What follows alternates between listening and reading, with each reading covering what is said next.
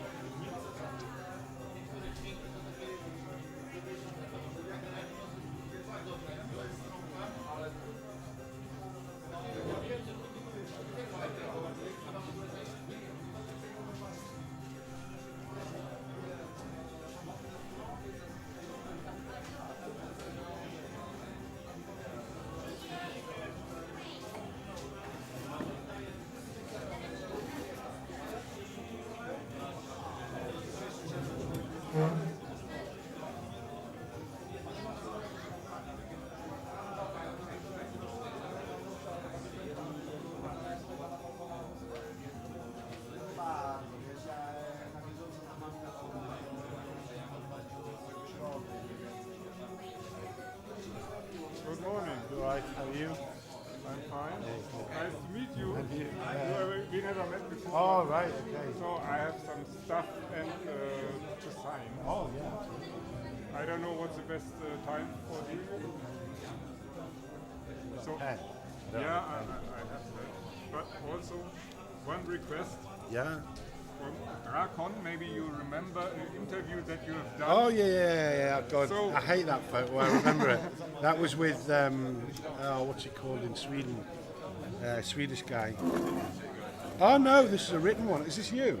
No, it's not me. Oh, right. But I met this guy. Right. Day before yesterday. Right. He's living here in Gdansk, but he cannot right. attend. And he asked me, please, can you ask Oh, him to right. sign? Yeah, no problem. I don't know if you remember the whole interview. Yeah. I remember writing this.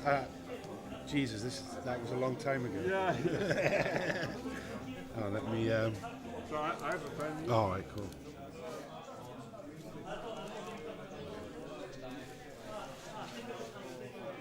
I think he Oh, you prepared back. something. Or, yeah, that's the end. Yeah. Maybe if you want to write something, I don't know. It's Dracon. Yeah,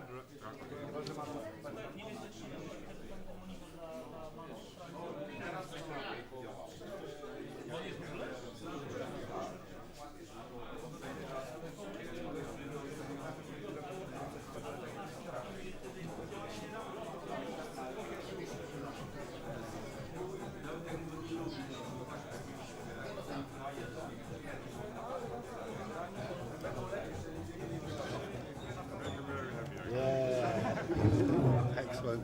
Cheers. Yeah, God, I remember. I did one earlier than that. When was that? 34. So that was No, 2004 you mentioned. 2004.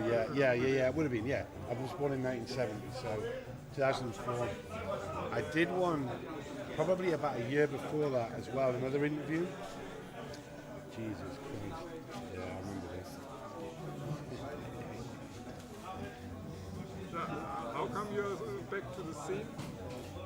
Because of this Tony game? Tony, so I started writing, and then I've done more games now, and on Atari ST, and I'm doing more now as well. It's more Tony games. I'm doing the Mega Drive, Amiga, what else am I doing? VCS, Atari VCS, Spectrum and Amstrad as well. I've got a Tony. Very challenging. And Tony 2 is starting to get made,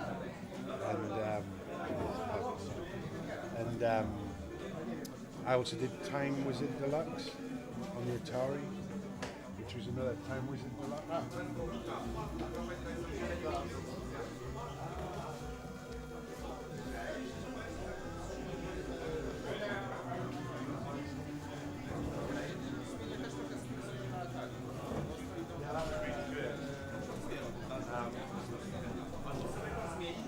Yeah, and I'm doing some other games as well, but they're all, because it's all hobby games, so they take like a year to do, so there's no rush for the music. Yeah, so that's pretty cool, getting back into that.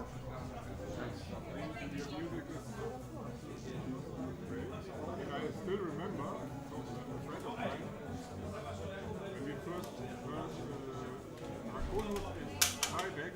Oh, right.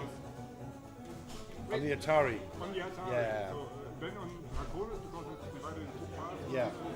slower And then it faster. picks up, yeah. Yeah. Well, I was into heavy metal, so I always had a little bit of heavy metal in the music.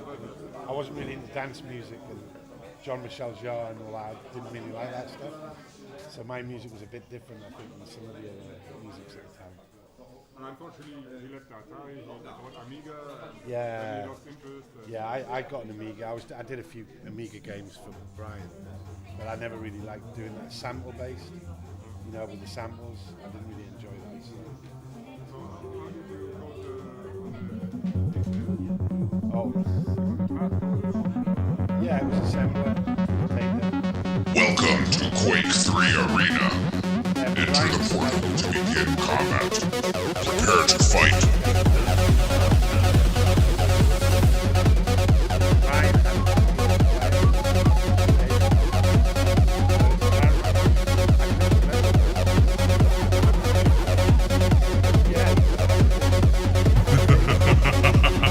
Test your luck.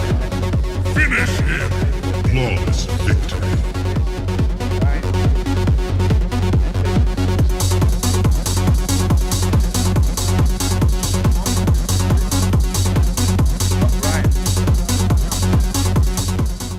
David Winter. I think he's still a musician. I looked him up a while ago. Oh no, I don't know him. I don't know him. Yeah, but that's Brian Jobling. He wrote the covers on the Atari. I have a web page, Mr. Bacardi, maybe you know or heard. And it's a very old one. And I remember he wrote to my guest book 20 years ago. Oh, well, yeah, I've got Oh, told more him. than Have you 20 spoken to him? Have you spoken to him? No, not Oh, yet. you have to grab him. Yeah, Yeah, you're I right. definitely need to take pictures. Yes, exactly. Yes, we'll get some Guys, photos. do you remember this one? Oh, wow. Jesus. Excellent. Do you remember this? No, I never used to get Atari users. No. Alright. Oh, it's a British one as well. Yeah, Yeah, it British. is British, yeah. Can I look at it? Yeah, absolutely. I wanna see- 1988. Yeah. You can see it's Yeah. October. So I want they, to see the review. yeah, Where is it? golden times. You know? It was, yeah. And It'll say the game was shit, but the music was excellent. it's Yeah. about you, Oh, about right, your wow. games, yeah. Yeah. I will take a picture when you are What, reading it? watching it. You know? Not reading. All right. I'm showing him, you know. One thing I like, Brian, can I just read you the review of Draconis in Atari? Hello, Brian. Say no, yeah. Please, my name. Oh my god, hi. I will do an interview with you. Oh yeah? Yeah, so I brought here So a user from October was 1988. it by Neil Fawcett at all? Yeah, yeah. Was the review Yeah, Neil Fawcett? yeah. Right. His article, yeah. He's good. Can I just quote one thing Neil said? He said, one thing I like in the game, one thing, It's the music. is a catchy signature tune. Here, Adam Gilmour, the music expert Yeah. at Cognito, has excelled himself Yeah. by writing a marvellous piece that accompanies Did he not like the game? No, I'll go on the next page where you No, give these scores. almost that was a score. finished here. Says shit. That's a preview, isn't it? Oh, right. Oh, It's right. kind of, you know, how can I take a did photo of you manage the company? Make another legend. Some your words here. Oh, there's quotes. Brian said. Yeah, you see it? Yeah, it was an article with Neil. Do you remember it? Amazing what you do remember. Can I take a photo on? Can you put it flat? Stefan, can you? Picture. Please. With them. I've got the bit you Right, want. yeah. Okay, it will be Atari user.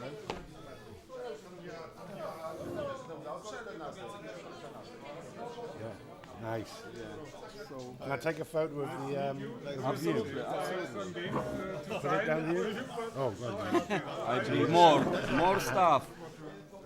I will ask. But I read on the guest list Who? What, the composer? What, the... I don't know that name. I know John Williams, the composer. He did like Steven Spielberg films. I can't get it. Hang on. Do you mind holding it up? Yeah. It's just the lighting's no good.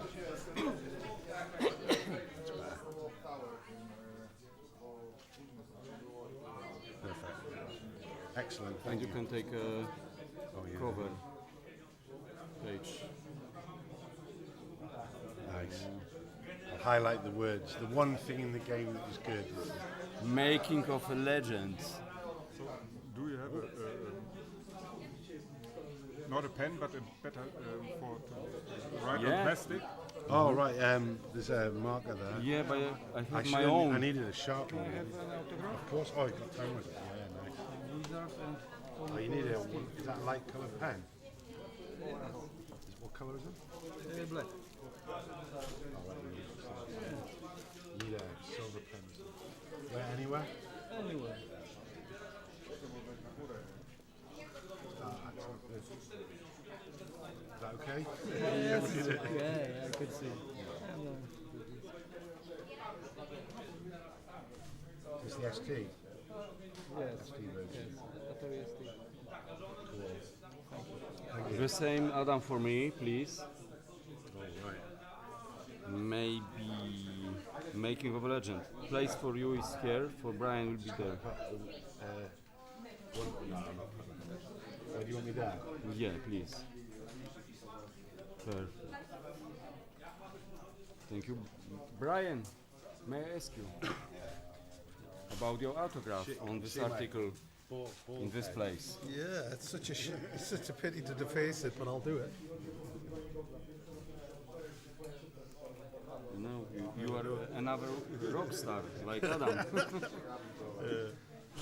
Maybe you remember those? Yeah. I do, Winter Olympiad. Actually, I've got that in my presentation. I did the music for that. Jesus. One You have- level on that. You have I originals. also have Oh, no, not on the this Atari. one. Keep from it, Tiny please. Soft. Keep it. Keep it. So what was the relationship with Tiny Soft? You started. I'll show you on the. I've got it on my presentation. It's actually I've got it on. So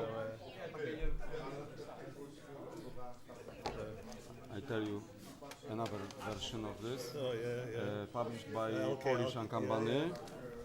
The same with Ninja Commando on Commodore 64, Zeppelin and Zybex on Atari. And I have also cassettes. So I think I have the complete cassette. I'll sign anything you want us to sign. I'll sign them. Yeah, No please, problems. please. Yeah, just find me once I'm not going to leave. So Oh, okay.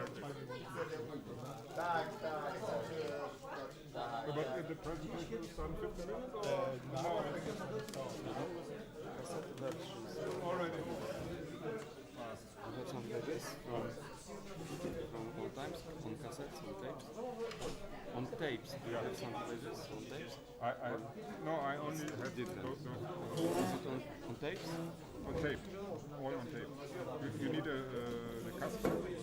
But tiny soft, yeah? So it was previous version.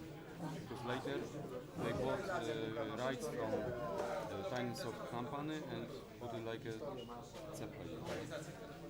But this game was never released by Zeppelin. Yeah, probably. This is only from Zeppelin. Yeah. What is this? English High School, Ski Days. That's covernia, I have no cover. There's no music, no? Raz, ono jest. Panie pułkowniku, SDK But if you need scan Yeah, probably. cover, I can But I keep it like I got it, you know?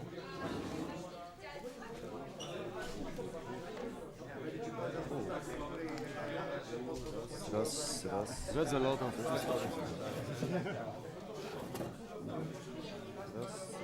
Raz.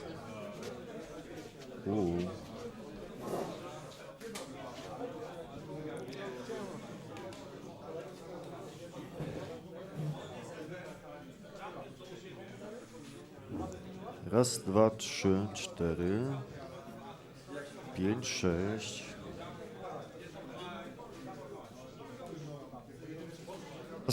Raz. Raz, dwa, trzy, cztery. Raz. Raz, dwa, trzy, cztery.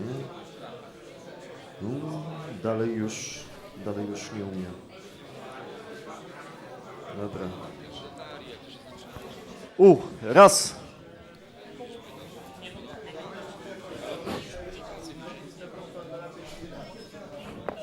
No właśnie. Także niedogadane. Musimy powiedzieć, że...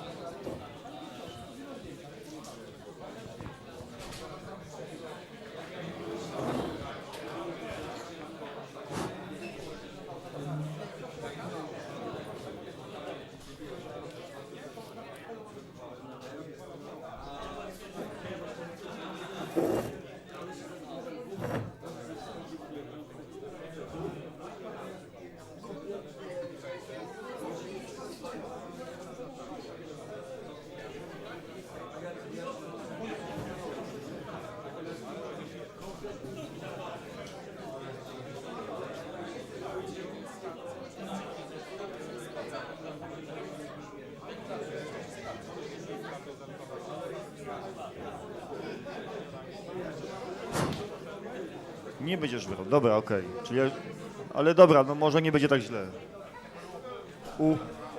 Okej.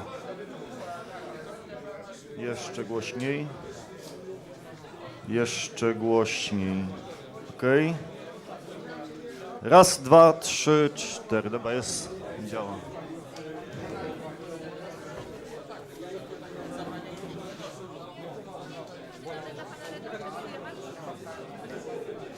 Tak? Można jeden taki coś do sobie jeszcze? Tak. Albo dobry pułkowniki. Do pana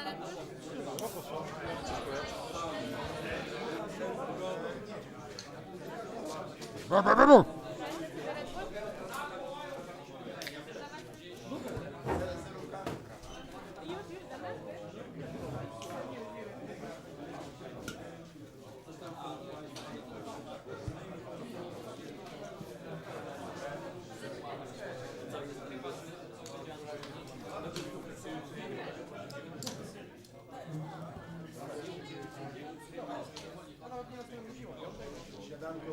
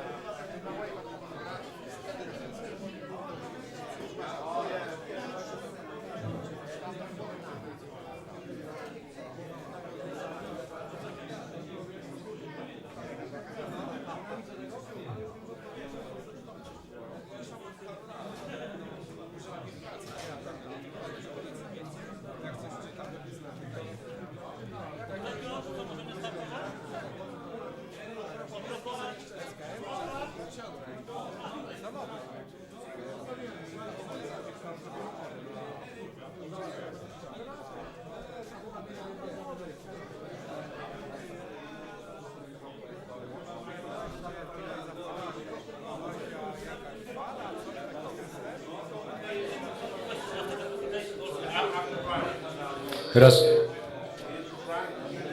Raz. Raz, raz, raz. Raz, raz, raz. Raz, raz, raz, raz.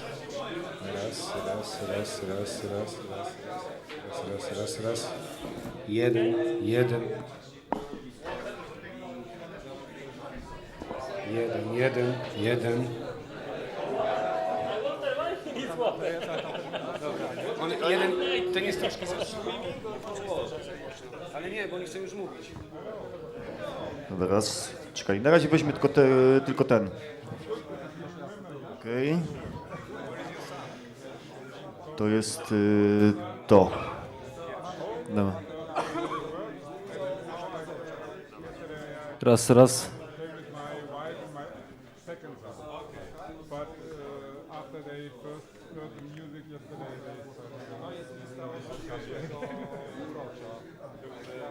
Raz, raz.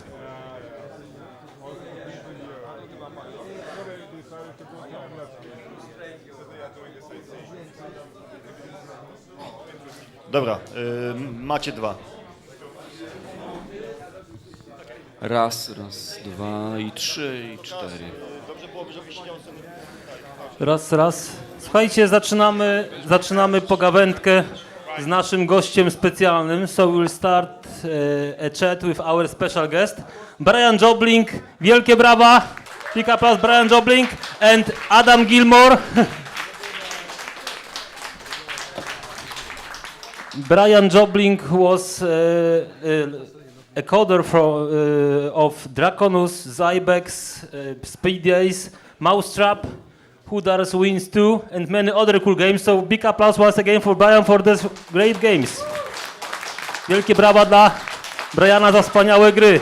Był koderem Draconusa, Zybexa, Speed Daysa, Mousetrapa, Who Dares Wins 2 i Speed Days. Tak, także wielkie brawa jeszcze raz dla gościa specjalnego Briana. Brian chciał rozpocząć swoją prezentację. Może przekażę Kazowi. Więc tak, troszkę koncepcja się zmieniła. Technicznie zrobimy to tak, że Brian ma swoje własne slajdy, opowie swoją historię, a potem zaczniemy zadawać pytania. Ja będę chodził z mikrofonem. Jeżeli ktoś ma pytanie, to proszę je zadawać. Najlepiej po angielsku. Chyba że mamy tłumacza. Jest wieczór? Nie ma wieczora. Dobra. No to chodź. Bo jeżeli ktoś po prostu będzie zadawał pytania po polsku z tłumu, no to ewentualnie będziesz tłumaczył tutaj Brianowi, żeby już nie przedłużać, nie? Over there, yeah, over there. Stay there. Nie, I'm joking. Come here. No, I'm joking. Take a seat, please. Mam tutaj specjalny prezent, który otrzymał już Adam Gilmore w zimie. Jest to szalik Drakonus, którego teraz wręczam Brianowi. So at the last Sylventure edition, Adam Gilmore got this scarf in Drakonus demo, and now I give it for Brian.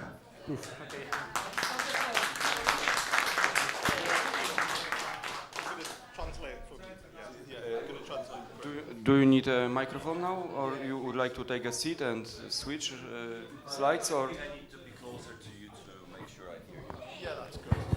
Yeah, that's fine. Do you want to stand or sit? I'll stand, but you can do any way you want. Okay. Will you need a mic to translate though? Will you need the mic to translate all your voice, Gary? However you want to do it. Could we get the presentation on? Is that connected?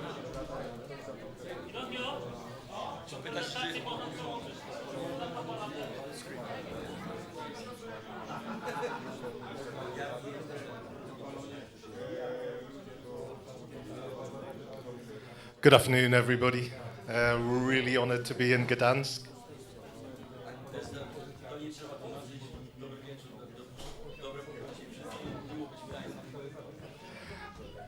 And just saying that it's absolutely amazing to see so many people who are still interested in 8-bit, 16-bit.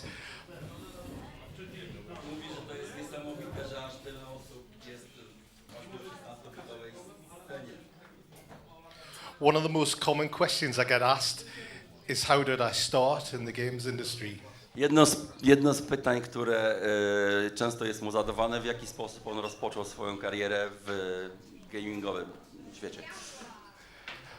So I thought I'd give you a bit of knowledge for the computers and also how I came to work on Zybex, which is rated one of the best Atari side-race shooter games. A więc przekażę wam troszeczkę wiedzy, w jaki sposób trafił w to środowisko i troszeczkę o Zybeksie porozmawiać. Przepraszam, sorry Brian, for a second.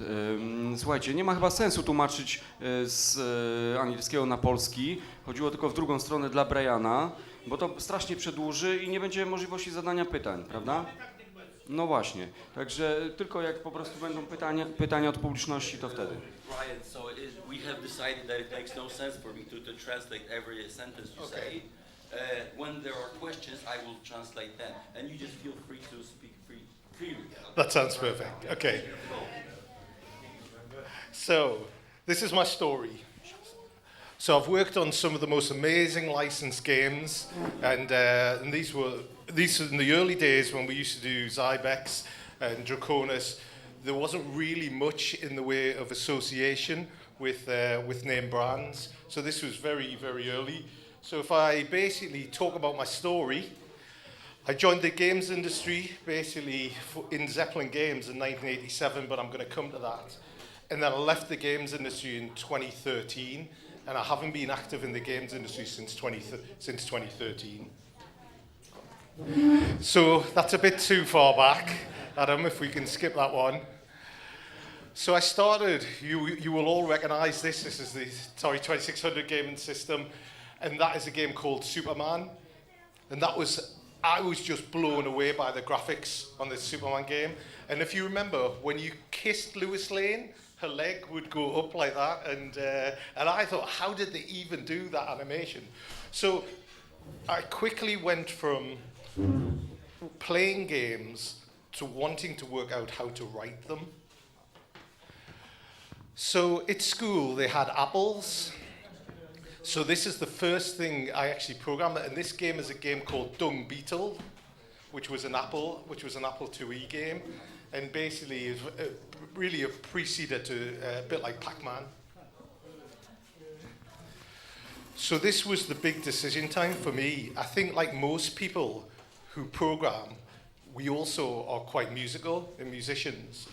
So when I was a 14-year-old, I was going to buy a fretless bass guitar because I can play double bass. And instead, I decided to buy a Spectrum. If I had have done that, I might have played bass for Coldplay. But anyway, we don't know. So I started Z80. Any of you guys have used Z80 here for assembly language? Yeah, I mean it was tough. You had multiple registers, more registers than you had on the 6502, definitely. But you didn't have zero page. So for all you people who programmed it, zero page was obviously 6502 was the game changer.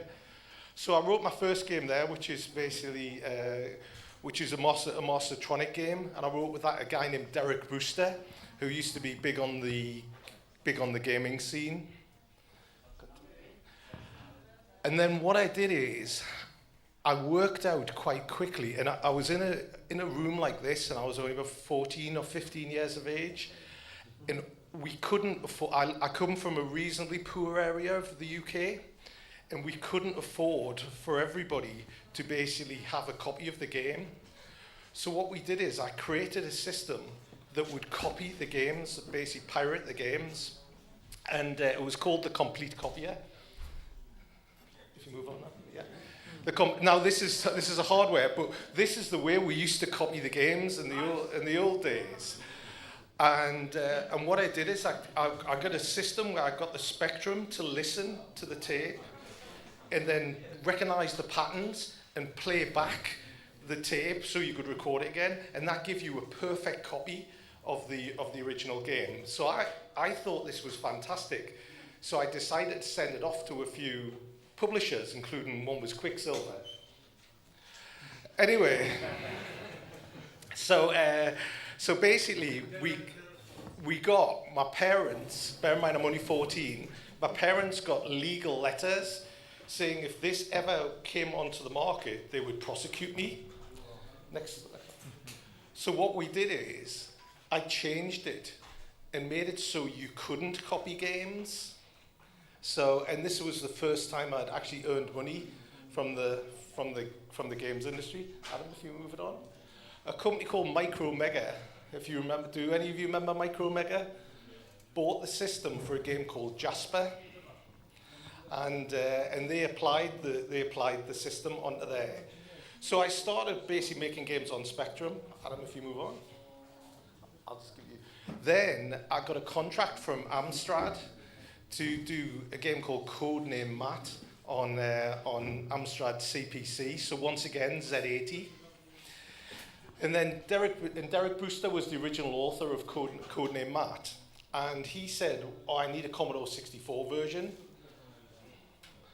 So I bought a book by Lance Leventhal, which was coding. Basically, he did a book in Z80. He also did a book in 6502. And I read that book backwards, forwards to make sure I could program. So that's when I did that game, Curse of Sherwood. That was for, sorry, too close. Okay, I did a game called Curse of Sherwood, which was for Virgin Mastertronic. I don't know whether you guys can remember Mastertronic. They used to do quite a lot of Atari 800 games and Commodore 64. And then I moved on to Tynesoft. So this is 18-year-old me.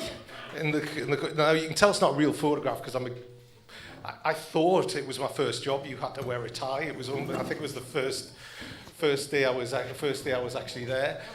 But you can see the guy in the top and the guy on the left is a guy named Phil Scott. He is the senior evangelist for NVIDIA now. So anybody who's using AI at the moment, Phil's NVIDIA have just exploded on the scene. The guy in the top left on the top is a guy named Dave Mann. Now, if you guys know Atari ST, Dave Mann wrote Mousetrap and a lot of the old Tynesoft games. He was our 6800 developer. Julian Jameson there on the left. I did a soccer game with him on the Atari 800 XL. And Dave Croft, the guy in the bottom, was the guy who designed Phantom. Probably one of my, I think I got all 10s for that game in Atari User, if anybody's got that version of Atari User. There it is. There's Phantom. If you, as you can see, it got a CCI, the highest award of all, voted awesome. I was watching a YouTube video before I came. You have to get the ghosts when they're pointing towards you. Don't use your energy. Don't waste your energy shooting them from behind, because they only detect the collisions going forward if you play it. Then we did Winter Olympiad. So I worked for Tynesoft for about 2 years, and then I decided that I wanted to form my own company. So I went back to Derek Brewster, and we moved, Adam, if you move on, and we formed Zeppelin Games. So this is the one that everybody, so I was 19-year-old when we formed Zeppelin Games. So I was a bit of a veteran at that time, because most of the people who were programming were all, were younger than me. I've watched this game, Speed Ace, on YouTube, and I can't believe how slow the frame rate is. So, so it is slow. And so obviously what we wanted to do was really produce really high quality games, but sell them cheaply. So we didn't quite go down to the £1.99, but we did our games for £2.99. It was a struggle to make great games for that price. You had to sell a lot of games. So the game that everybody wants to talk to me about, and the game everybody wants to talk to Adam about with the music, I might add my relationship with Adam has been long, and we're now working together again. It's been a long relationship with Adam. His music was just a game changer for these games, and yeah, they were an absolute game changer. So, should I tell the story? You know the one I'm going to tell, don't you? So we struggled to build a music engine for Atari games. It was really difficult. Adam's music was of greater quality than the engine that we could program. And Dave Whittaker, who you guys probably know, sent us a disc with a song on it, and didn't realize he'd left a deleted version of his source code on that disc. Well, you know my history of pirating. So we took his source code off the disc. I gave the player to Adam, and we produced some amazing tunes. So Dave, if you're watching this, cheers, mate. So I'm sorry.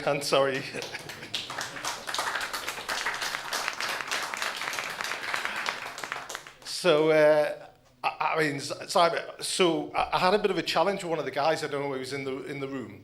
The biggest problem with the Zybex game is there was just too much going on. If you've seen the footage, you basically didn't have a fire button, but you collected weapons, and the more you collected the weapons, the faster it fired.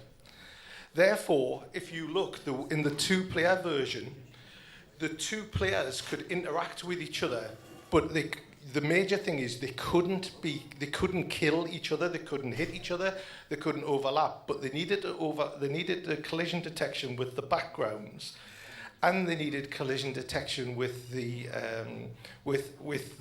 alien waves that were coming on. It took me about 6 weeks to write it. Now the biggest problem with the game is I couldn't get the collision detection to work. It was just too complicated. You would hit each other, you would get the sprites overlapping and stuff like that, and I realized at that point you could mask the sprites so that the sprites would only accept a collision detection from the third color.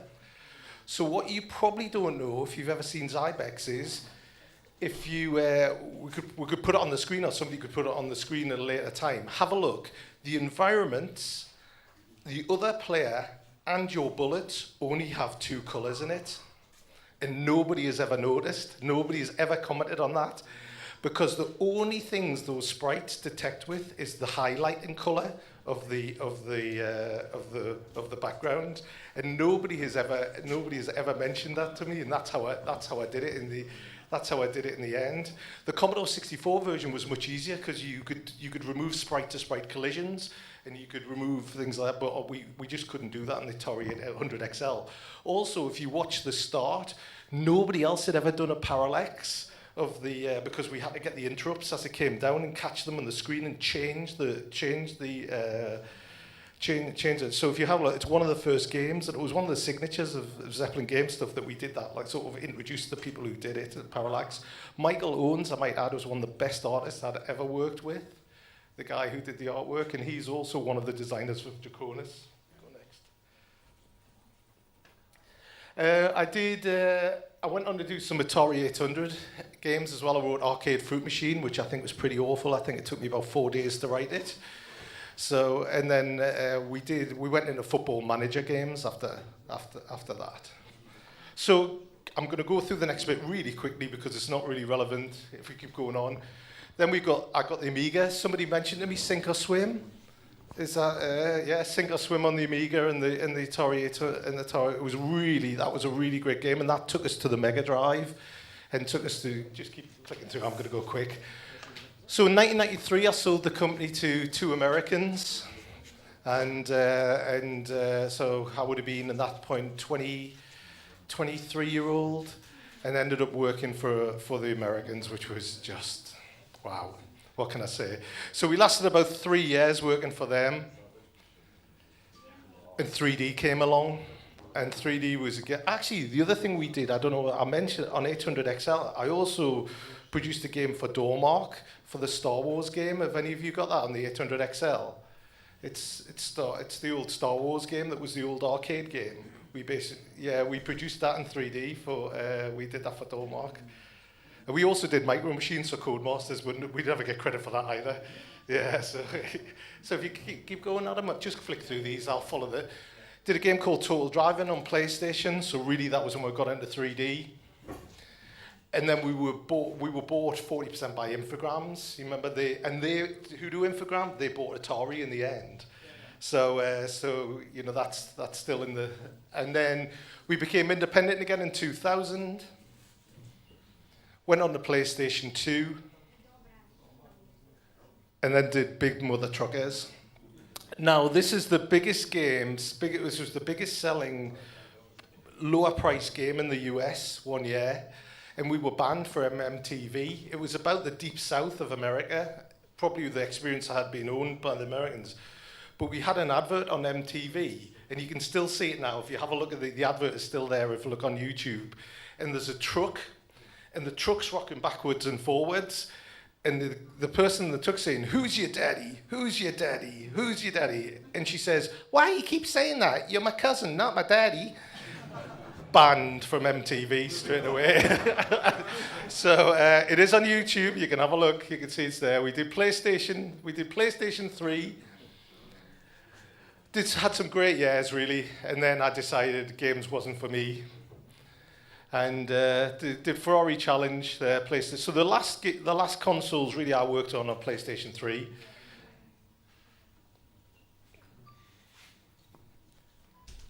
And then I did a motorcycle game, which you could tell that was the content. There was content of it anyway. So go on, continue on. Oh yeah, I wish. Yeah, I wish. Yeah. Yeah. But. No, go on. You can move it back.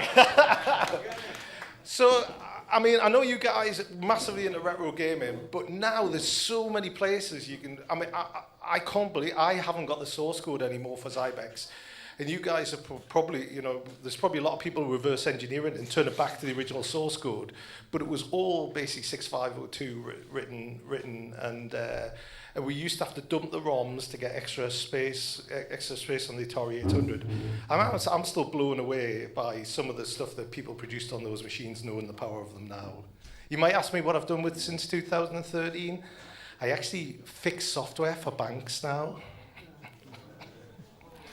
So that's you know, I do miss the games industry, but that's it.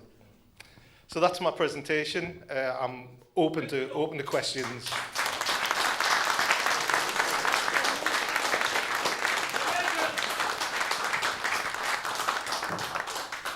Thank you, Brian, for the great presentation. I think it's time now for asking some questions. Yeah, you may.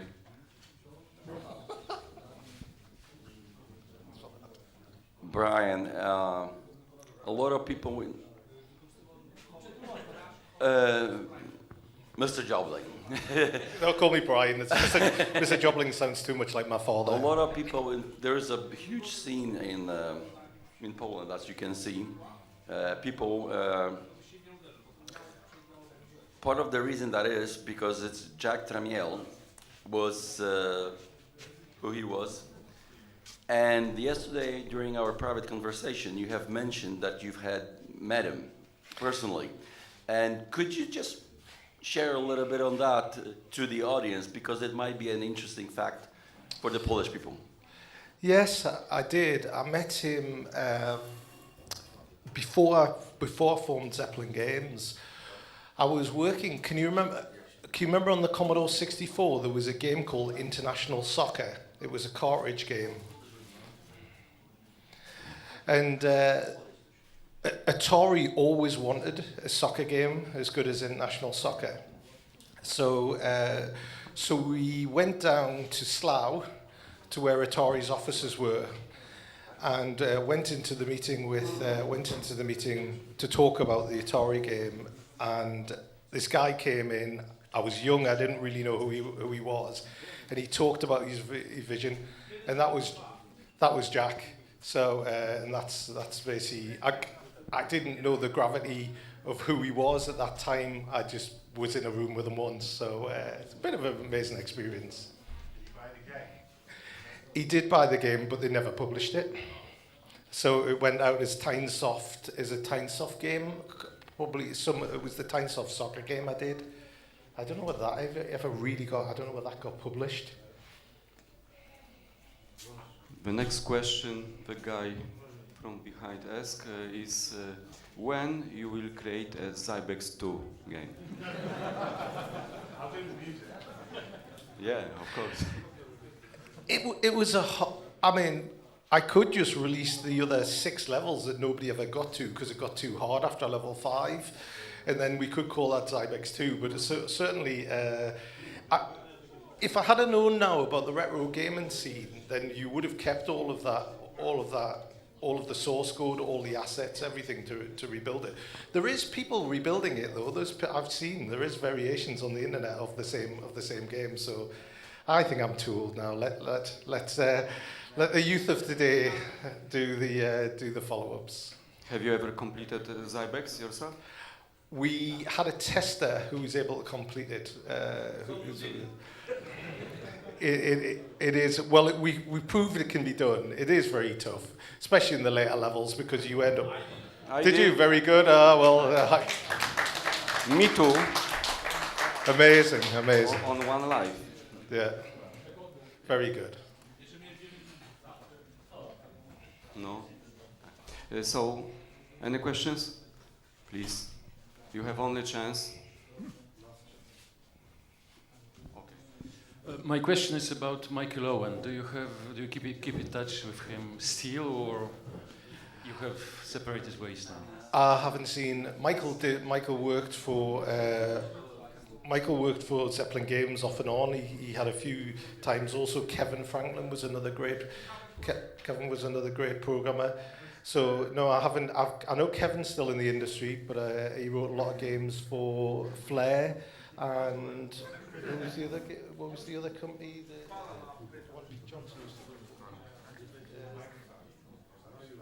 Yeah, I can't remember who. But Kevin still stayed in the industry. He was one of the co-authors of Zybex with us. And Draconis. I haven't really spoke about Draconis. Has anybody completed Draconis? Yeah, very good. I never really understood the newt bit of that game, where you used to go in water, where you used to do the water. I don't really understand why we did that, but it's history. It was a terrible game, but the music was good.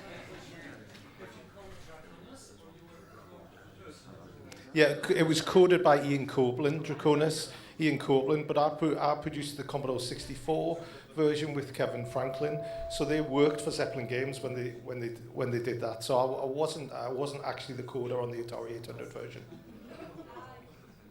But bear in mind that the Atari 800 and the Commodore 64 were a shared code base. So I wrote all the interaction stuff for the screens. So all the renderer and everything, as we would call them, renderers now, they weren't called that, were all basically my code that I've used to extract from Commodore 64 versions. Some of the really nice things I did, I had a Commodore 128, and I used to wire the serial ports into the two joystick ports on and program on the Commodore 64, and then port it down to the 800 XL. Yeah, directly down out of the serial ports on the back of the Commodore 64. The 128 had 2 additional ports on the back of it, and then just had basically 2 wires running in the joystick port. Problem is that when you want to play the game, you had to pull the wires out, put the joystick in, pull it back, and put it back in again. But that increased the production time of producing games where you just had 2 machines, because the number of times you would crash the target machine would be unbelievable right in the game. Then you had to start, load it all up again. Well, we didn't have to do that. I just used to download it all from the Commodore 64 again. Had a very like a small bootstrap program that I wrote myself. Compile this all code on Commodore 100? I think I used to use Zeus. Does that sound right? Zeus on Commodore 64. But I used to cross compile, so the Commodore 64 down on the. Oh, sorry, repeat the question. Oh, sorry, I was asked what compiler I used, and I used to use Zeus.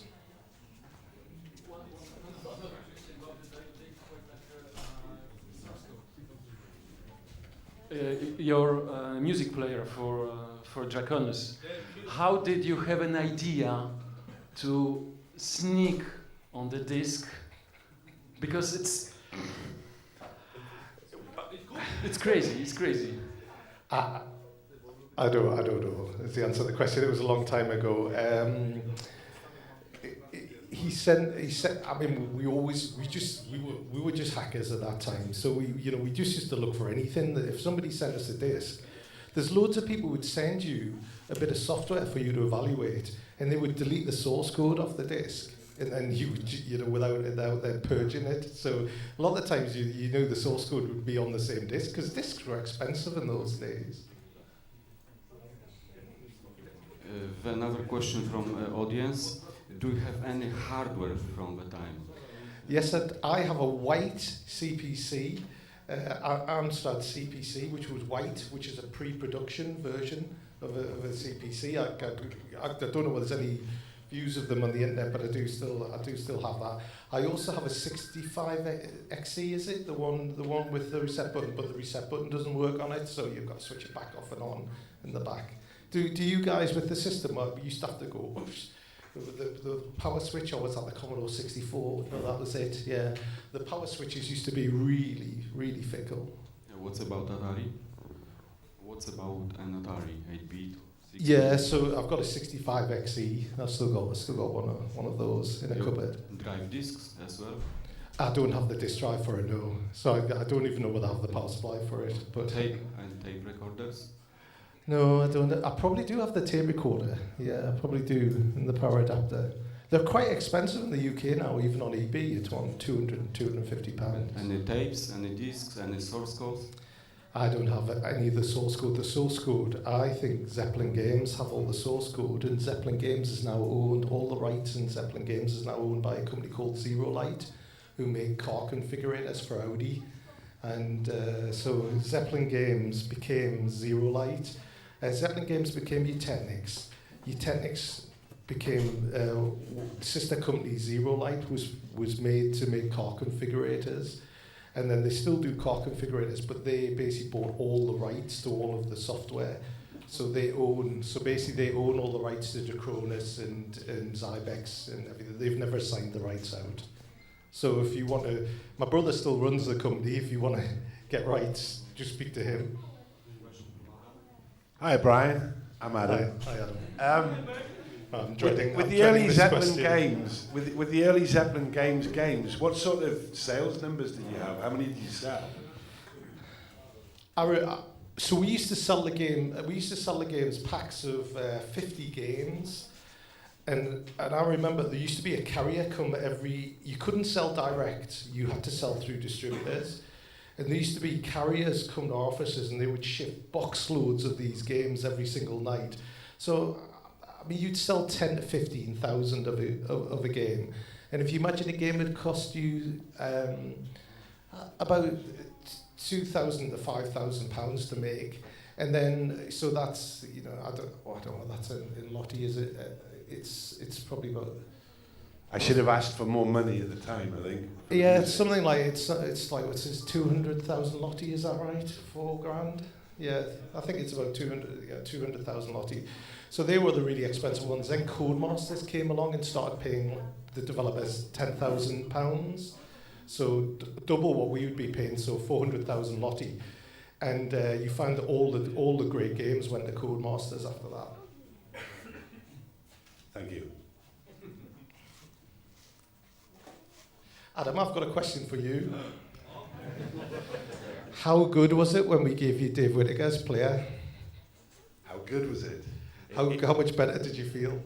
It certainly made my life a little bit easier. I can't actually remember, and I was talking to some guy last night, I can't remember his name, and he actually knows the code for both David Whittaker and my Atari players, and he confirmed that it was essentially David Whittaker's player. Because I can't remember that happening, but it definitely saved a lot of time. Have you ever got in contact with Dave Whittaker? Do you still know? No, I should actually. Ping him and apologise. Well, I'll just blame it on Brian, basically. I'll deny any knowledge that it was someone else's player. And Adam, what was your favourite bit of music you've ever wrote on an 8-bit game? That's an interesting question. My own music. Yes, you wrote. I like the recent stuff I've done, actually. It's been. Deluxe was pretty cool. Nobody wants to go and see a pop band play their new songs. Well, no, I thought it was good. Well, the big difference was, because some of you might know, I stopped doing video game music in about 1993.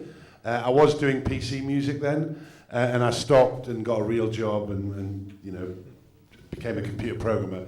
But I got back into it all last year with the Tony Montezuma's Gold game. Not the Atari version, though. I did the Commodore 64 version in the Atari ST music, and you can buy it on the stand there. And what was great is that when I first started writing music back in the day, using Zeus, I think, as well.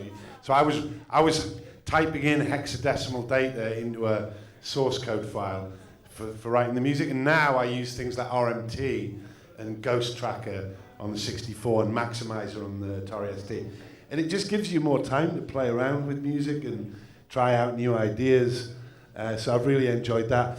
The original music, I really liked Mountain Bike Racer, I think. And one of the Jockey Wilson's ones on the Atari is really cool.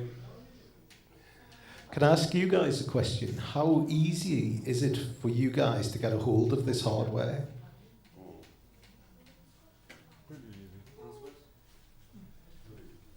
Or have you eBay? had them for a long time?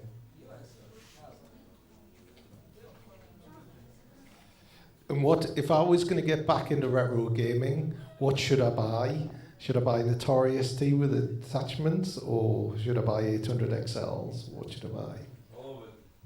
All of it. I can give my opinion because I've bought a load of kit in the last year, and the Atari. I'd really go for an Atari 800. But they're so expensive to buy, so you'll end up with an XL. And I bought an STE, which was good. Then I broke it trying to upgrade the RAM. And then a C64C I bought as well. But there you can get them for under £100, the 8-bit ones in the UK. What is your favorite game you programmed? I mean the satisfaction. You finish it and you have 10 pints of beer later. You tend to like the games that you are critically acclaimed for.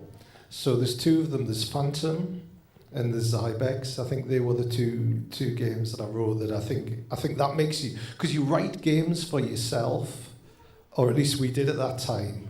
And then having other people like the games, you know, we didn't try and write these games so they were commercial. We wrote games we enjoyed playing ourselves. If you think about Candy Crush, how huge Candy Crush was, he wrote that game for himself, and I think they are the best games. If you write the games for yourself and other people like them, that's the biggest reward. Zybex maybe is a little bit too hard in the later levels, but great to see people have completed it. I have a question about games market at the time. Many questions here. Oh, sorry. Yeah, I'm just wondering. We should keep that microphone here, you know, because there are a lot of people here. All right, I'm just wondering, what can you tell about the modern gaming industry? I mean, is it more demanding, or I'm just trying to figure out what is the reason that you were more involved in the past for the gaming? Because was it easier to develop in a game and the world was actually craving for, you know, for the games? So what was your opinion? Yeah, it's a great question. When I left the games industry 12 years ago, you had GTA with huge budgets, and I don't know whether you know, I'm from a place called Newcastle, which is really one of the northern cities just beside Scotland, one of the northernmost cities in England. And GTA is developed in Edinburgh by Rockstar Games. And we were a lot of our staff used to come and train at Untitled or Zeppelin games and then go up and work on Rockstar. We didn't mind that because we had a good relationship with, and a lot of the people who worked at Zeppelin games still work at Rockstar now. But they were talking about hundreds of millions of pounds in budget for a game. Now, when I stopped working, we did the NASCAR game for about $6 million. It cost us to do the NASCAR game. So how can we compete at $6 million? I mean, it sounds like an enormous amount, $6 million, but how can we compete with a product that has 100 million?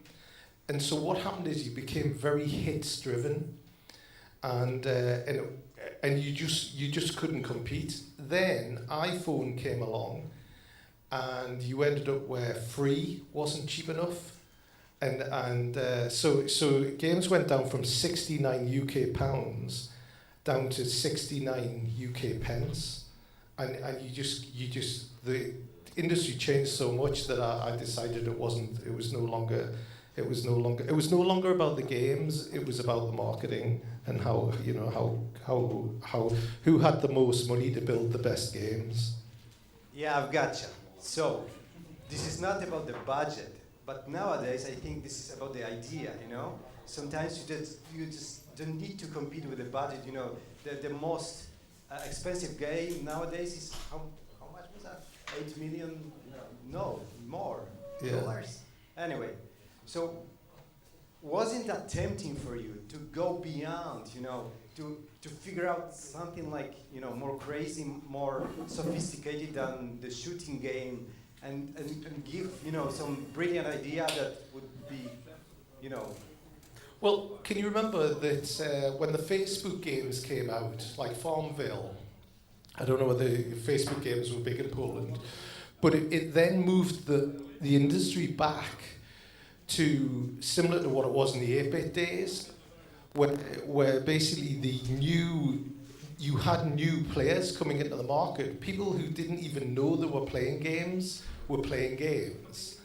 So I think that was a big jump that I missed, because they came along really after, you know, they came along in the early 2010. But that was a whole new generation of gamers, and Candy Crush is a good example. So iPhone games as well. You know, it was an Android game. So I think there's still a market now on a low budget to produce a great game on a mobile app, because when we were on PlayStation, a development kit was 18,000 euros. So you couldn't compete. Now it goes back to when I was 14. A kid in his bedroom with a Mac or a PC can make his own game and publish it on the App Store for £79. You know, and that's just an amazing area to be in. So I think you're going to see this whole new generation of great games that are going to be, people can learn how to program again from AI. And I think that's fantastic because there's the AI will tutor you in how to do the things that we were doing years ago. Minecraft. Yeah, look at this. I mean, look at the success of I couldn't get my kids off Minecraft. Yeah, so you know, and Lego, you know, which is basically Minecraft is constructing things online Lego. You know, it's amazing that they've got £1 billion franchises now. I've got a very simple question.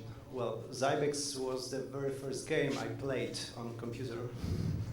Wow. And I just want to ask you, who created the name of Zybex? And it was Mike Owen, but he wanted to use it as an X. So he wanted to call it like xylophone, like Zybex with an X. I persuaded him to use a Z.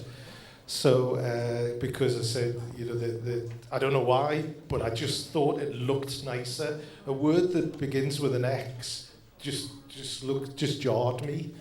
So, as John will probably say, it's probably my OCD or you know, so that attention to detail. But the Z and the Y just looked nicer on the artwork. So I guess Michael Owens thought the name Zybex, but it was an X, and I thought the name, I changed it to a Z. So really, I've got to give Mike the credit. All right. I just want to tell you a fun fact.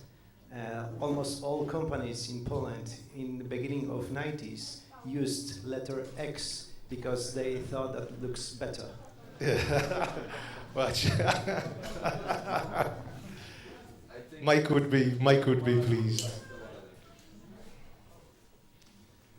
Brian, are you a soccer fan? I am a Newcastle United fan, yes. I suppose. Because you're living close to Newcastle United Stadium or something? I was born in a place called Gateshead, which is like a twin city with Newcastle. So you have Newcastle, which is the main city, and you have Gateshead, which is the town on the other side of the water. So we get called Geordies, hence my very strong sort of Viking accent. Basically, the Vikings came and basically raided our area. Can you sing something for us? Yeah, we still call. So we have a lot of Viking expressions like yem. We say, "Oh, we're going yem," it's going home, and that's yem. So very, very much so Nordic, from the Nordic regions. And is it the reason you created like soccer games? I just think soccer games were very easy to sell, and but we were the first people ever to produce. Kenny Dalglish Soccer Manager was the first game ever to use icons on a soccer manager game, and because most of them were all text based at that time, where you used to have to type your team in, and it was one. So we did. That was on the Atari ST. So Kenny Dalglish, if anybody's got a copy of that, that's great game to have. And Super Soccer as well. It was your first soccer game?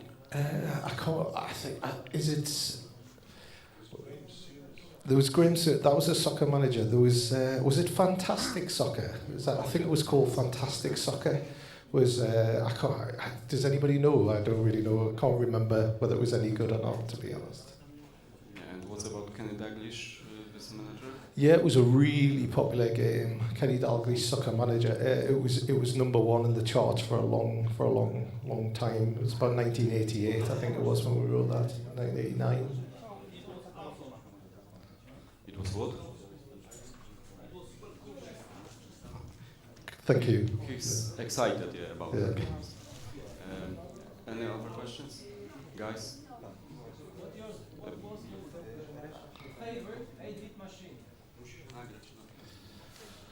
What was your favorite 8-bit machine? Do you know what? I think I will say the Atari, yeah, because I wrote my best games on the Atari. So that was that, you know, that was the. I think you have affliction to things that you do well on. You know, if you had a nice car, you liked the car where you drove best in. So I definitely think the Atari 800. I programmed the Atari 800 XL. Was the first Atari that I programmed on, and I still very fond memories of it. Do you still have some nostalgia to the times, golden times? Yeah, I mean, in its peak, Zeppelin Games, when it was called, it had 186 developers. So in 186 developers, I just became a manager of developers. And that's a really hard thing because some of the games that I produced, I thought were really good quality. Yet some of the games that I didn't actually write the code for, I never managed to achieve that same level of quality as I did when I wrote it myself. And I think that's why I've gone back into banking software, because I actually write a lot of the software myself. So to actually, because then you have just more control. Guys, last 5 minutes for questions. Stefan? What about you, Adam? What's your My favourite, I like the Atari for two reasons. One, I like the colours, the really bright, vivid colours, and I like the pokey chip. And it's not as feature rich as the SID chip, but it has a unique sound, and things like the fact that the detuning, slight detuning of the oscillators, it makes it quite unique. So I like the Atari.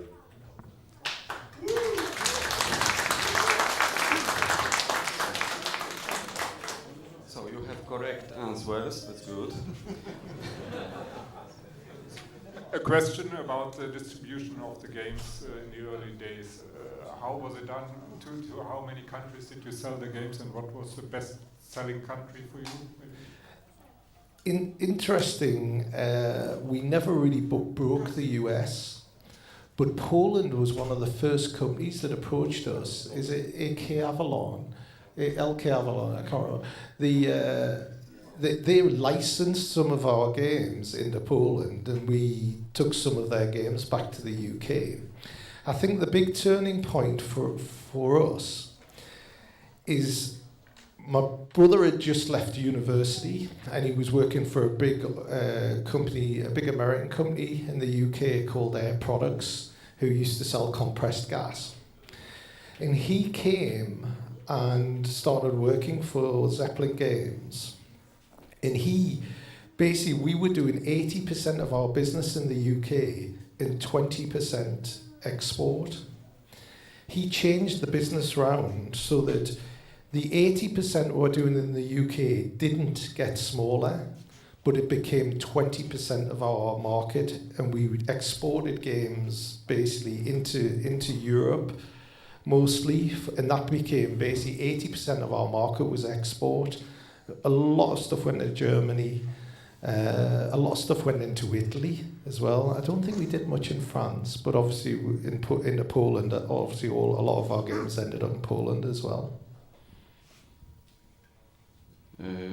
On your website, I noticed that the worst-selling game in your history was Fred. Is it true or not?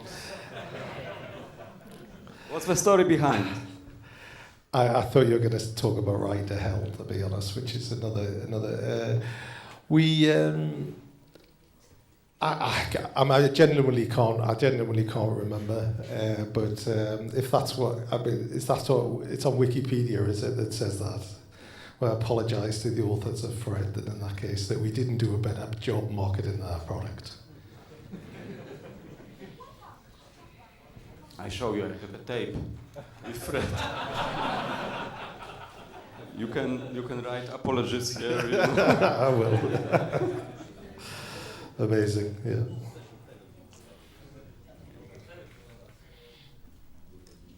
Hello, I just had a short question. If you had unlimited time today, what programming project would you tackle? No, something new, Actually, I guess. No sentiments, just something new. Yeah, so when you guys if you guys decompile Zybex, you will find there is a table in the source code which defines all of the waves of how they come on and how they animate. And that's a very simple structure. So find that in the code, or maybe Zach could look and try and find it. But you would be able to make your own customized Zybex just by changing the way the waves the aliens come on. Don't change anything else. I didn't put any checks in. You can basically change the physics algorithms.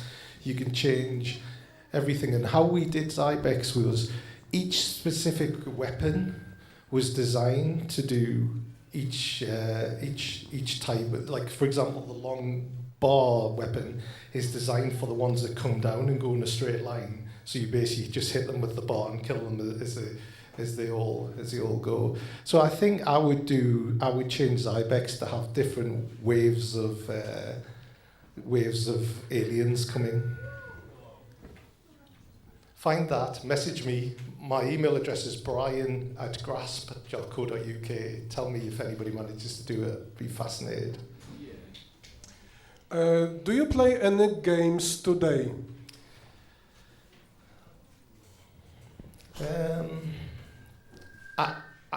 I did when I had younger. My children are all in their 20s, so I did play a lot of gaming when they were younger, mostly on the PS2, I think. And but I must confess, you've sparked my interest in gaming again by just coming here, because I have my head too much in banking software at the moment.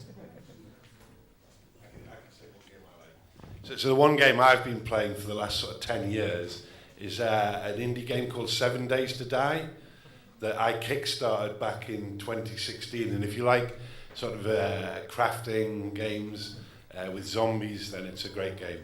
7 Days to Die. If you want to know the last game I played Fortnite. Can you imagine situation that you sit in the front of Atari computer or emulator and start coding? Do you remember programming Atari?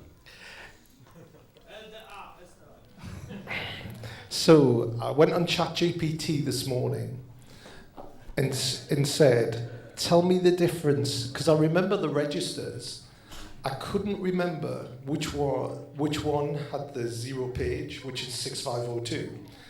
And you use the 6502 0 page to basically compensate for the limited amount of registers that were in the 6502 chip. Would I see myself? Well, can we just try? Yeah, I mean, I tried to write a bit of BASIC, Atari BASIC, and I couldn't remember. I wanted to get John, who's come on, you know assembler. Colleague with me. So, by the way, which assembler have you used at the time? Which assembler? Which one? Mac or? Do I use now, or did I use at the time? So now I write in Go, which is a language that was invented by Google for multiprocessing. So it's very similar to C, which was the first compiled language I ever used, where I didn't use assembly language. But all of the games that I wrote were all in assembly language. Very, very little compiling. C. But if you have a look at Golang. Does anyone have an Atari with an assembler on it here? Give it a go.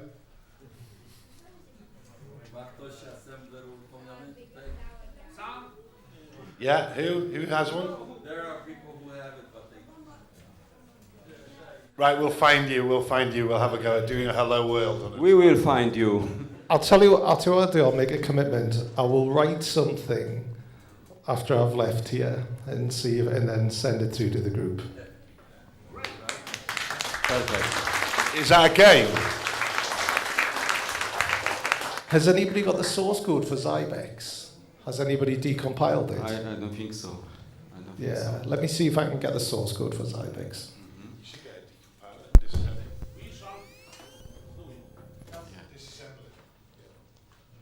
Oh, more questions from big guy.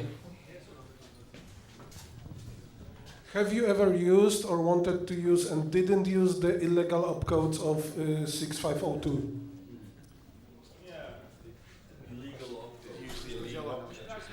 I used to do yes, and I used to do self-modifying code. If you look, there's a huge amount of self-modifying code in Zybex because you had so little memory to actually operate in. Then we used to basically we worked out what the illegal operators would do. I can't really remember so much about it now, But actually, self-modifying code was the thing we did much more, which was where the code modified itself as it went along, rather than being static. So we would directly poke into the memory and change the flow of the program. Showing Brian It's gone. undocumented 6. It's gone. Yeah. Yeah, but the compilers wouldn't support those unoptimized. Maybe they do now. Anyway, we have to push you, to code on Atari. That's our mission. Guys, our mission to push him, to force him. Mission Shark. Yeah, Mission Possible. Yeah, I did work on Mission Impossible on the Mega Drive. So I did that game. So I don't think it ever got published. Okay. Probably suppose we have to finish this. Honestly, it's been amazing. Thank you all very much. Thank you for listening.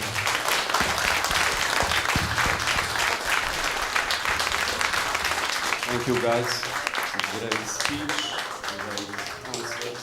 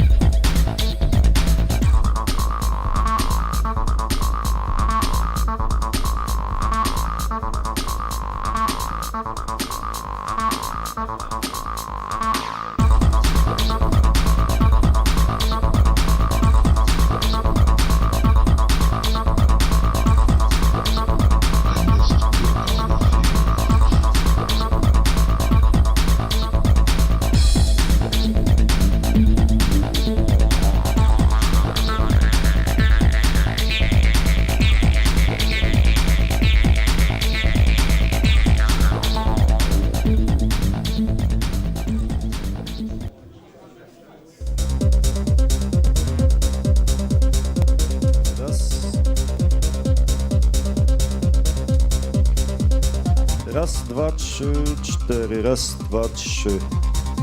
Okej. Celebrating 25th Silly Venture anniversary.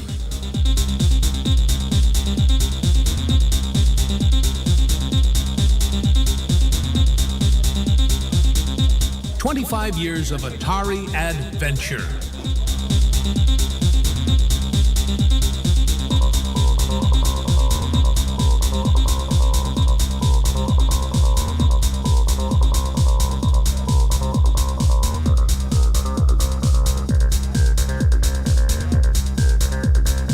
Tup, tup, tup. Kompoty zaczynamy 13:45.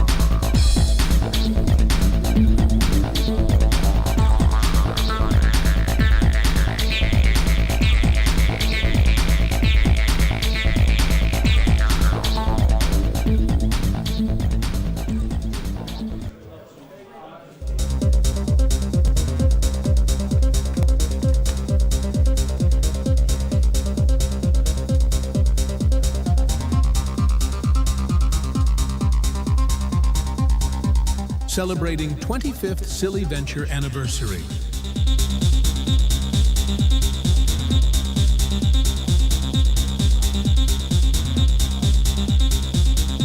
"25 years of Atari adventure."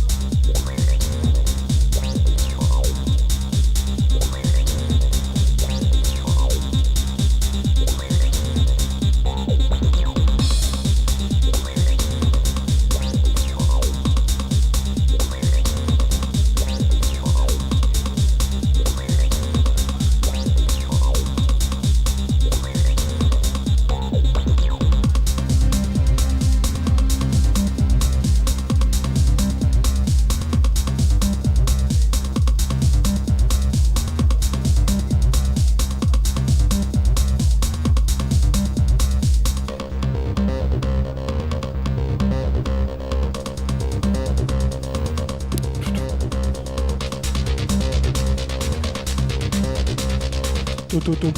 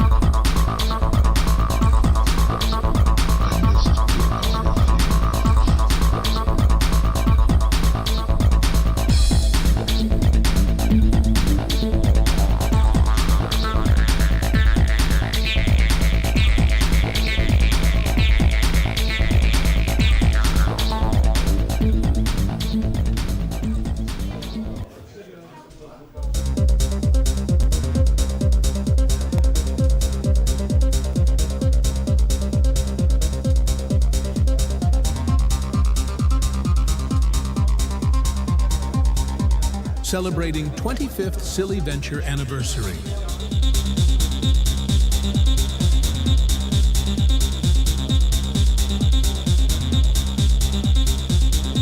"25 years of Atari adventure."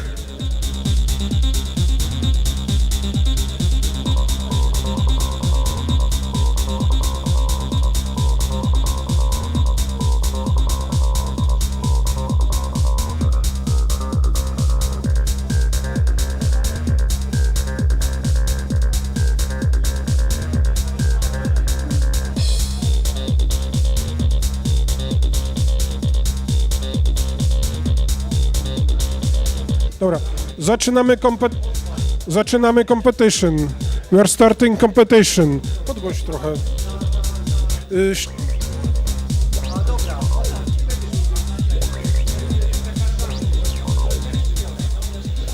Zaczynamy pierwsze competition. We are starting first competition.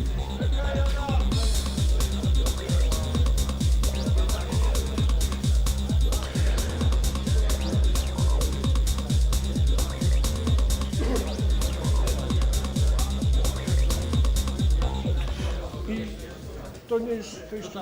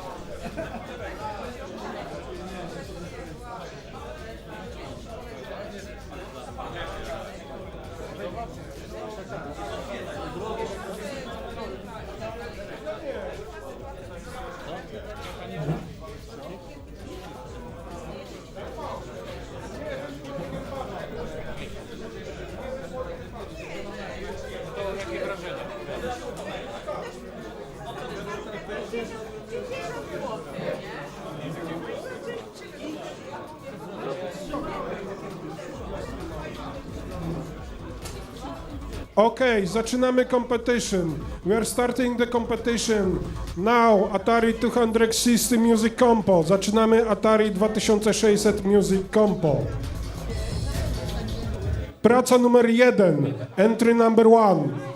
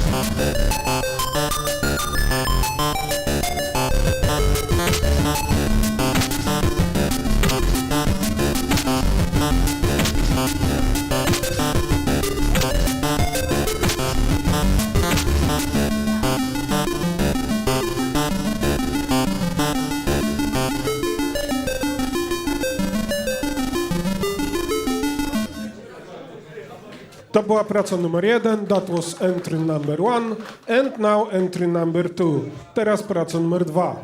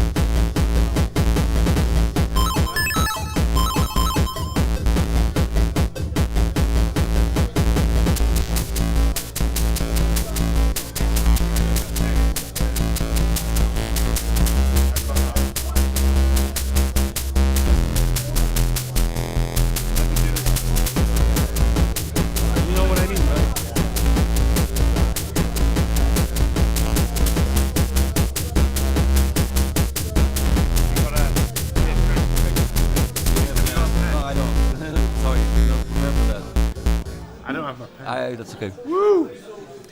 That was entry number 2, to była praca numer 2, and now entry number 3. I teraz praca numer 3.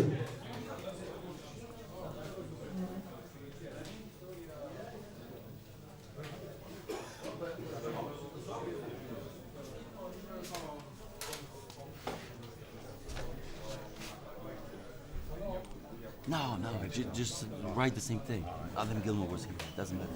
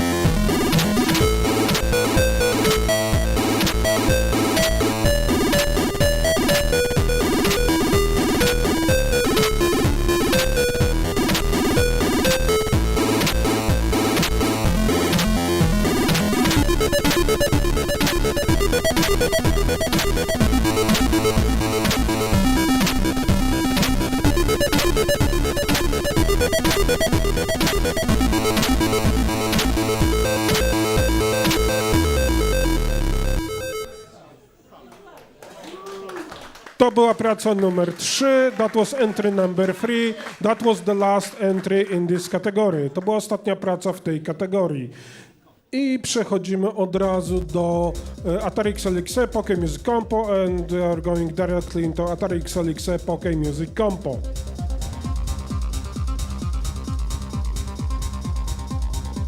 Celebrating 25th Silly Venture anniversary.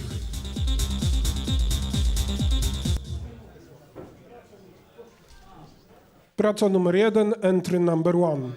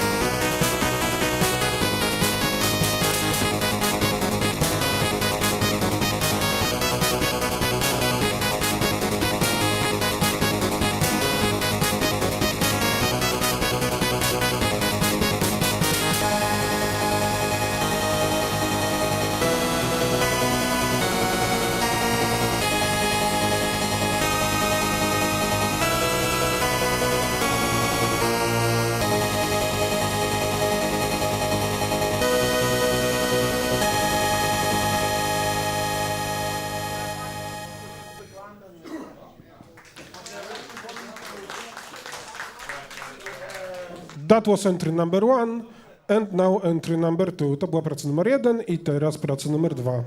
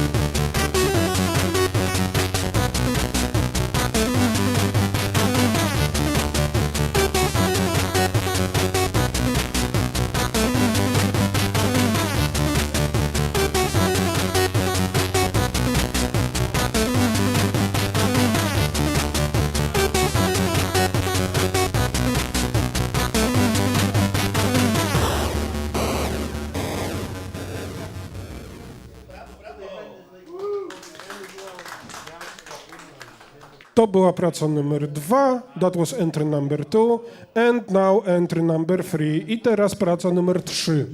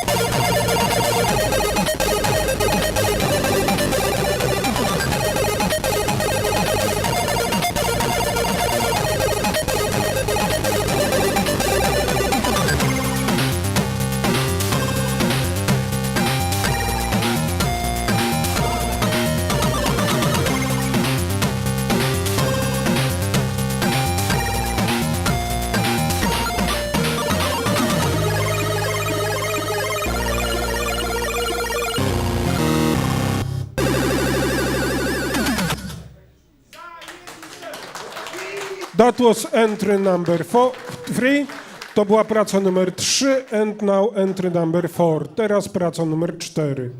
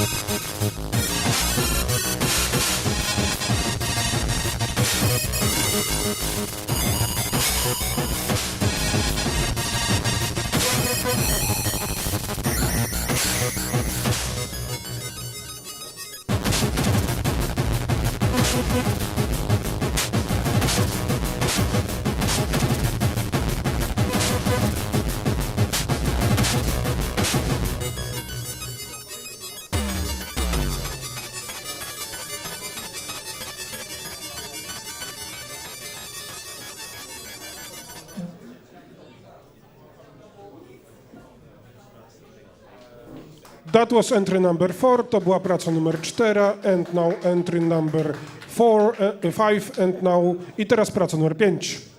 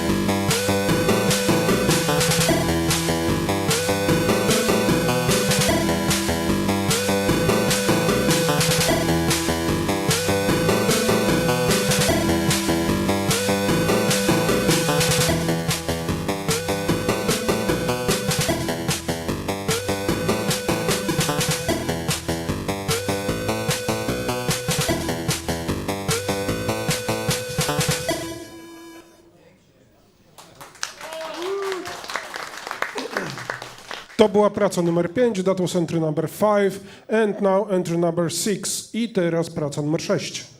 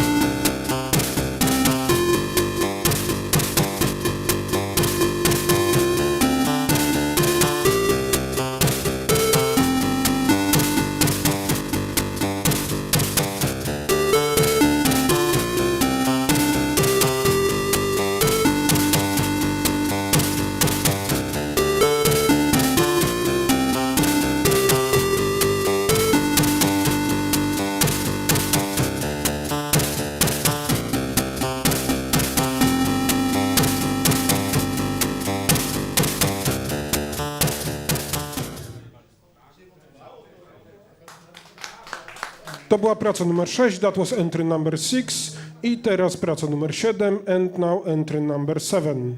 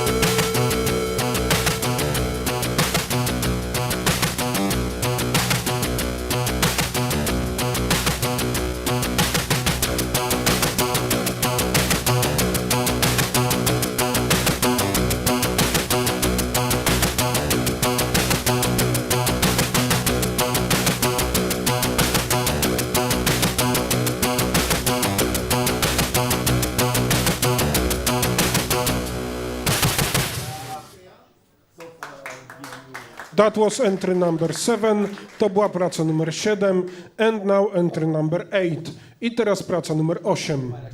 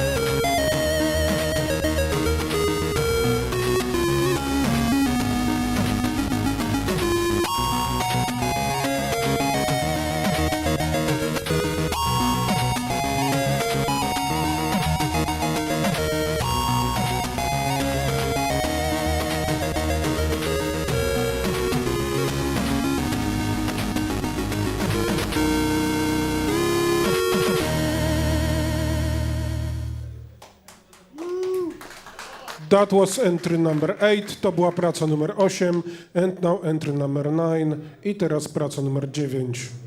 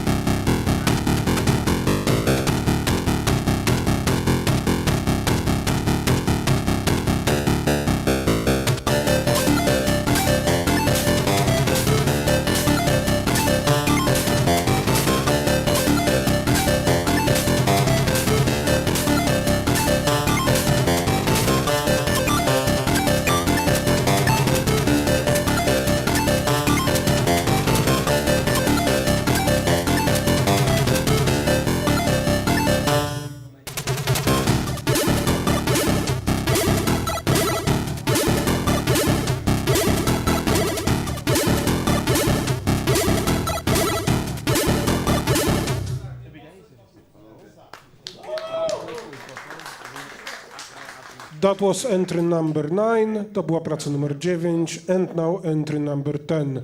I teraz praca numer 10.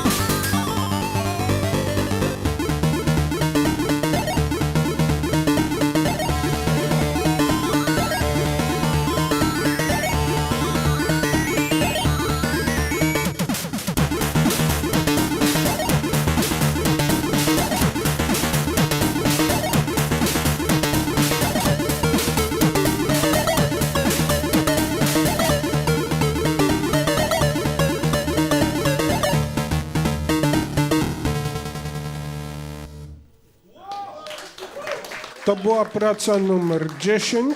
That was entry number 10. Last entry in this category. Ostatnia praca w tej kategorii. I przechodzimy od razu do Atari Lynx Music Compo. And we are going directly into Atari Lynx Music Compo.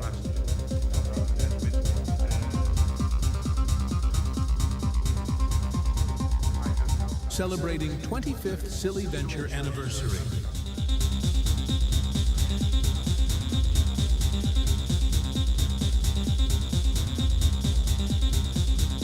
"25 years of Atari adventure."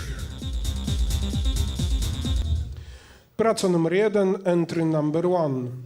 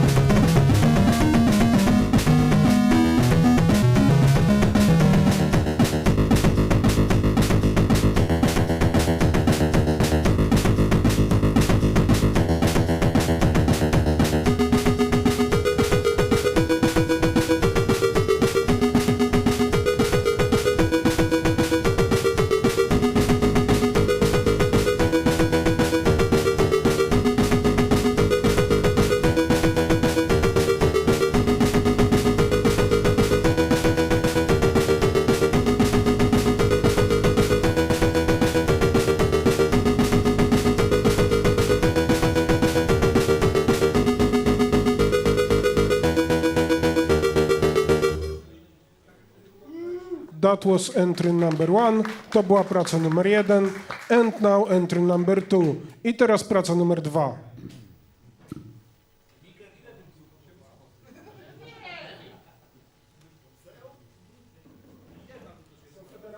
Praca grupowa.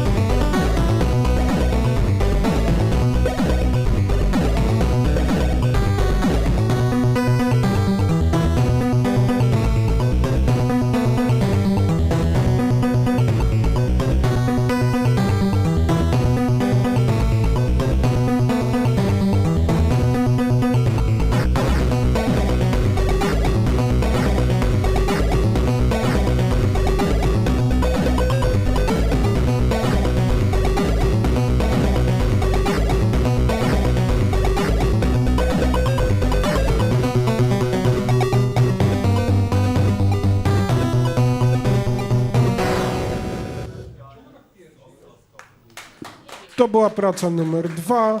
That was entry number 2.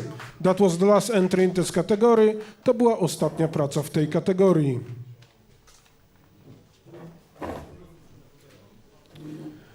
I przechodzimy od razu do Atari ST Yamaha Music Compo.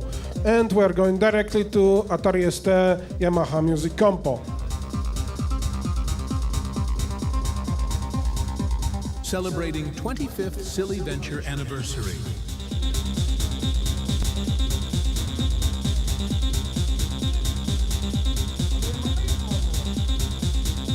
"25 years of Atari adventure."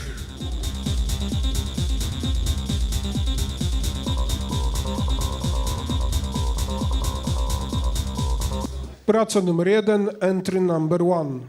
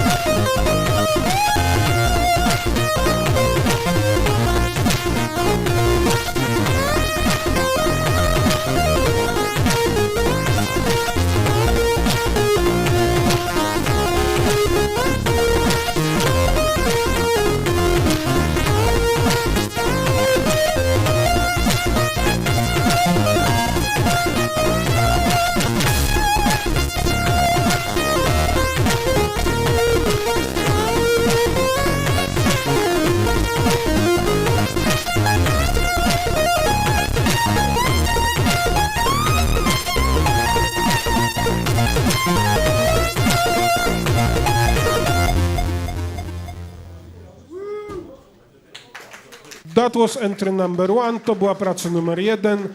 And now entry number 2, teraz praca numer 2.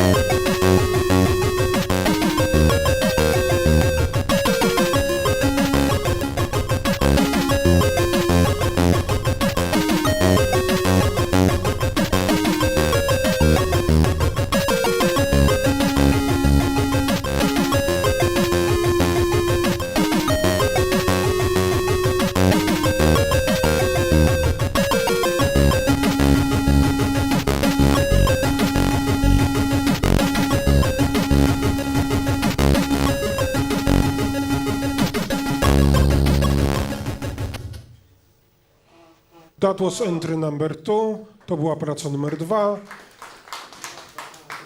And now entry number 3 i teraz praca numer 3.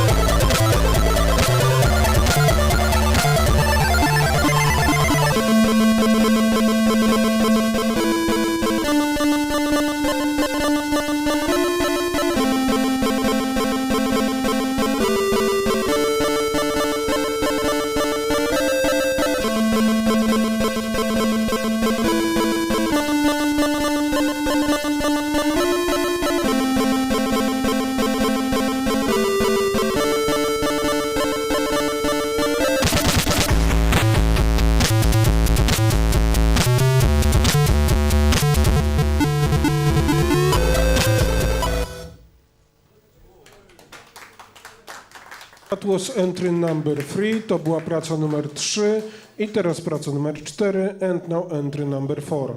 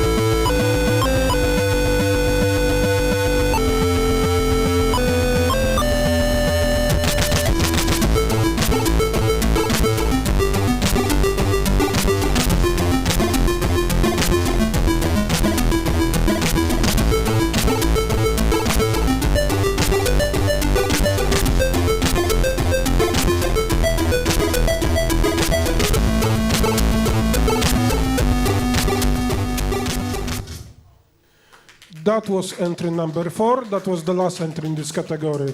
To była praca numer 4, ostatnia praca w tej kategorii.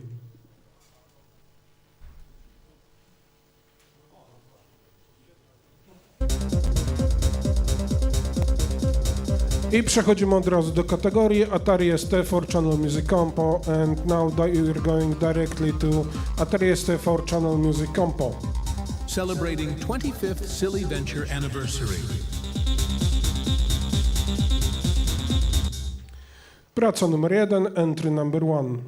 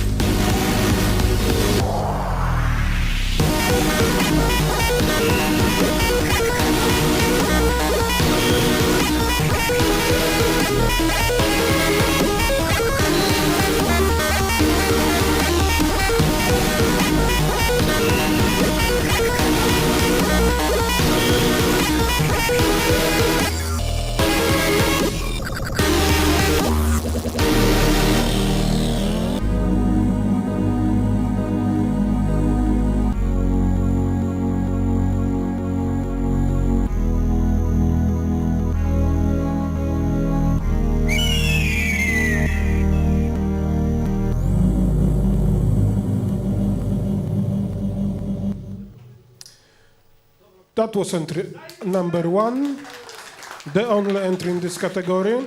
To była praca numer 1, jedyna praca w tej kategorii. I przechodzimy od razu do Atari ST 8-channel Music Compo and we are going directly to Atari ST 8-channel Music Compo. Celebrating 25th Silly Venture anniversary.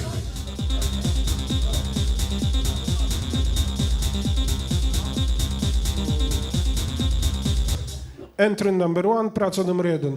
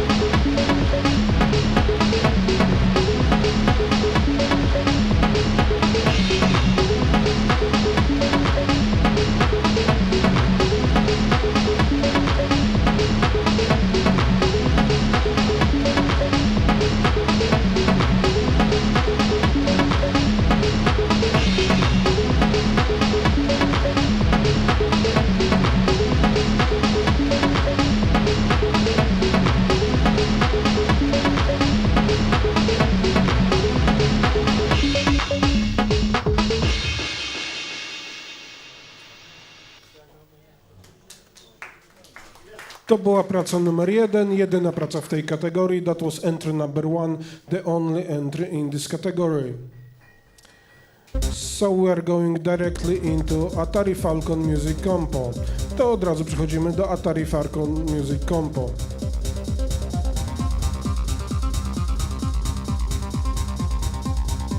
Celebrating 25th Silly Venture anniversary. Praca numer 1, entry number 1.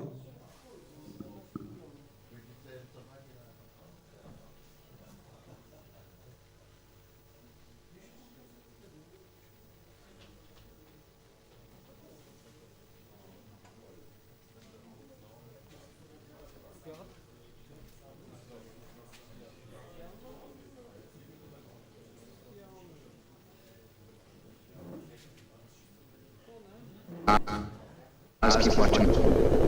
And in our own little way, we too will run. A privilege to watch over our city.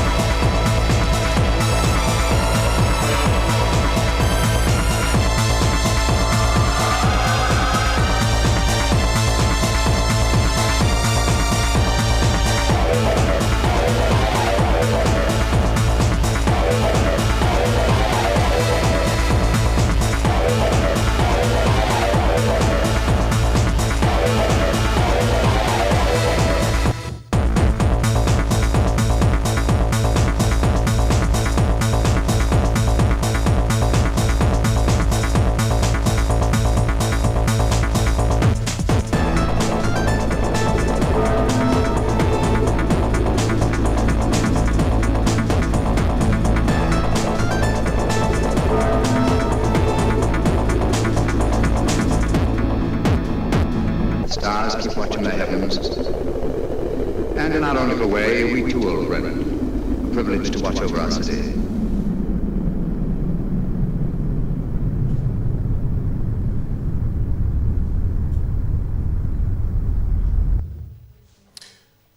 That was entry number 1, the only entry in this category. To była praca numer 1, jedyna praca w tej kategorii. I przechodzimy od razu do Atari Falcon Cubase Audio Compo. And we are going directly into Atari Falcon Cubase Audio Compo. Celebrating 25th Silly Venture Anniversary.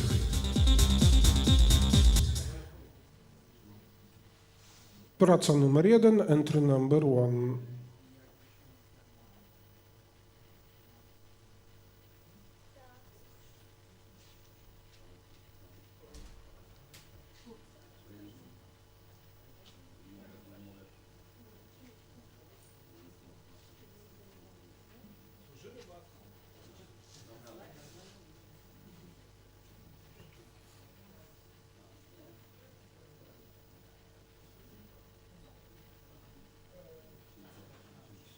Okay, we're gonna skip this compo for now. We're gonna go to the Atari XL XC Graphics Compo.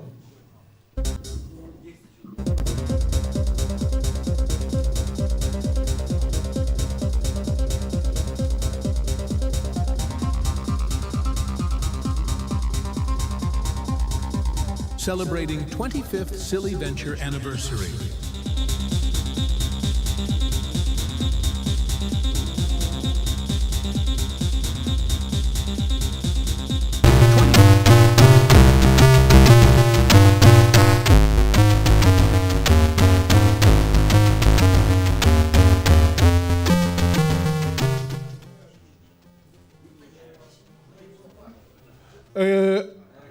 Praca numer 1, entry number 1.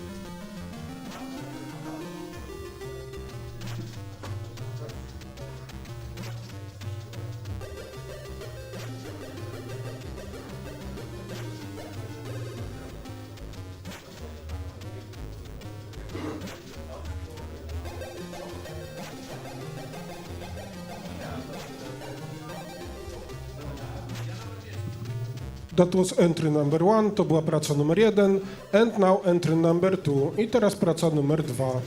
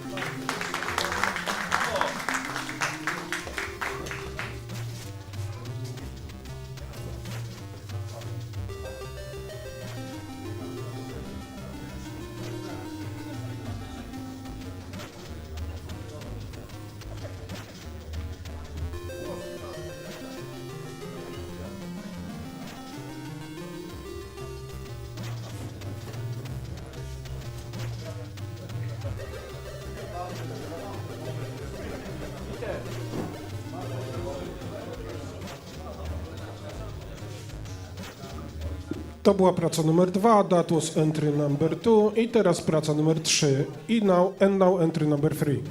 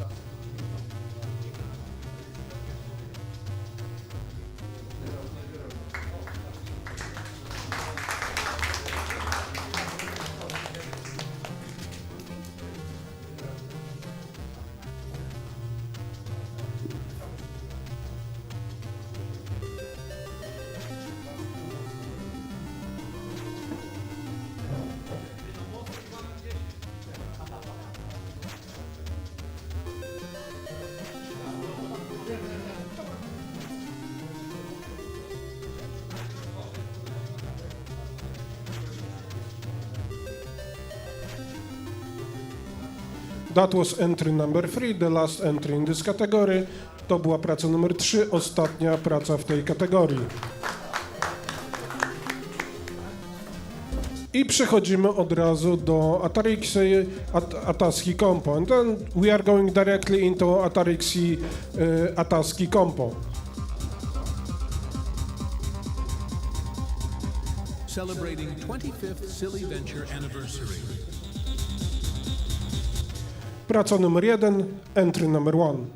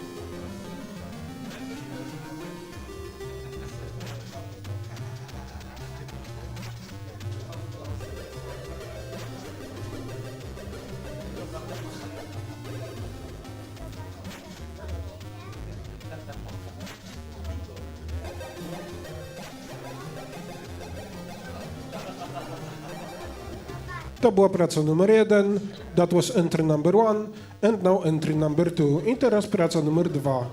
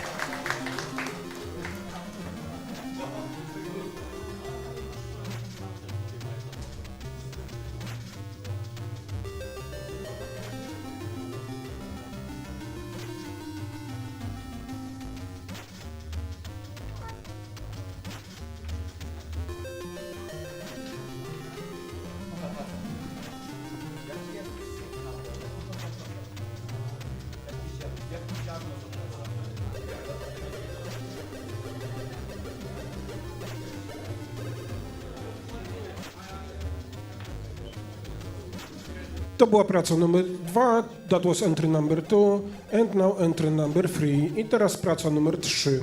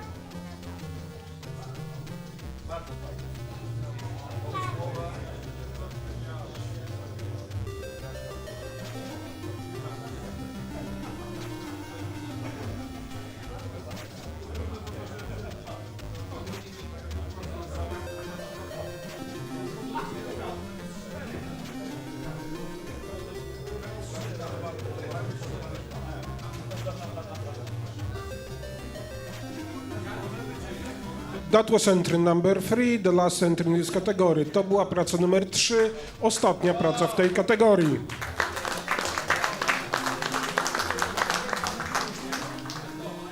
Przechodzimy od razu do Atari ST Graphics Compo.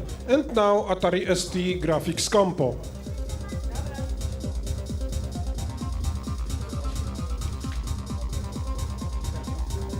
Celebrating 25th Silly Venture Anniversary.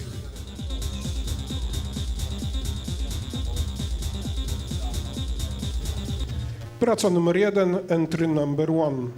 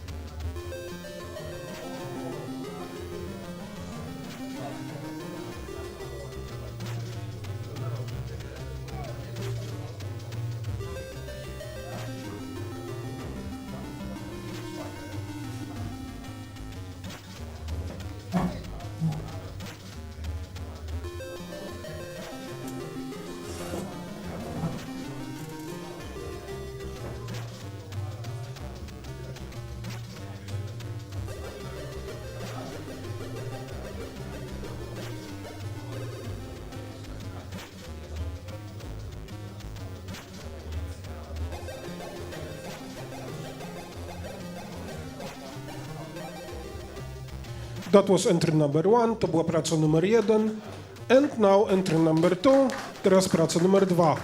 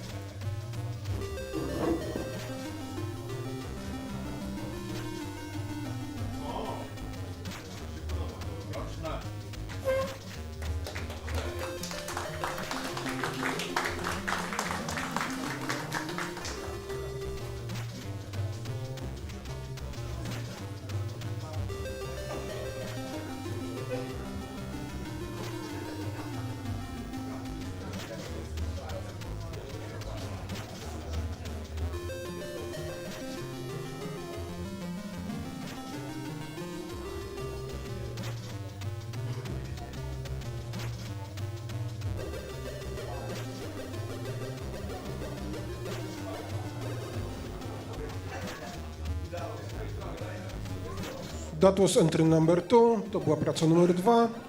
I teraz praca numer 3. And now entry number 3.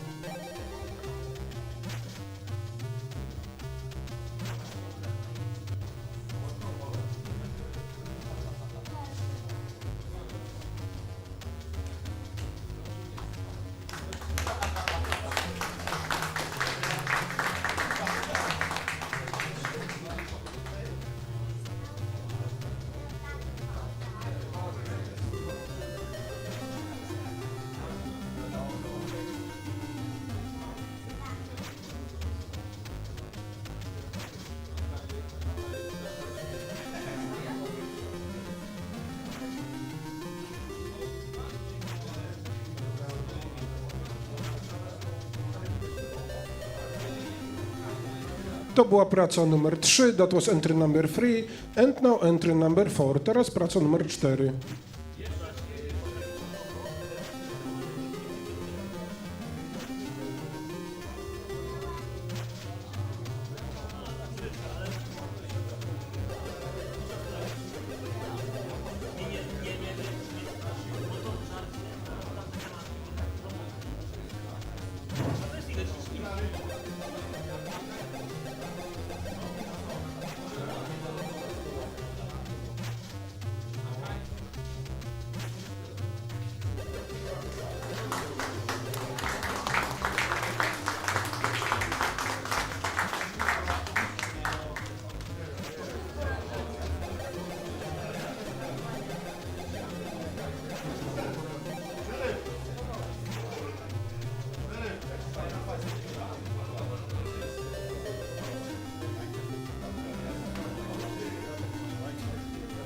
alias, już mogłem wejść. Bo włączam i aliasy, wejść sobie na listę.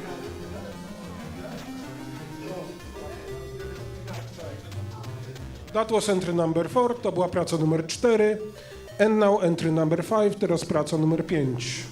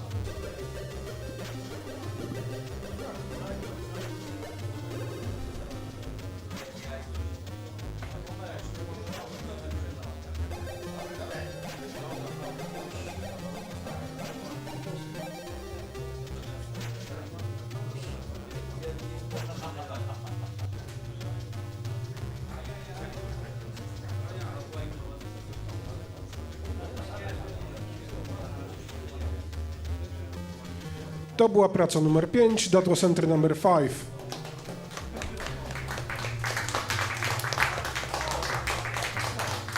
And now entry number 6, teraz praca numer 6.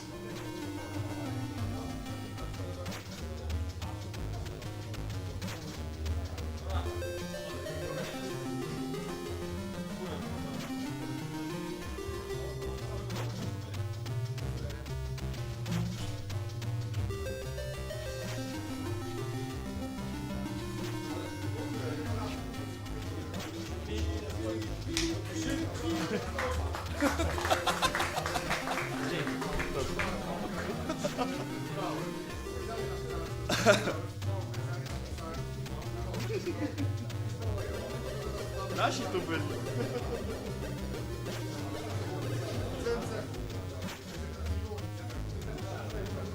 O, to mi się podoba.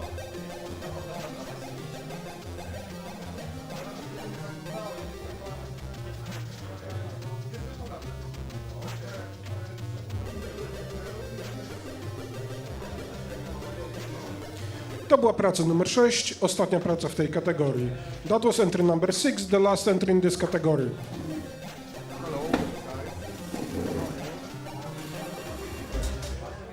I przechodzimy od razu do Atari Falcon Graphics Compo. And now Atari Falcon Graphics Compo.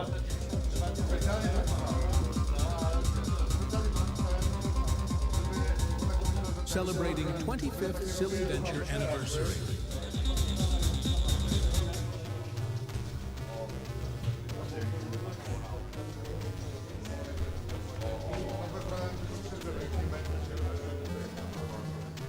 Entry number 1, praca numer 1.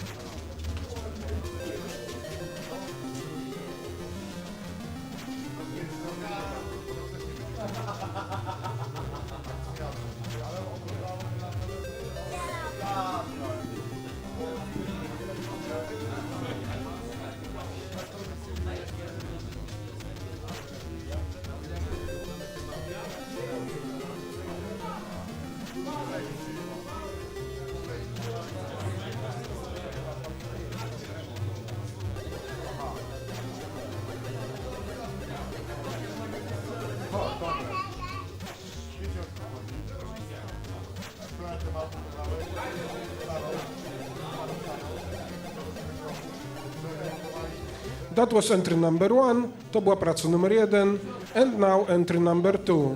Teraz praca numer 2.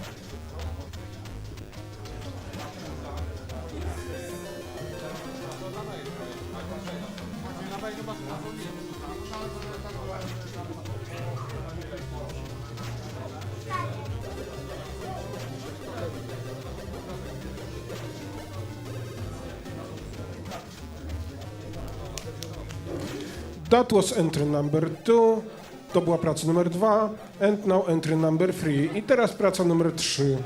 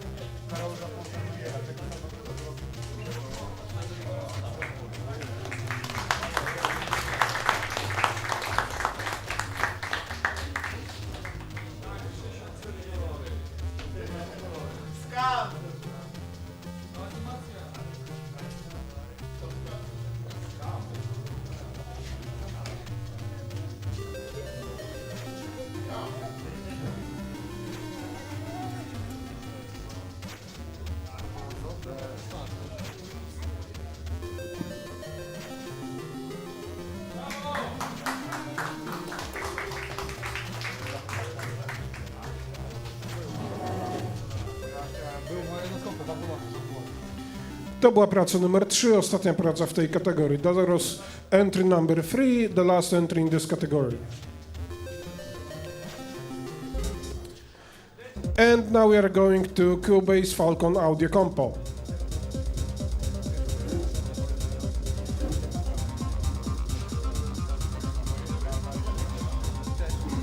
Celebrating 25th Silly Venture anniversary. Entry number 1, praca numer 1.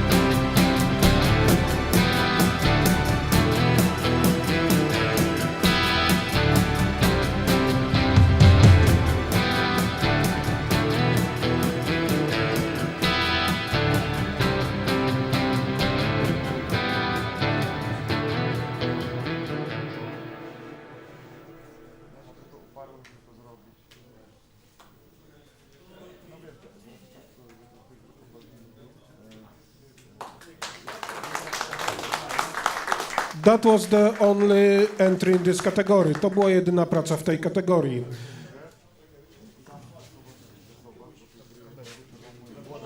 Poczekaj sekundę.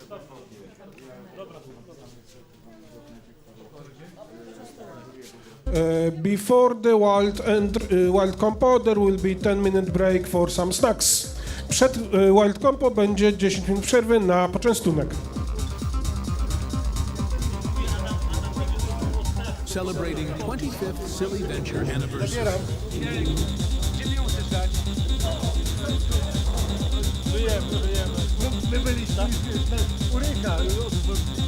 25 years of Atari adventure. Słuchajcie, zapraszam, tutaj za moment będzie poczęstunek i będzie coś dobrego do picia, także zapraszamy.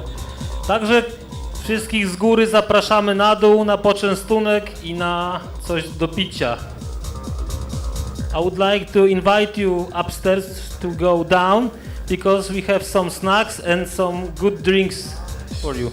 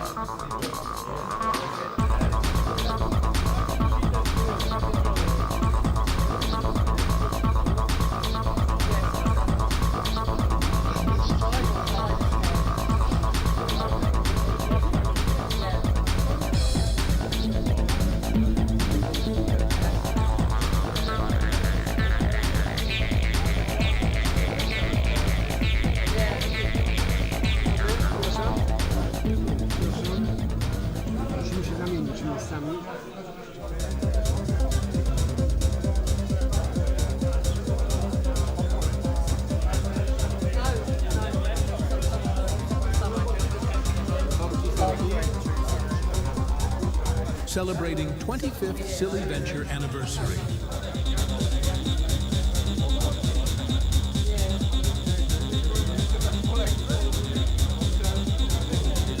"25 years of Atari adventure."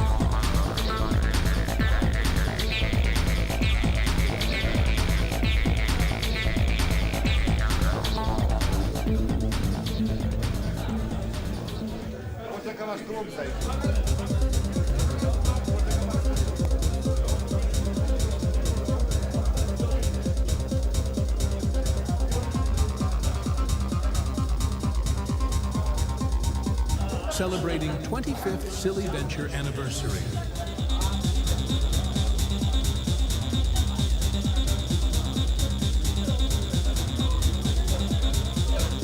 "25 years of Atari adventure."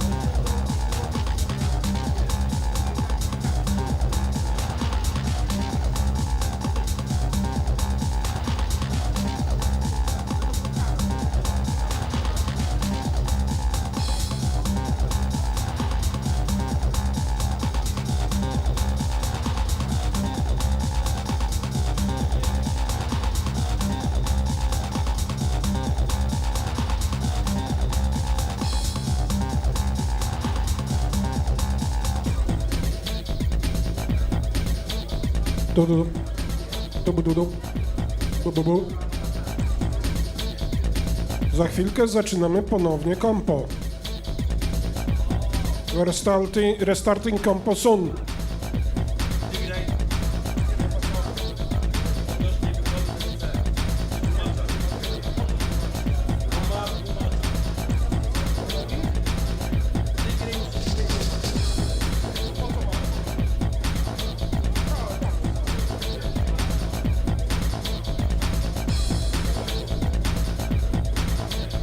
Michale?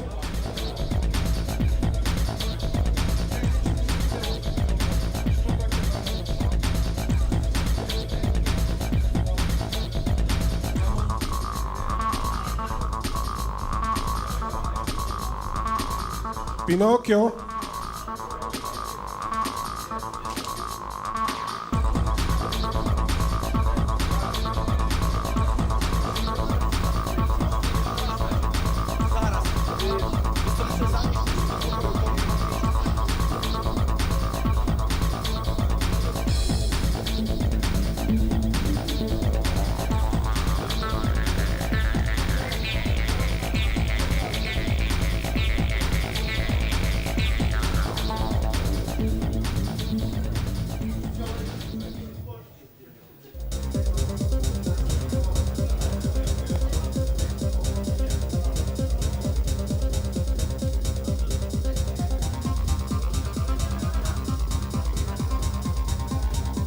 Celebrating 25th Silly Venture anniversary.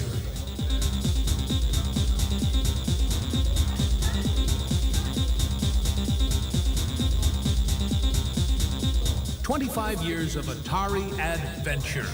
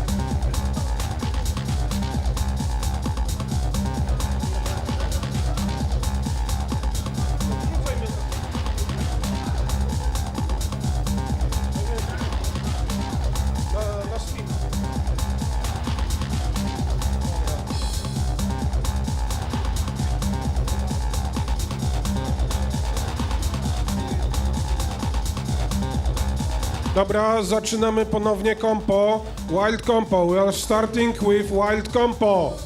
Please sit.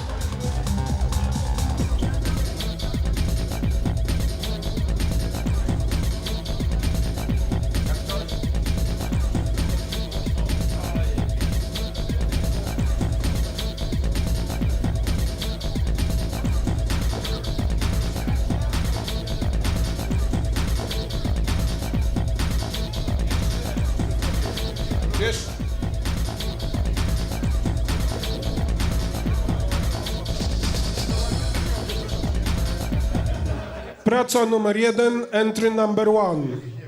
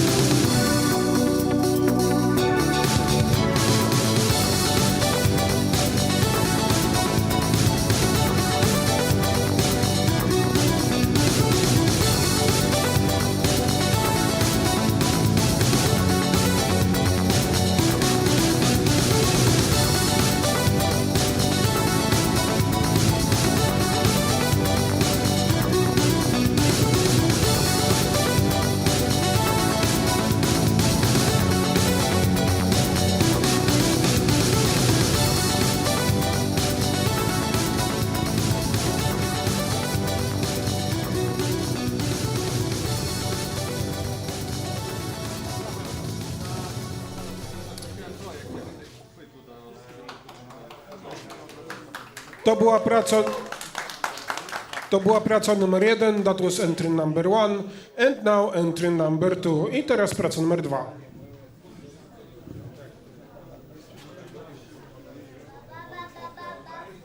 Baba Bobu.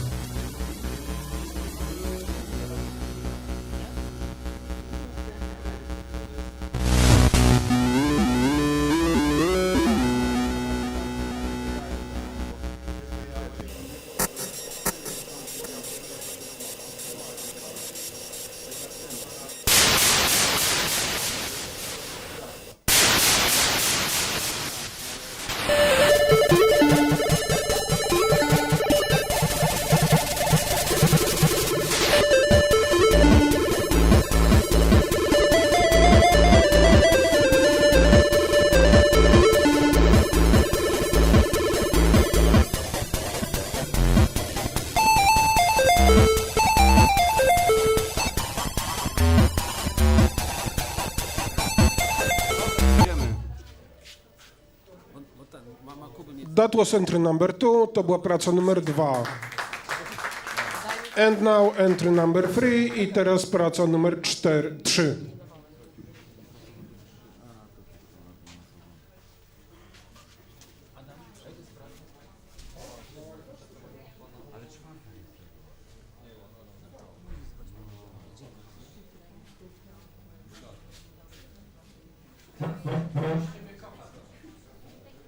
Siema.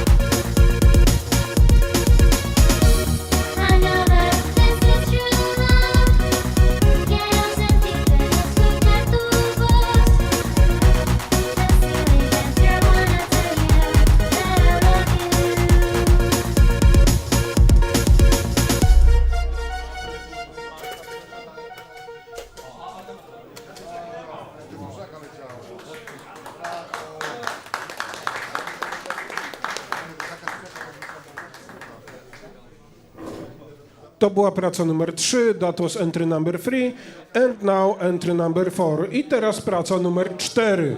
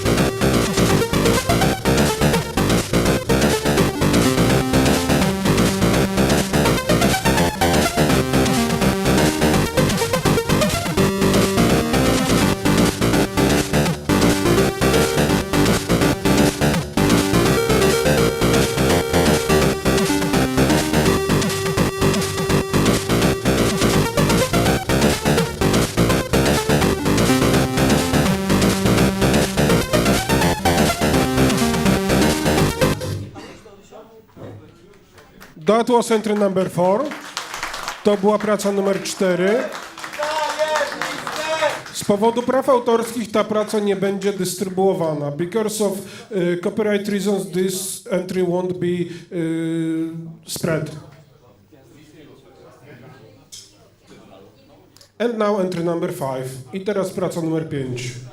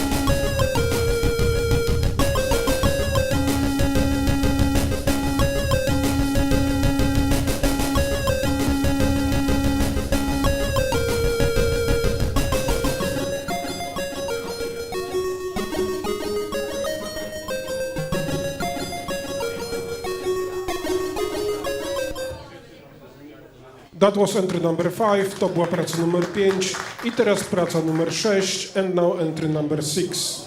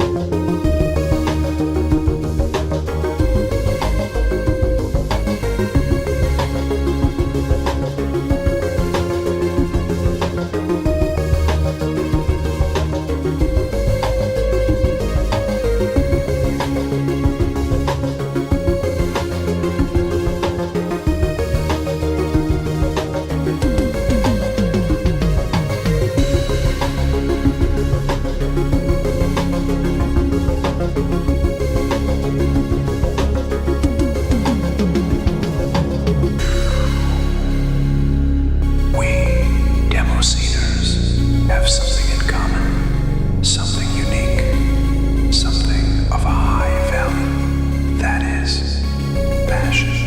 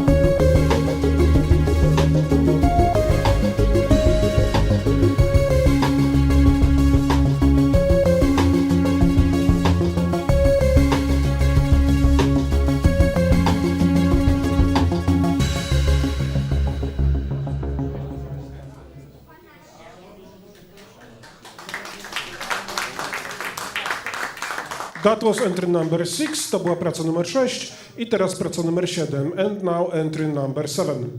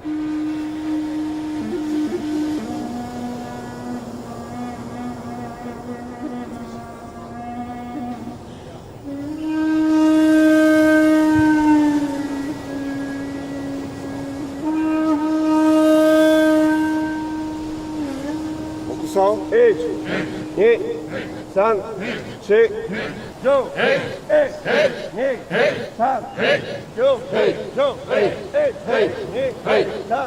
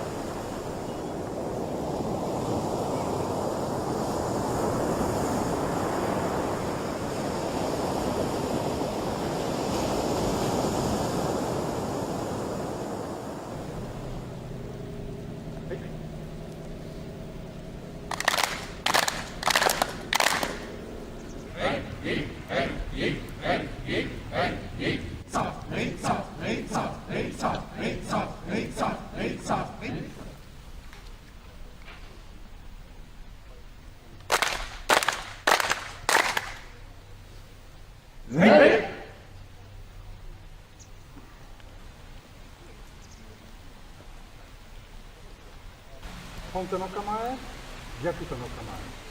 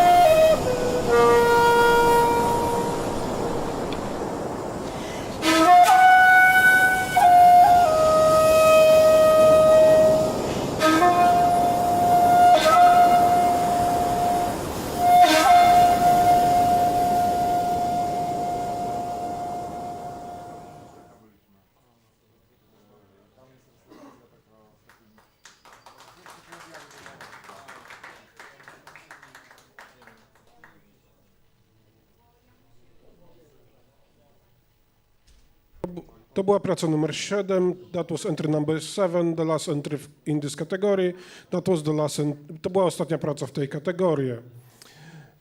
To koniec pierwszego bloku Compo, drugi blok zacznie się gdzieś po 17:30 mniej więcej, a za chwilę wykład TEDxa. That ends the first part of the compos. The second part will start about 5:30 p.m. and now we'll have TDC talking. 25 years of Atari adventure.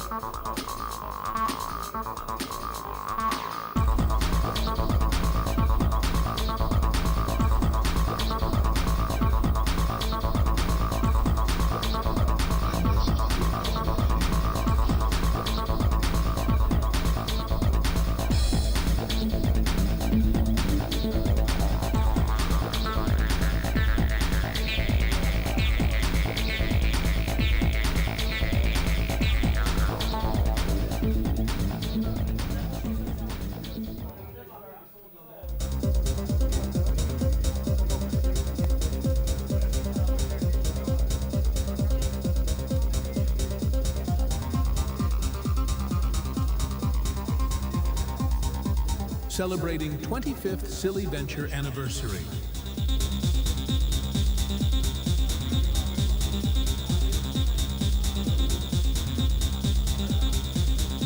"25 years of Atari adventure."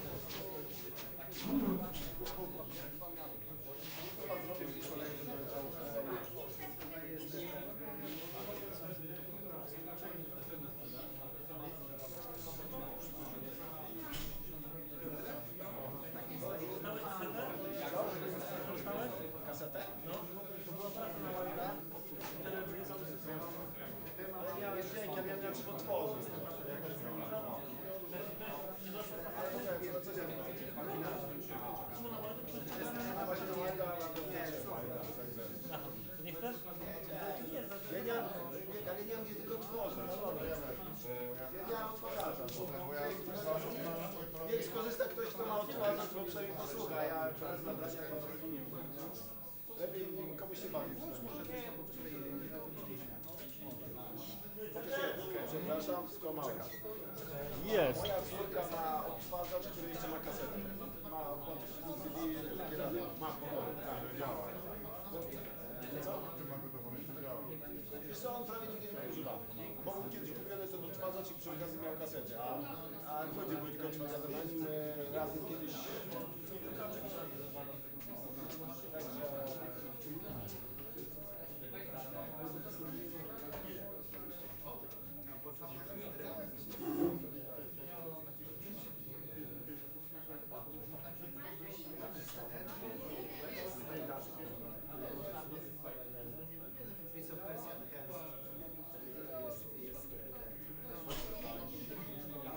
Teraz TDC, posłuchaj mnie.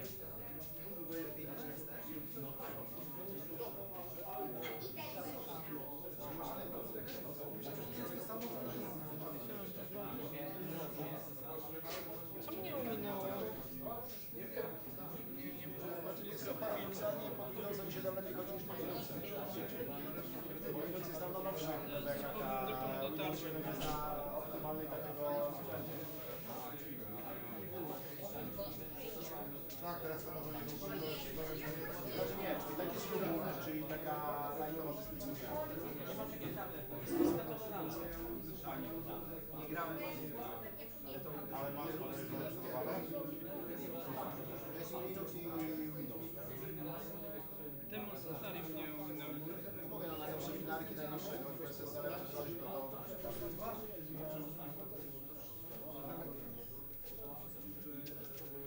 Te stare dystrybucje na ministerstwo, one są niebezpieczne, nie? Nie zawierają.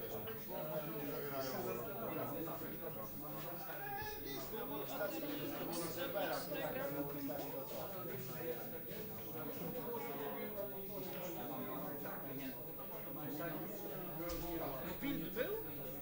Build? No, nie widziałem builda, dobra. Przeżyję. Możesz sobie ściągnąć wersję. Pasywna... Zresztą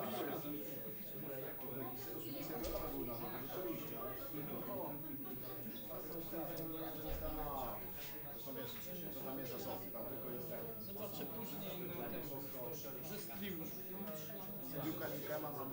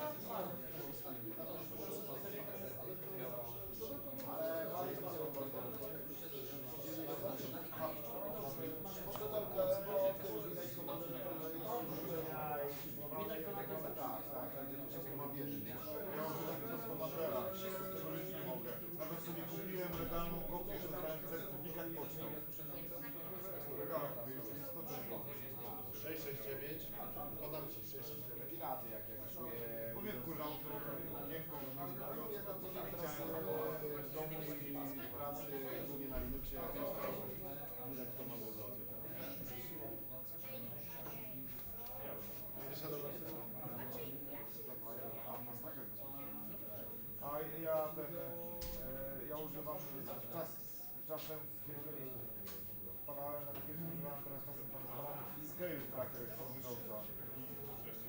Następca Pastackera. Kupione w akrzynie kupione za 35 zł. Zasilane przez USB.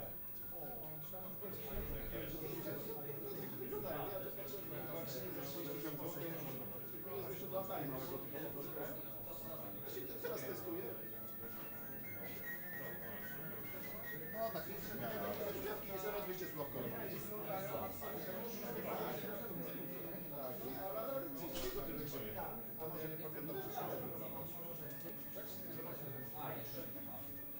Switcha na 4 gigabitowego, także 5-portowego za 5 zł. Tak. Nie. A to chusteczka mała. Ale gigabitowa. Tak. Nie, bo to nie kupowałem, ale widziałem, że Ten na przykład potrzebuje nawet słuchawki bezprzewodowe. Inaczej, wiesz, słuchawki to jedne połamały, czy coś takiego do komputera, nie słucham jakoś, nie jestem audiogirem, po prostu potrzebuję czasami to się oglądam na YouTubie, coś, i najtańsze w Eksynie za 20 zł. Ładnie się składa i szkoda, że to nie mogę. No to gdybym pracował, robił muzykę, to nie będziesz.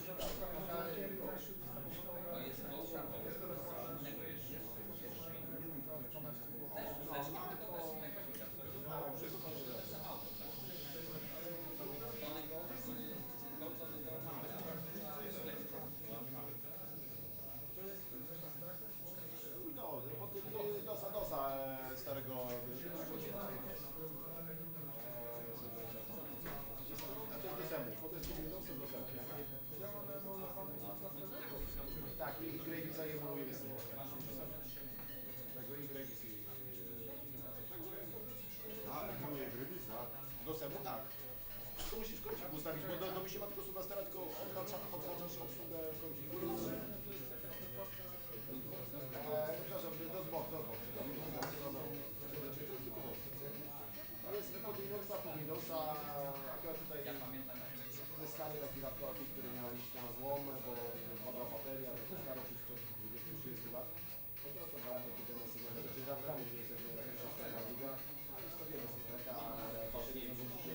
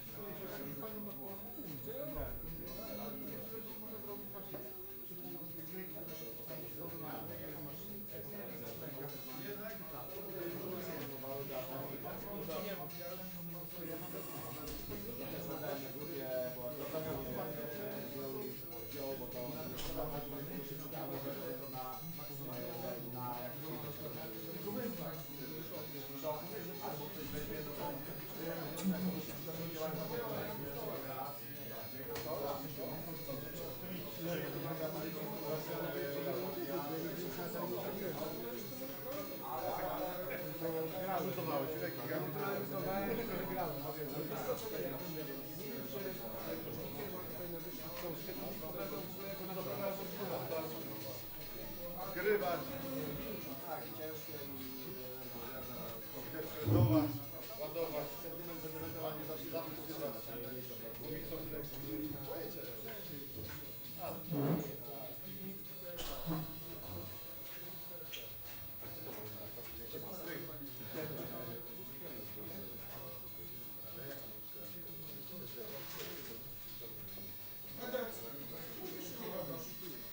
No czekam na was. Już macie wszystko gotowe? Przecież nawet wam nie powiedziałem, kiedy macie puszczać te materiały.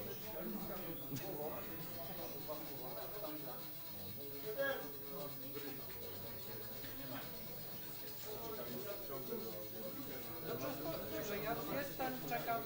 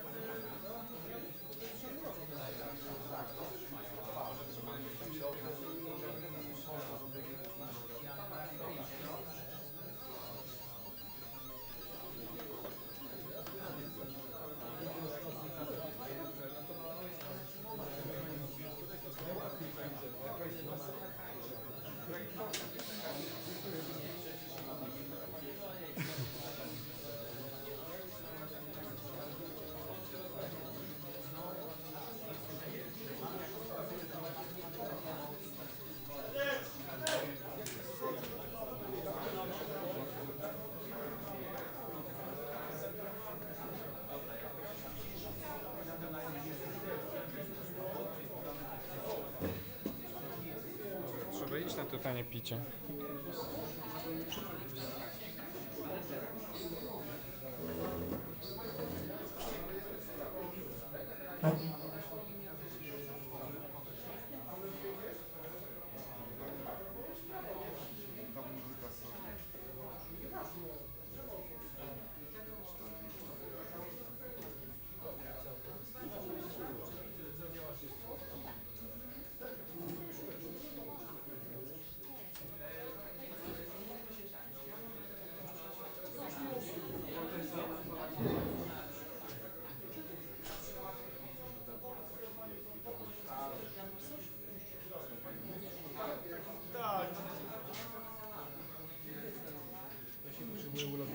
Jak coś to ogarniesz tą kamerę? Tak.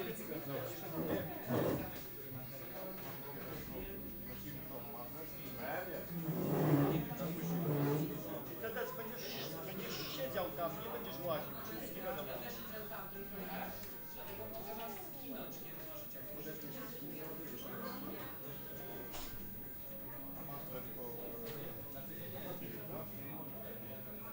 Znaczy słuchaj, jeżeli z treści, które będziesz wypowiadał, domyślimy, co aktualnie chcesz zobaczyć na ekranie, to nie ma problemu.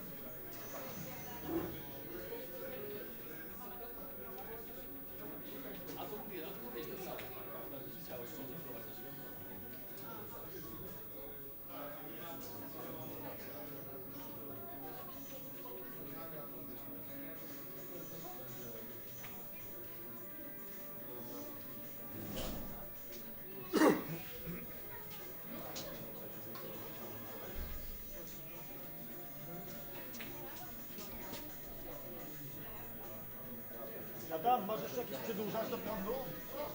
Dajżesz proszę. Taki dłuższy. Ono, jak to się odbija? Normalnie.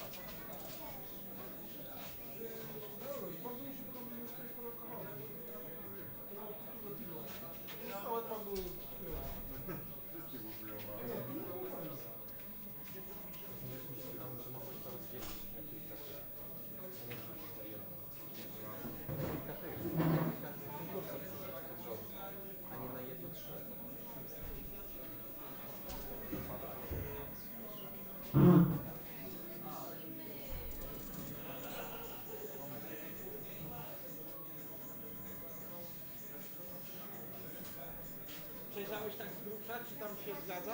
Dobrze.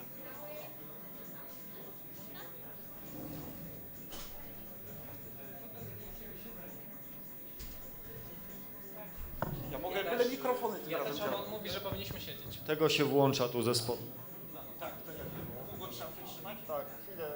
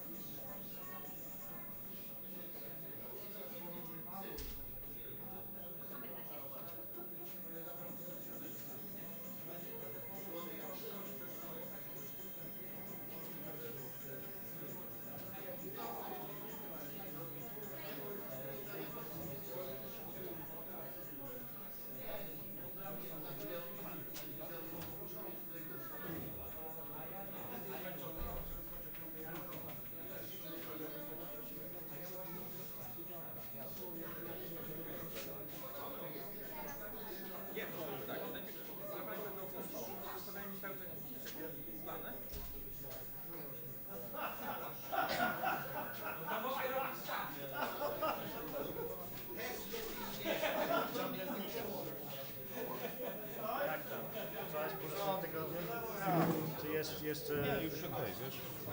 Jest 2 dni, bo to wszystko ściągnie. 2 dni się stosuje.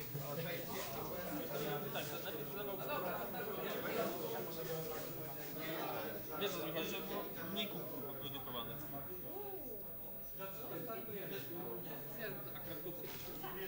Masz tam jakieś ten śmieci do wrzucenia?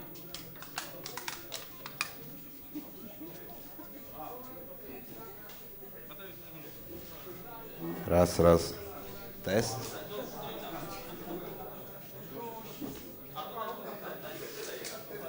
Raz, raz. Test 2.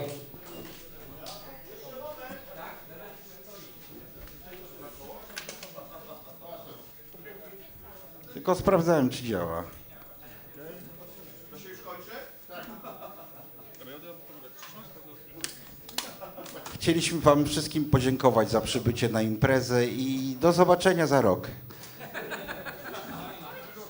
Ale ciężko. To była wersja serwerowa.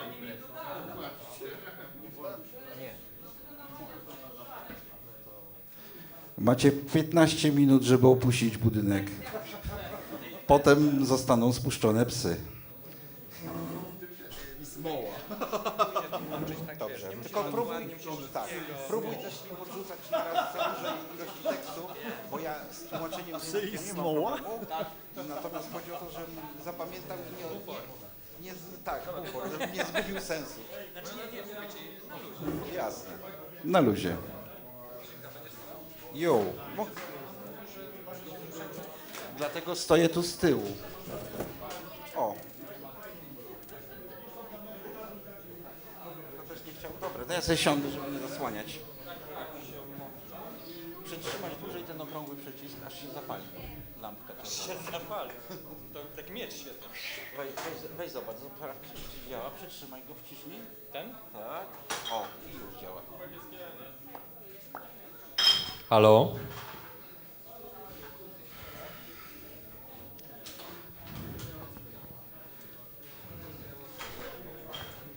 Good afternoon, ladies and gentlemen. We'd like to invite you for a lecture led by Tomasz TDC Cieślewicz. I'll be your professional translator, because lecture will be performed in Polish. I'll try to translate to English as accurate as possible. Thank you. No problem. To cześć, ja jestem Tomek Cieślewicz i chciałbym Wam przybliżyć historię Atari ST. My name is Tomasz Cieślewicz, and I'd like you to acknowledge you with the history of Atari ST. Okej, to zaczynamy. Okay. 40 lat temu weszło na rynek Atari ST i no, to było spore wydarzenie. Dlatego właśnie no, chcielibyśmy tutaj uświęcić tę wspaniałą rocznicę tego wspaniałego komputera. Atari ST was presented to the market 40 years ago, and it was quite an event, so we would like to highlight some points from the history of this computer. W roku 1984 Philips chciał kupić Atari, ponieważ chcieli wejść na rynek komputerów 8-bitowych, znaczy w ogóle komputerów domowych. In 1984, Philips was about to buy Atari ST because they had a plan. Not ST. Atari Corporation as a whole. Sorry, a mistake. Atari because they planned to enter the home computer market. Właśnie.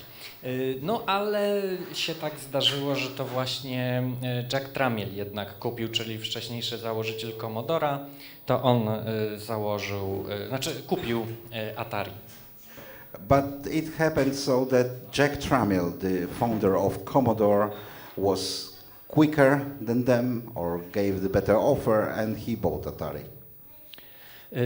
On no, musiał szybko działać, no bo po prostu ruszał od zera prawie że. W związku z tym szybko zrobił komputer nowy. He knew that he has to act quickly because they were starting from scratch. So quite soon the project of the new computer was ready. I na konferencji prasowej zapowiedział w zasadzie super nowoczesny komputer posiadający wszystkie najnowocześniejsze bajery. And on the press conference he announced releasing soon a computer, ultra modern computer having all possible features. Tutaj można zaliczyć nowoczesny procesor Motorola, do tego MIDI interfejsy, myszka.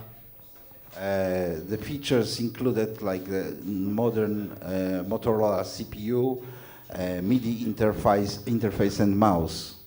Przepraszam, otrzymałem pytanie od publiczności. Dlaczego wieczór wyglądasz jak tramiel?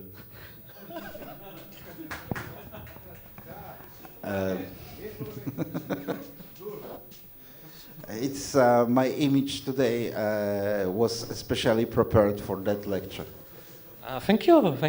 Just to increase accountability. Okej, ale wracając, to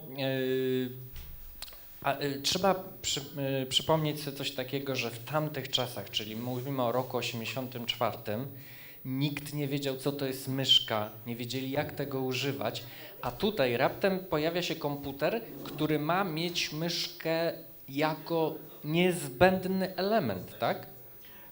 In the 1984, not many people knew what is a computer mouse. Computers were controlled usually by keyboard or joysticks in games, and there was announced a computer that had to use a mouse as an essential controller.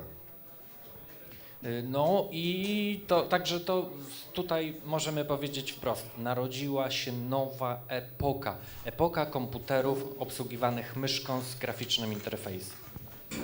And we may say that then was born a new era of computers with graphical interface controlled with mouse.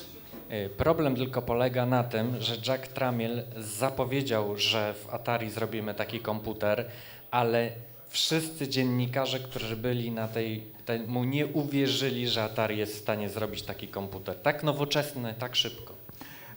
The problem was that even though Jack Tramiel announced to the press creating such computer in Atari, journalists didn't believe that they are able to create and release such modern computers so fast.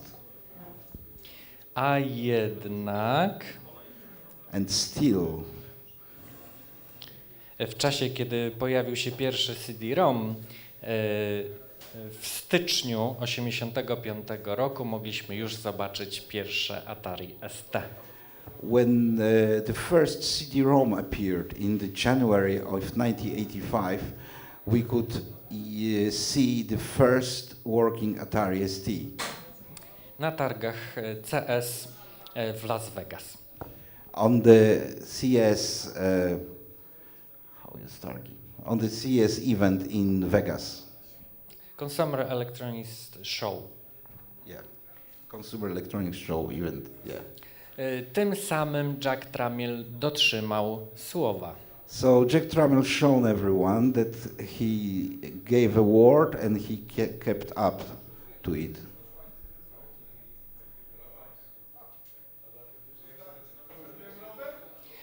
Co jest najistotniejsze moim zdaniem? What is most important in my opinion? To jest jedna z grafik, którą ten komputer był wtedy reklamowany. This is one of the graphics that advertised that computer then. Była jeszcze druga grafika, taki fraktal, której nigdzie nie mogłem znaleźć. There was also another graphics used in adverts. It was a fractal, but we were unable to find it. W każdym razie były takie super kolorowe obrazki, które reklamowały Atari ST i no, to było bardzo fajne posunięcie takie marketingowe, tak? Po prostu pokazujemy super grafiki, tylko że so mainly there were a policy of advertising a new computer, new machine with colorful, impressive images, and it was quite clever movement in the marketing, ale ten komputer naprawdę potrafił tę grafikę wyświetlić. But the most surprising was that that computer really could display such graphics. I to było rzeczywiście coś niezwykłego, dlatego że, przypomnę, lata 70. i 80. to są lata, kiedy przykładowa gra miała kolorowe pudełko, do tego wydrukowane, nie wiem, jakieś mapy, jakieś komiksy i tak dalej, ale sama grafika w grze była słabiutka, parę kolorów. So it was quite unusual because you have to remember that in 70s and 80s games usually were released in nice colorful boxes with nice painted graphics, maps and so on, but the graphics in the game itself was rather pure. A tutaj rzeczywiście komputer potrafi tak fajne, tak kolorowe grafiki wyświetlić i w mojej ocenie jest to gigantyczna zmiana historyczna w produktach komputerowych w tym wypadku, ale też grach czy innych. And that computer was able to really display such graphics, what was quite a big change on that market. Właśnie. Fajnie to skróciłeś wszystko. Tutaj kolejne grafiki w tak zwanym trybie Spectrum 512. We can see now another graphics in the mode called Spectrum 512. Na przykład ta grafika u mnie na moim telewizorze wyglądała super realistycznie. So in example, that graphics on my TV screen looked hyper realistic.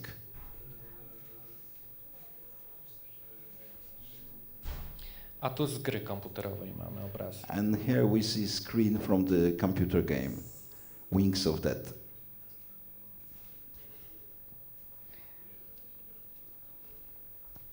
Z kolei w roku 1985 Atari ST zostało ogłoszone komputerem roku. magazynu Chip. Czyli no można powiedzieć, że tutaj już nie ma żadnej dyskusji. To był wtedy po prostu najlepszy komputer, jaki mogliśmy kupić. In the 1985, the Chip magazine announced Atari ST as the computer of the year. So there is no doubt it was the best computer that we could buy at the time. To znaczy, to było w ten sposób, że co prawda była konkurencja dla Atari bardzo silna. It doesn't mean that Atari ST didn't have a competition, very strong competition.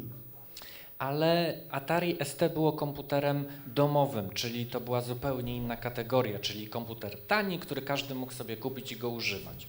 But Atari ST was a home computer that was quite a different category. It was cheap and everyone could afford it and use it. W odróżnieniu od konkurencji, która była bardzo droga i najczęściej nie były to komputery domowe, na przykład Amiga 1000 to nie był komputer domowy i był bardzo drogi. To distinguish from competitors like, in example, Amiga, that was pretty expensive in comparison, and what might be surprising to you, Amiga 1000 wasn't a home computer. I tutaj chciałbym wam pokazać, na czym polega różnica już w szczegółach, czym się różniło to już tak naprawdę w tych grach, czyli tak nie, że tam teoretyzujemy, tylko jak to naprawdę było. So now, yes, now I'd like you to present in details how it was done in the games. We are talking about the graphics. Czy mógłbym prosić o puszczenie materiału Gauntlet? We're asking to start a gauntlet. No, tego nie musisz akurat tłumaczyć, Why? bo chyba zrozumieją. That one you don't have to translate, they will understand. Okej, więc tak. Więc tutaj z boczku widzimy gierkę Gauntlet w wersji na arcade'a, którą uznamy tutaj jako taki punkt odniesienia. So on the screen we can see a Gauntlet arcade version and we will use it as a reference. To była w ogóle rewolucyjna gra, która stosowała zupełnie nowe techniki zarówno w samej rozgrywce, jak i w sposobie w ogóle funkcjonowania całego automatu. Oczywiście chodziło o to, żebyśmy wrzucali jak najwięcej pieniędzy. It was quite a revolutionary game, both comparing in the playing and the technology of arcade machine. Of course, the target was to gather as many as possible. Przykładowo, znaczy może już nie będę w szczegółach opowiadał, no more details, ale chodzi o to, że mamy tutaj screen tytułowy do tej gry, który był wtedy no taki naprawdę robiący wrażenie i na nim się skupimy w tej chwili. So one of the distinguishing feature was the title screen to that game, and I would like to focus on it for a while. Tutaj takie mamy historyczne podsumowanie. Takie komputery 8-bitowe wtedy były dostępne na rynku. So here we have such summary that there are 8-bit computers available on the market. Czyli warto podkreślić, Atari ST pojawiło się w sklepach w roku 85. So it's worth to notice that Atari ST appeared on the market in 1985. Ale Commodore był z roku 82 i ZX Spectrum 48 też był z 82, czyli mamy tylko 3 lata różnicy.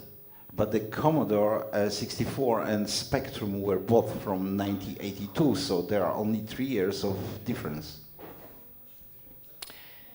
Tutaj przykład grafiki z 8-bitowego Atari, tutaj na przykład bardzo kolorowy przykład grafiki 8-bitowego Atari. Here we can see a very colorful example of 8-bit Atari graphics.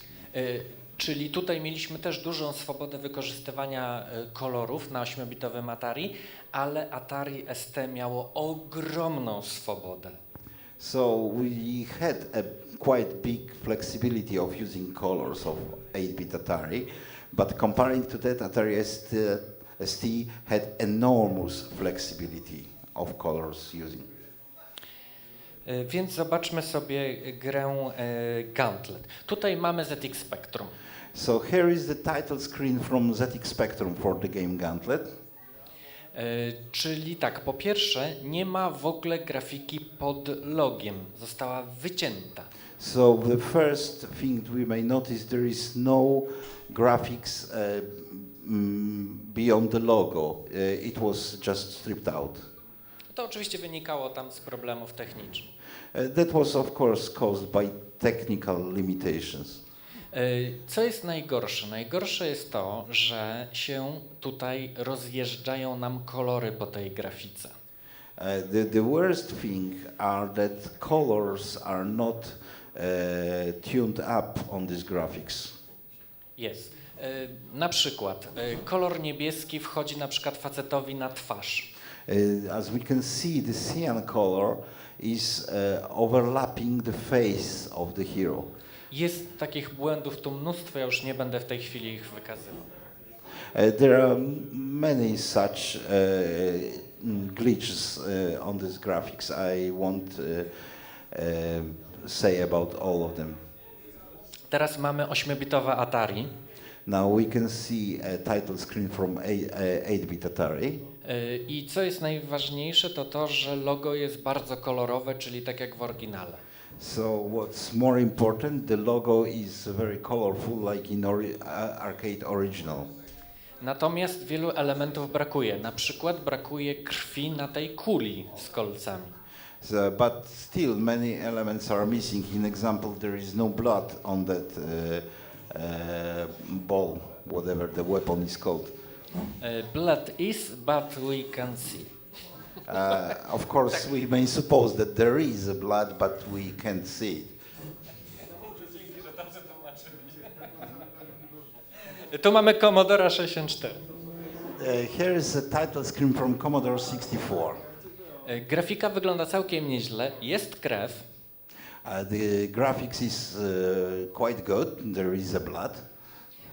Natomiast kolory na logo wyglądają fatalnie. But the colors on the logo are simply awful. Ale na przykład pod logiem jest grafika, czyli w stosunku do Spectrum jest bardzo duża pozytywna zmiana.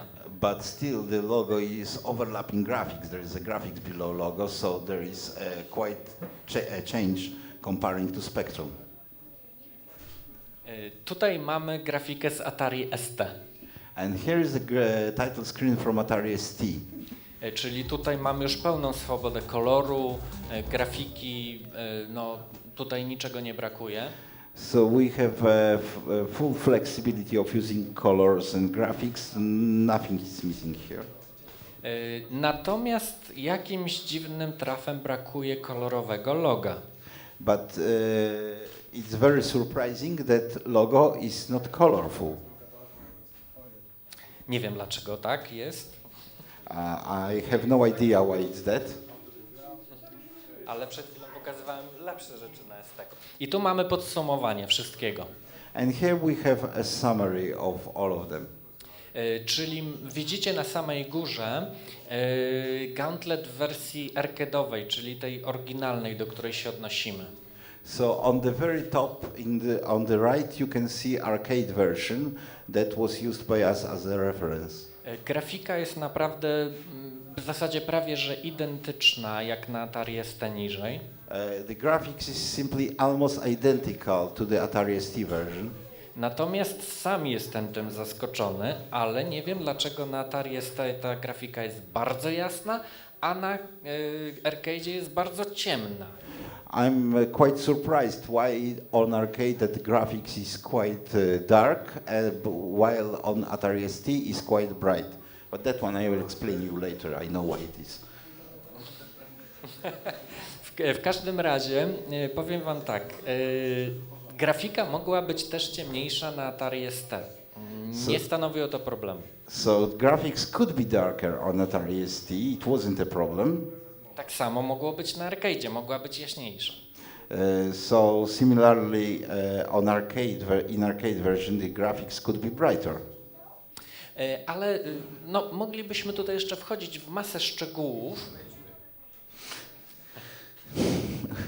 We could talk a lot about details, but we won't get into it. Znaczy tak, przede wszystkim w takich najmniej istotnych szczegółach, nie wiem dlaczego, każda grafika się bardzo różni. Na przykład spójrzcie na twarz tej kobiety. Na każdym komputerze ona jest kompletnie inna.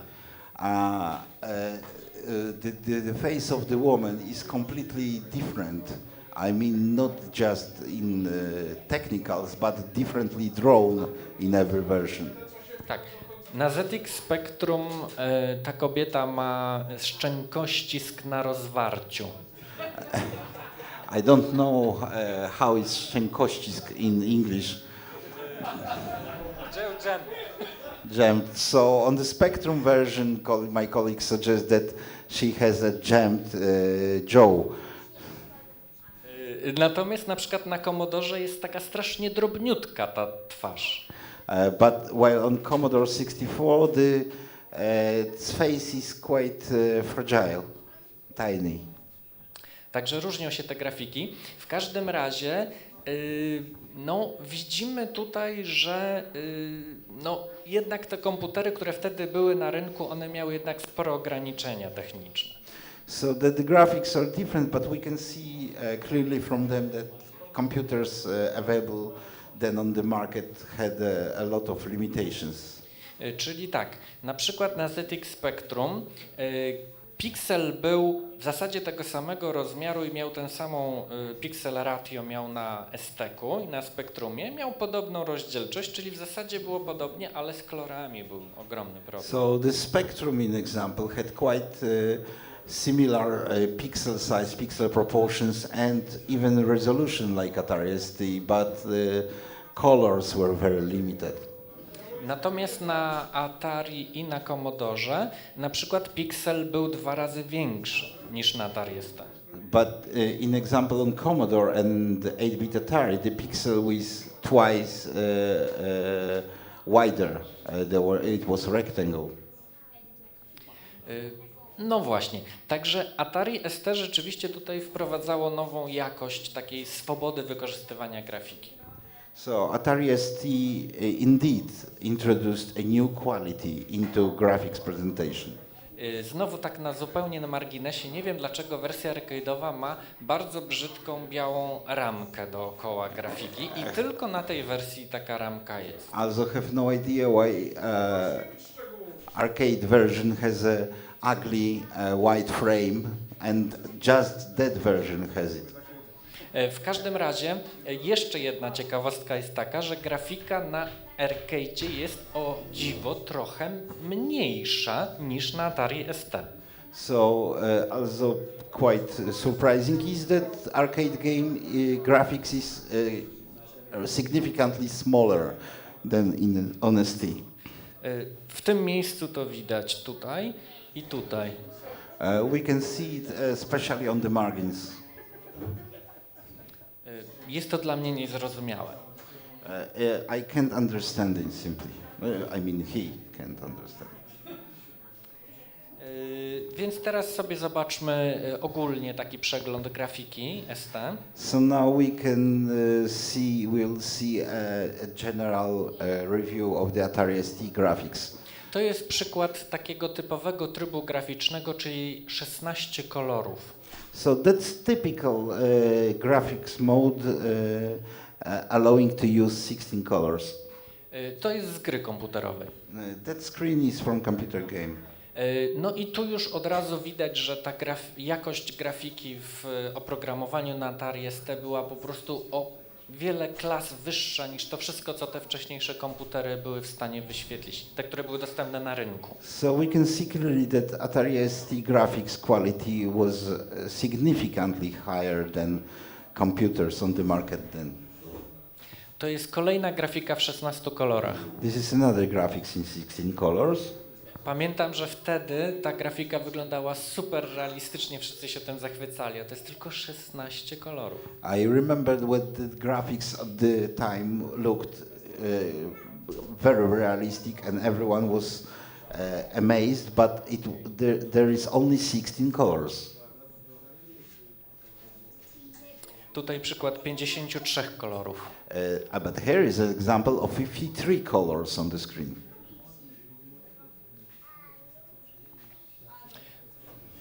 No i grafika w Atari ST zaczynała wyglądać naprawdę bardzo fotorealistycznie. To była spora zmiana w domowych komputerach. So Atari ST graphics started to look quite photorealistic. It was a big change on the home computer market.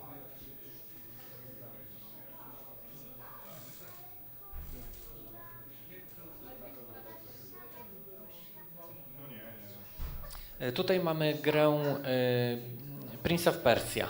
And here is the screen from Prince of Persia game. Wersja na Prince of Persia na Atari ST miała najlepszą grafikę. That's interesting, but Atari ST version had the best graphics. Nie wiem dlaczego. I don't know why. Na przykład ta grafika, którą teraz widzimy, ma błąd we wszystkich innych wersjach, którą ja nazywam świecącym sufitem.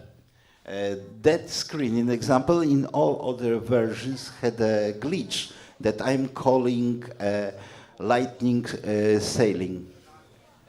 Tu widzicie, że jest bardzo ładny światłocień i jest ciemno pod sufitem. Here you can see there is a nice shadow under the sailing. Na wersji na przykład na PC albo na Commodore 64, mówię o tej najnowszej wersji, która powstała niedawno, będziecie mieli świecący sufit. On the Commodore 64 and on PC, we can even say about that newest version, you will have a lightning sailing. There is no shadow. Teraz wam pokażę w szczegółach. Tutaj obok mamy wersję PC-tową, która nie wiem dlaczego uchodzi za grafikę najlepszą.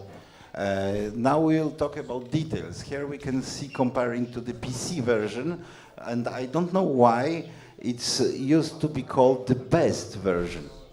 Na Atari ST grafika jest pięknie kolorowa i przede wszystkim widzimy, że postacie mają cieniowane wszystkie kształty. While on Atari ST we can see a beautiful, colorful graphics, and what's important, all characters have shadows and very detailed shapes. Natomiast na PC-cie grafika była czysto kartunowa. But as we can see on the PC, the graphics was quite cartoon-like. Czołówka się prawie nie różniła. The title screen is almost no different. Natomiast w grze grafika się różniła, jak widzieliście. But in the game, graphics was significantly different, as you could see. To była piękna gra, naprawdę graficznie. That game was quite beautiful. Atari ST było wyposażone w nowy system operacyjny, gdzie się obsługiwało wszystko myszką. Były okienka, pulpit.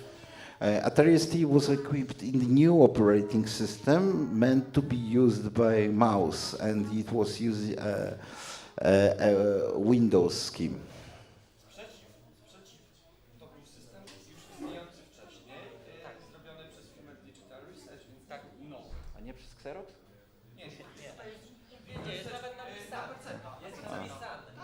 Yeah. Ale wcześniej istniał już na PC. Dokładnie ten sam system. Tak. A był game na PC. Tak wyglądał wtedy Microsoft Windows. That's how Microsoft Windows looked like at the time. Wersja 1.0.1. Version 1.0. Tak wyglądał. That's how it looked inside. Bolały oczy. Eyes were hurting. No i oczywiście typowy problem Windowsa, który do dzisiaj się nie skończył. Nawet plik tekstowy był za długi, żeby go wczytać. And that's a problem. Some pretty popular then. The text file was too long to read. Na Atari ST takich problemów nie było. Atari ST was free from that problems, really. No i był pierwszy blue screen w tej wersji Windowsa, mianowicie podczas wczytywania potrafił się wykrzaczyć, co tu widać. And with the Windows we for the first time could see so-called famous blue screen of that. So Windows while loading could crash. On Atari ST we had no blue screen but we had the bombs. Yeah. With no details. Tutaj mamy porównanie tych systemów. Here we have comparison of both systems.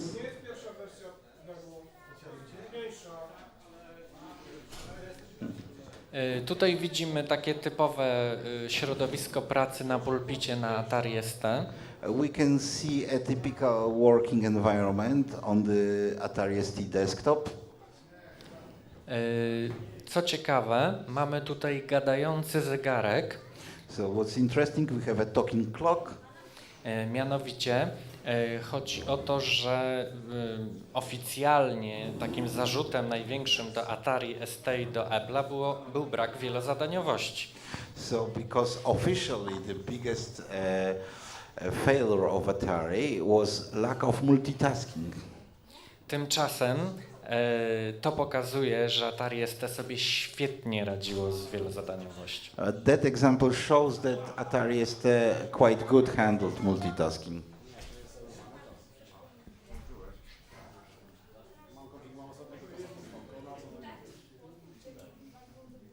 Tutaj mamy przykład programów graficznych na Atari ST.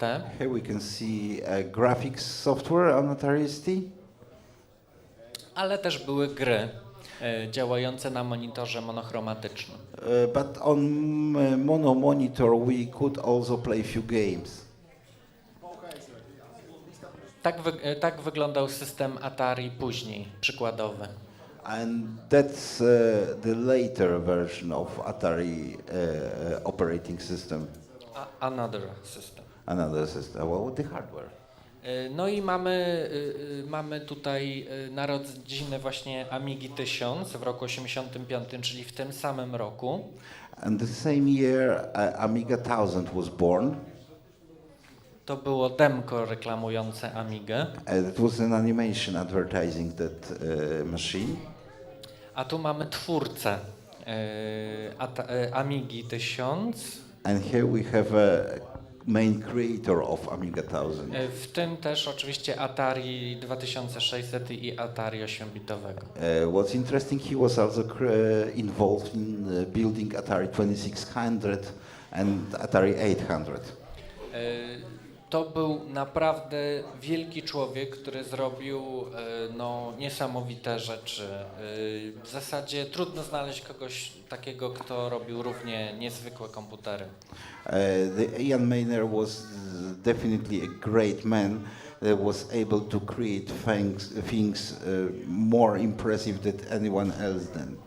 Choć go niestety zamordowali w tym Commodorze, umarł jeszcze pracując w Commodorze, więc... But he was used to be called murdered by the Commodore. Nie no, oczywiście trochę żartuję. I'm joking, of course. That's not so far from the truth.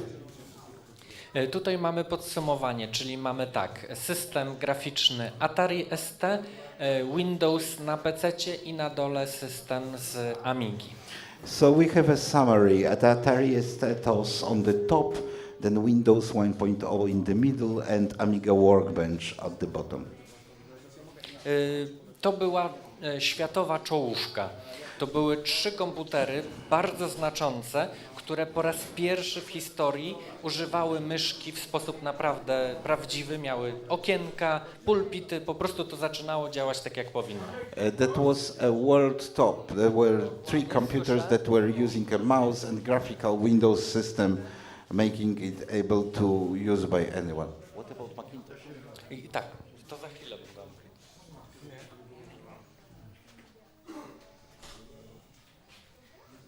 Tu z kolei mamy system na Macintoshu w porównaniu z Atari ST.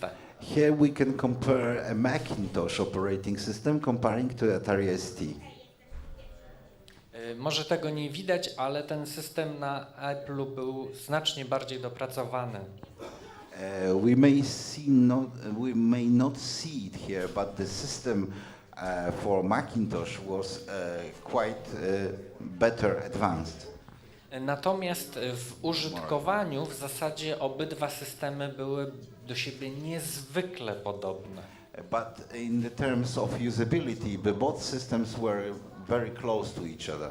Czyli na przykład jeżeli byśmy wzięli system amigowy, to on się jednak bardzo różnił, czy jakiś inny system byśmy wzięli, natomiast te dwa były do siebie bardzo podobne. So if we compare it to the, let's say, Amiga system, the system was quite different in the terms of usability, but these two were very close.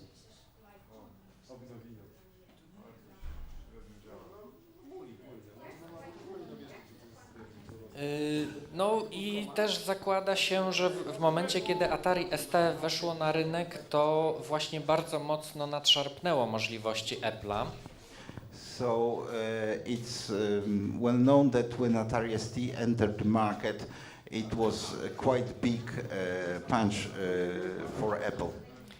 To znaczy Atari ST po prostu było dużo tańsze. Because Atari ST with comparable features were significantly cheaper. Natomiast prawda była taka, że te komputery były ogólnie do siebie bardzo podobne. Ten sam procesor. Yeah, the truth is that both computers were very similar to each other. The same CPU, tak. Same graphics, tak, almost because Macintosh had no colors. Tak, zupełnie monochromatyczny obraz był na Macintoshu, tak. Na Atari ST mogliśmy wybrać pomiędzy monitorem kolorowym a czarno-białym. Yeah, on Atari ST we could choose between color and monochromatic screen.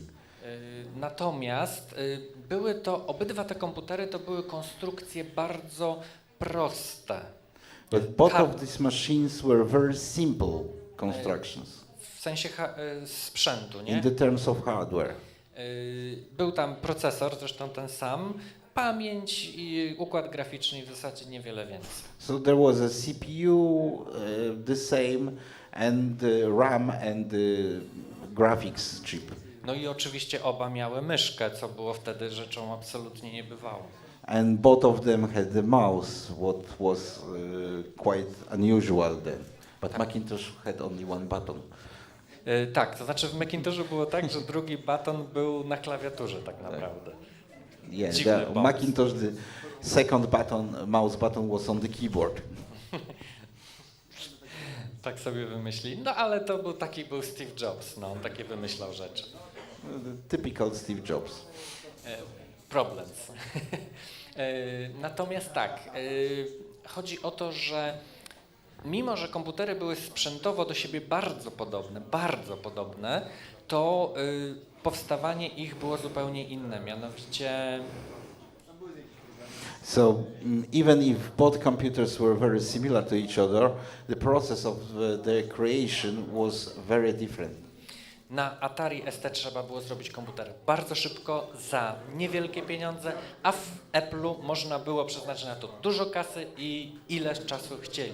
Yes, so Atari ST was developed, had to be developed very quickly with very limited budget, and Apple had much more time and money to do that. Czyli jest to takie ciekawe, że powstały komputery do siebie bardzo podobne, takie niezbyt złożone sprzętowo, a jednak no, wyszedł ten sam produkt, który jedna firma uważała, że właśnie to będzie wystarczający produkt, a dla drugiej to był produkt ratujący w ogóle firmę, żeby w ogóle zaczęła działać. So it's pretty interesting that with such big differences in process of creation, both companies created very similar product, but for one of them that was a step forward, and for another one it was the lifeboat. Tak. Oni walczyli o przetrwanie w Atari. The Atari simply fought for survival. Natomiast trzeba przyznać, że te 6 miesięcy, które oni poświęcili na powstanie tego komputera, to naprawdę szacun, że tak szybko się udało. And we owe them a big respect that they were able to create it just in 6 months.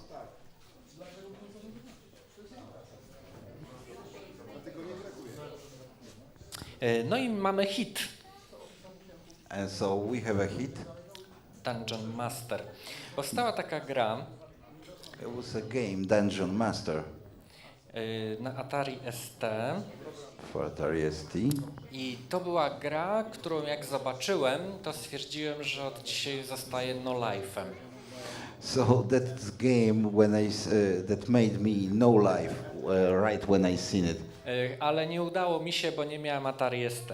But I wasn't successful even in that because I had no Atari ST. Natomiast chodziłem do sąsiada i byłem po prostu w szoku, jak fantastyczne gry mogą być na ST. But my neighbor had it, and I was very surprised how fantastic games are available on Atari ST. Natomiast tutaj z boku widzimy, jak się grało w tę grę. So we can see on the side the gameplay. To jest akurat wybór postaci do gry, bo to jest gra RPG. So we can see a character choosing.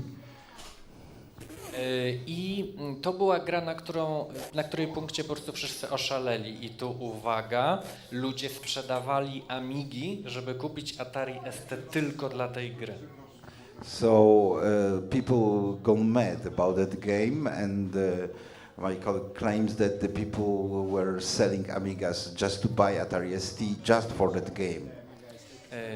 Gra naprawdę znakomita i robiła po prostu ogromne wrażenie. Tu mamy, potem ta gra powstała na Amigę i tu mamy porównanie. So, but the game was later created also for Amiga, and here we have a comparison. Czyli różnic brak. So there are no difference almost. I kolejny hit. So another big hit.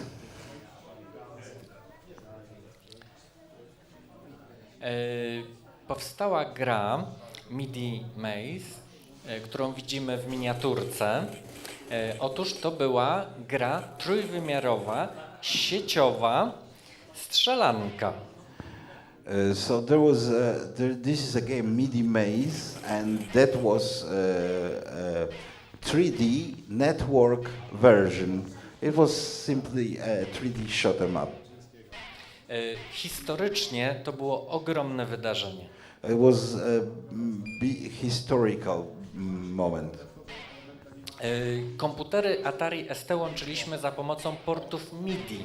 So both computers to play multiplayer network were connected through the MIDI ports.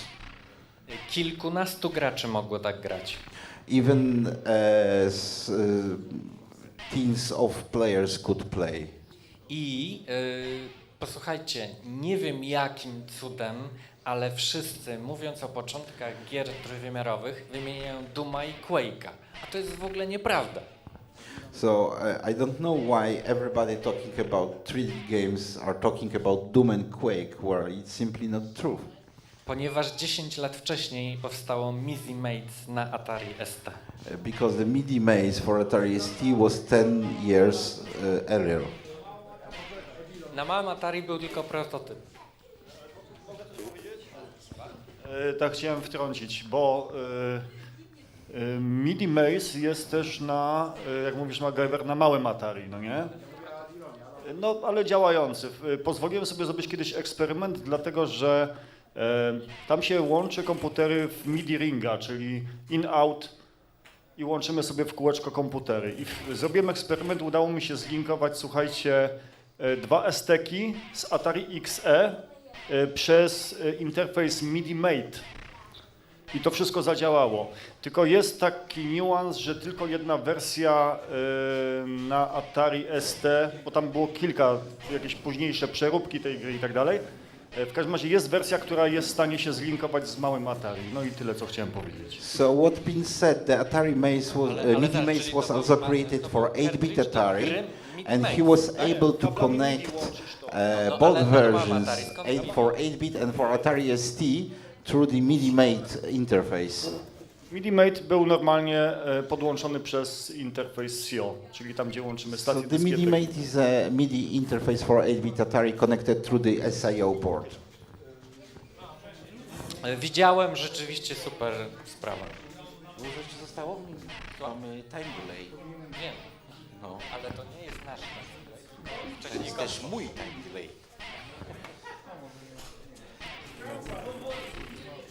Okej, to ja tutaj już szybciutko... tutaj mamy opisane parametry tej gry. So here we have game parameters. 16 graczy mogło grać. Up to 16 players. Potem, jak widzicie, dużo później ta gra została przeniesiona na inne konsole. So much later the game was ported to other consoles. Wszystkie powstały sporo później. All of them were created much later. Oto mamy gry na Atari ST. Kto jest w stanie powiedzieć, co to za gra? Who can say what the game is it? Alejket. River Ride. Nie, to jest Commando. That's of course Commando. A to? Co to za gra? North and South. Tak, tak. Moon Patrol. No, North and South, dobrze, ktoś powiedział. A to? To będzie Supremacy? Nie? Tak. Supremacy. Nie, ty nie możesz brać udziału w tym konkursie. Why? I know it from Amiga. On Amiga version is much better. Nie, no better. Świetna gierka. Yeah. With great music. A to? Megalomania. Brawo. Tego nie będę się pytał, co to za gra. Return of the Jedi? Tak. Tu też, wiadomo, polska gra Robbo na Atari ST. Yes. A powiedzcie, co to jest? Tetris? Tetris, ale jaki gdzie? This is a Tetris for Atari ST. Jest. Otóż, posłuchajcie, to był music disk do demka Frog, gdzie po prostu w czasie słuchania bardzo dużej ilości utworów muzycznych graliśmy sobie w Tetrisa. So that game was a part of music disk for Atari ST, and while listening to the music we could play a game. Jak widzicie, jest troszeczkę szersza ta studnia Tetrisa, w związku z tym gra się dłużej. So as you can see, the playfield is much wider, so we could play much longer. Ponieważ było dużo muzyki do odsłuchania, mieliśmy czas. And it was done because there was plenty of music to listen. Natomiast dużą rewolucją w Atari ST właśnie były sterowniki MIDI. So, however, the big breakdown in Atari ST was a MIDI interface. Na Atari ST powstało bardzo dużo oprogramowania, bardzo dobrego. So for Atari ST, a lot of MIDI software, very good software was created. Tutaj mamy, kto tworzył między innymi na Atari ST. So we have a list of people that were using Atari ST at work, musicians. Właściwie byli to wszyscy muzycy z Europy. So there was absolutely almost all Europe musicians. Łosowskiego nie ma. A nie ma. No.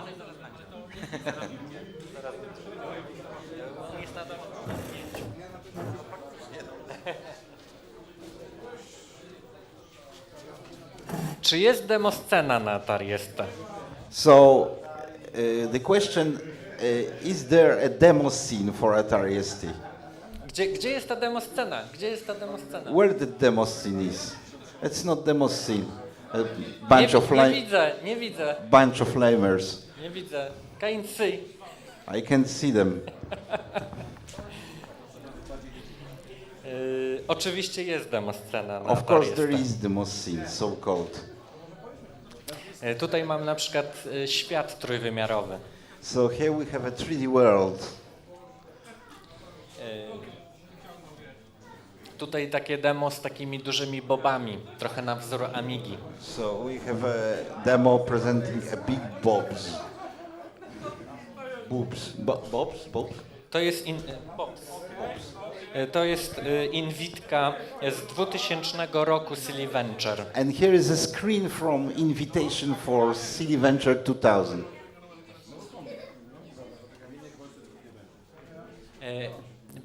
Co jest ciekawe w demoscenie Atari ST, nie dość, że demoscena Atari naprawdę istnieje. So what's interesting about Atari ST demo scene? It's existing. Od kilkunastu lat co najmniej chcę to zweryfikować. And for at least 10 years I want to verify that. Ale wychodzi na to, że tylko na demoscenie Atari ST jest coś takiego, co tu widzicie. But apparently only on Atari ST demo scene was created that what you can see. Mianowicie w demkach na Atari ST były tworzone światy trochę takie jak do gier. So on Atari ST the worlds inside demos are very game-like. I my przemierzaliśmy ten świat i wchodziliśmy do kolejnych części demo. So we could explore the world, entering the parts of demos, different parts of demo. Na przykład tutaj z lewej strony widzicie główkę z oczami. Nią się poruszaliśmy po tym świecie. So you can see a head with eyes on the left, and that's our hero that we were and we were exploring that world with it. A tu mamy przykład polskiego dema. And there is example of Polish demo. Kto wie, kto zrobił muzykę do tego dema? Who knows who made the music for this demo?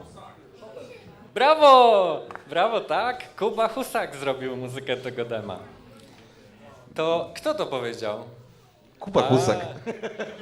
Właśnie najśmieszniejsze z tego wszystkiego jest to, że jak rozmawiałem z Kubą Husakiem, to on o tym w ogóle zapomniał. Także masz lepszą wiedzę niż Kuba Husak.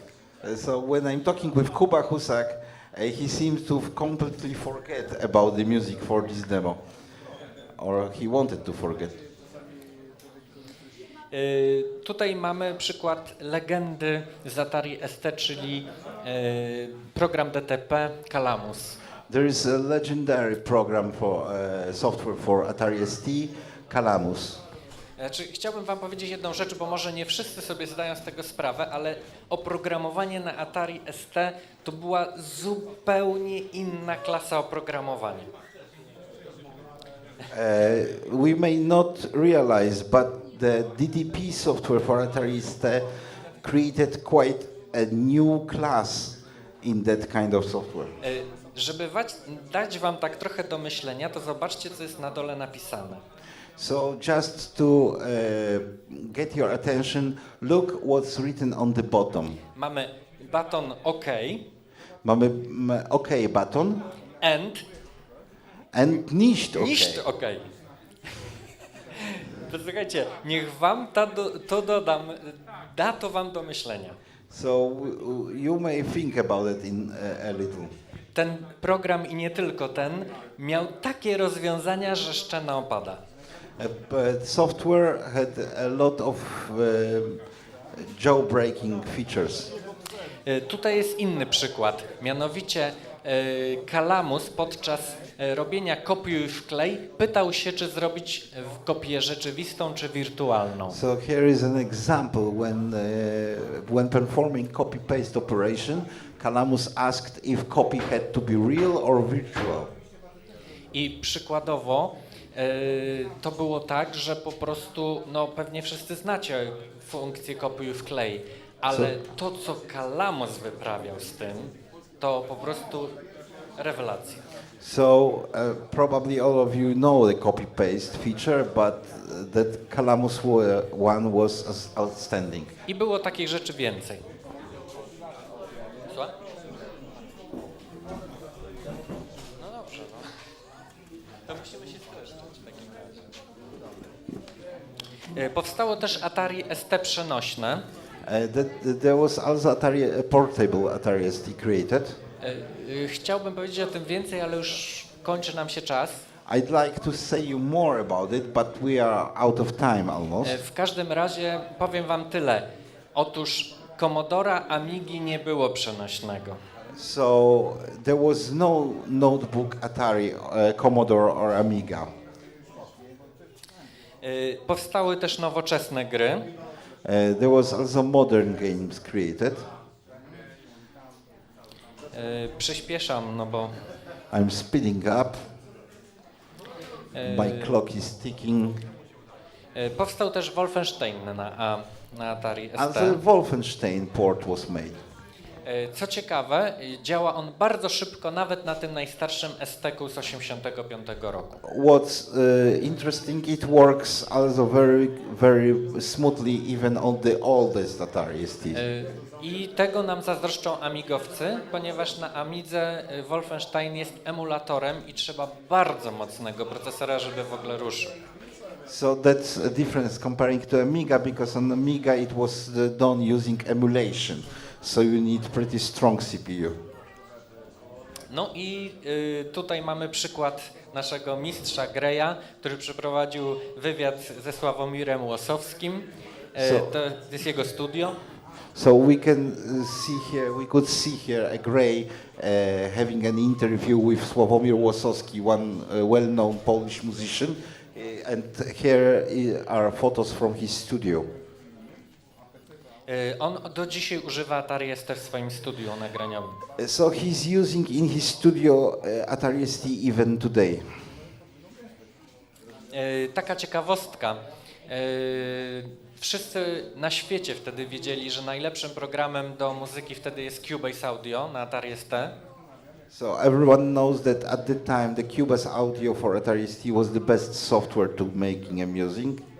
Natomiast jest jedna ciekawostka. Otóż wszyscy o tym wiedzą, że to Cubase jest najlepszy, ale Atari ST ma jeszcze lepszy program do muzyki, o czym już ludzie nie wiedzą. So everyone knows the Cubase is one of the best software to make a music, but not many knows that Atari ST have even better software than Cubase. Nazywał się Notator. It's called Notator. Tutaj mamy nową erę demosceny na Atari ST, czyli Silly Venture. So there is a new age in Atari ST demo scene, and it's called Silly Venture. Tak demoscena Atari ST wygląda dziś. Such Atari demo scene looks today. Tutaj mamy od nowa eksplorowane te tryby wielokolorowe na Atari ST. So the color modes are exploring once again on Atari ST.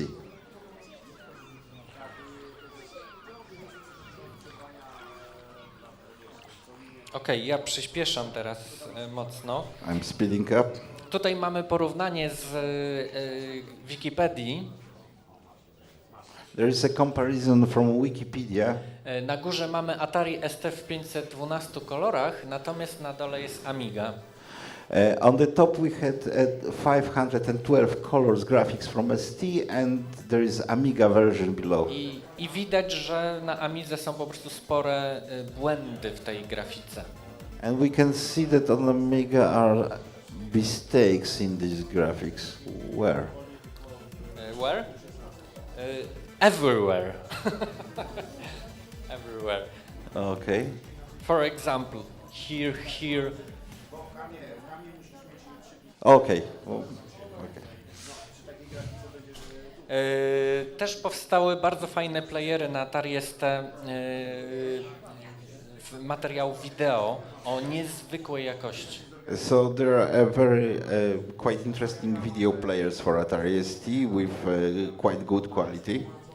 Ten filmik jest bardzo stary na YouTubie, do zobaczenia. On w oryginale jest w jakości HDR.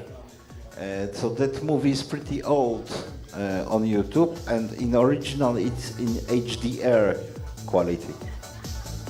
To naprawdę robi wrażenie, jeżeli to jest odtwarzane na tak starym komputerze. It should make an impression when it's played from such old computer. Przykładowo Amiga też się nadaje do odtwarzania filmów, po to został wprowadzony specjalny tryb graficzny HAM. So in example, Amiga also can play videos, so that's why HAM mode was created. Natomiast na Atari ST jakość i szczegółowość grafiki po prostu rozwala. But on Atari ST, quality of graphics is enormous. Kończymy. To jest facet, który zaprojektował Atari ST. So this is a guy who designed Atari ST. Oraz wcześniej Commodore 64. And previously Commodore 64. Okej, to w takim razie kończymy. So now we are ending because the compo time, delayed compos are closing. Chciałem wam jeszcze powiedzieć znacznie więcej. I'd like to say you much more about it. Jest wiele ciekawostek odnośnie Atari ST. To był bardzo udany komputer, który There is a lot of interesting things about Atari ST. It was a very good computer. Bardzo go kochamy. We love them very much. A teraz już rozpoczynamy Compo, więc dziękuję bardzo. So thank you all because now we are about to start a Compo. And remember, Amiga rules.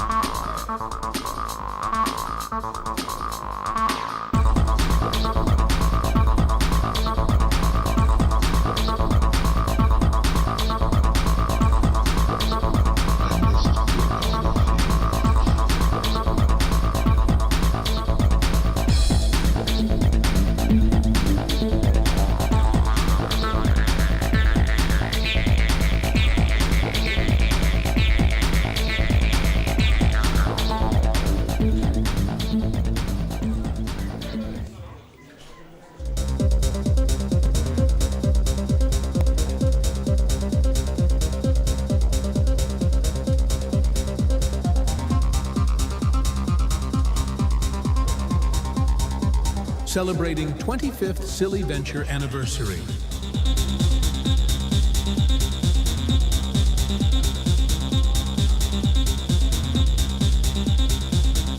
"25 years of Atari adventure."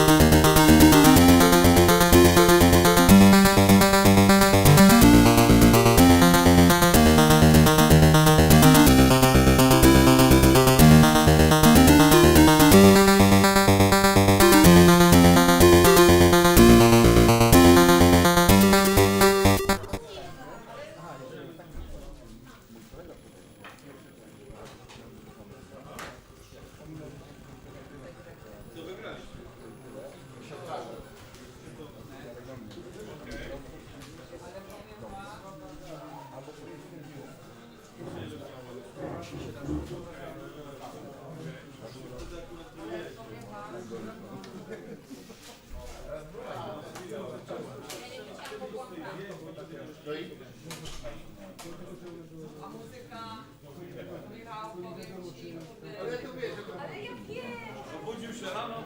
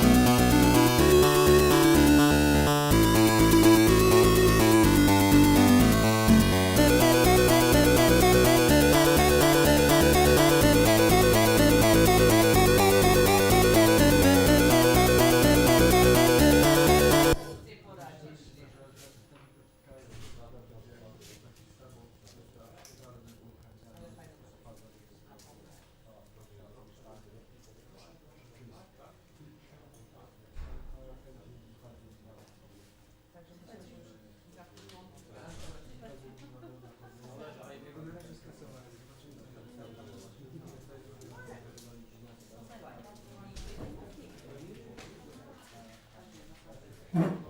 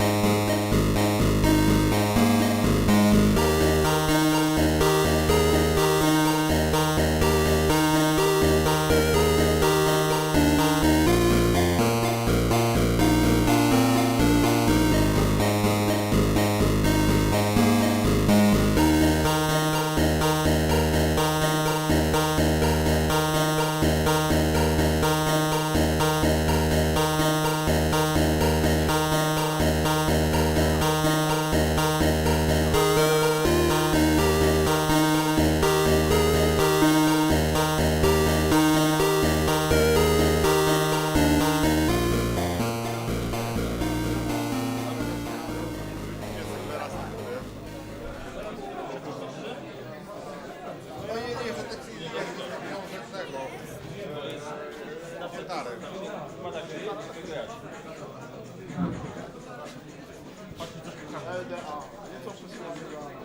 A najlepsze było kiedyś rozstrzeliłem sposób optymizacji Basica.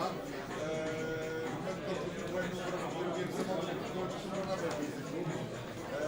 Ja się byłem dumny z tego, że rozstrzeliłem wszystko. Jak się pętlę, jak sobie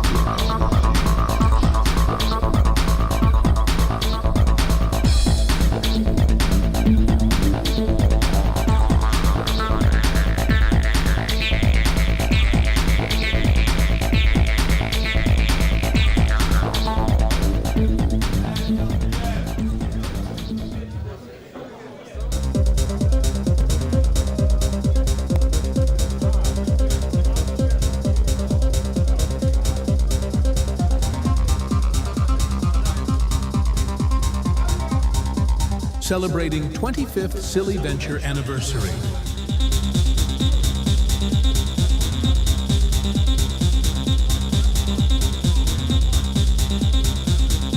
"25 years of Atari adventure."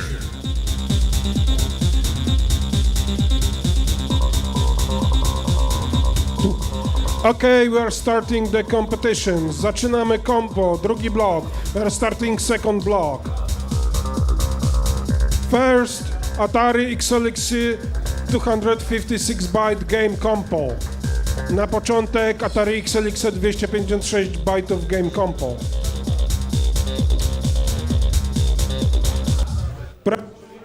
Praca numer 1, entry number 1.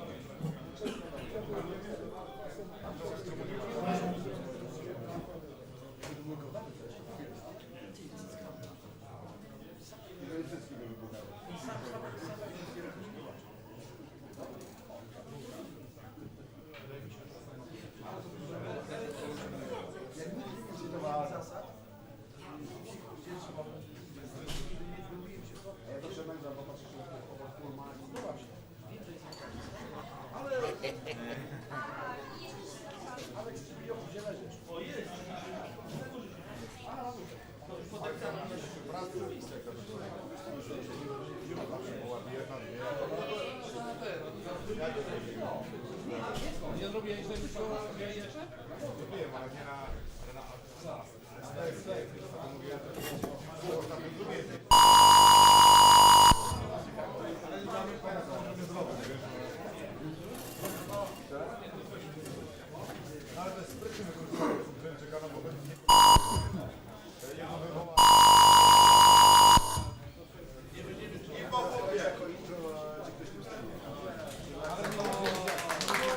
That was entry number 1, to była praca numer 1 i teraz praca numer 2 and now entry number 2.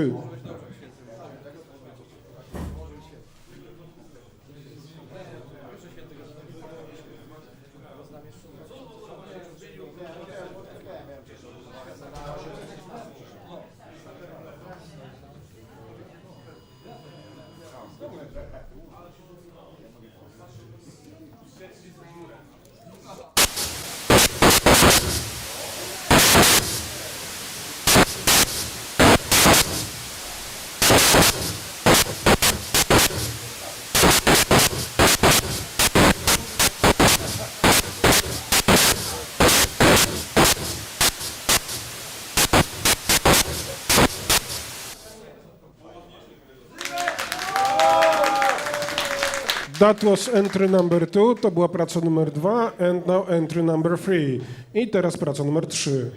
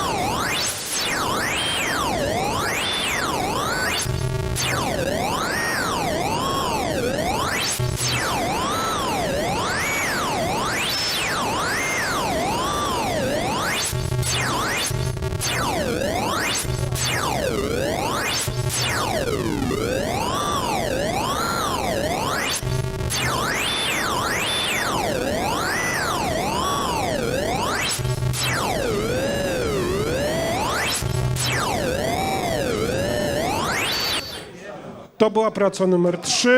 That was entry number 3. That was the last entry in this category. To była ostatnia praca w tej kategorii. Adam, ale 5 minut mogło być. Tam do E dochodził. Spierdalaj. Zasady były 5 minut, dokładnie miał. A teraz przechodzimy od razu do Atari XLX Game Compo. And now we're going directly to Atari XLX Game Compo.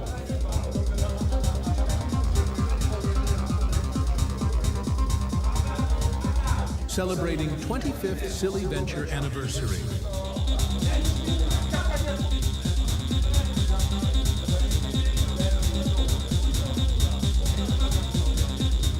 Okay, praca numer 1, entry number 1.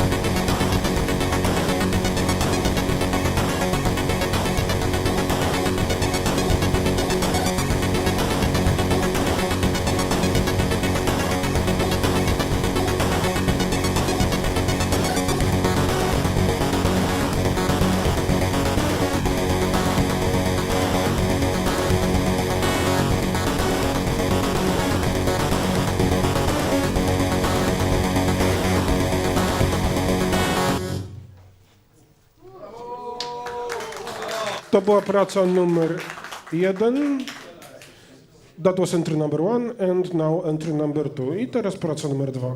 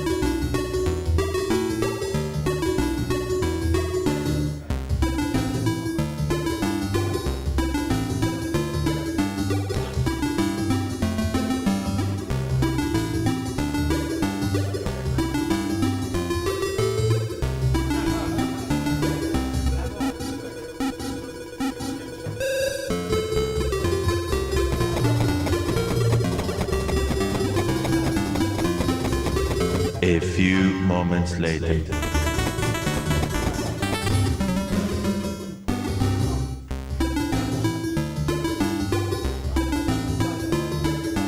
Ta nowa gra na moje stare 8-bitowe Atari wymiata. Timberman pozwala mi się odstresować po pracy. Będę na niego głosował.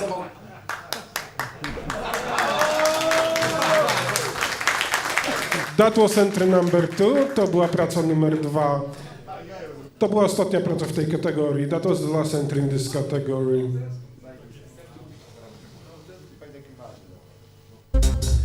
I przechodzimy od razu do Atari ST Game Compo. And we're going directly into Atari ST Game Compo.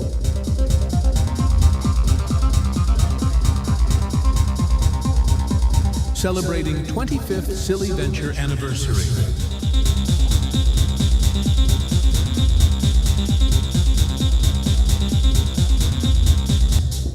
Praca numer 1, entry number 1.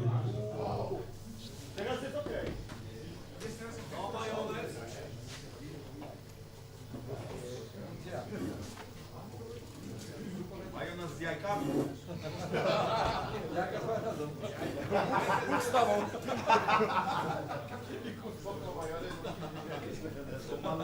Majonezowane jajka.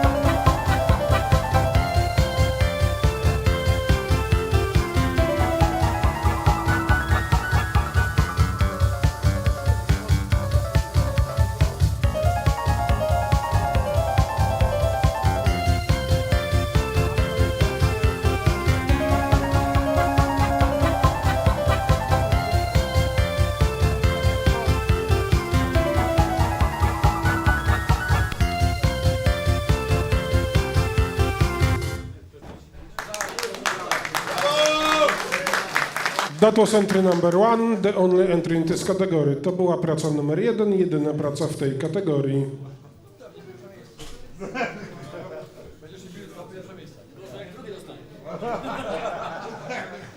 A teraz przechodzimy od razu do Lynx Games Compo. And now we are going directly to Atari Lynx Game Compo.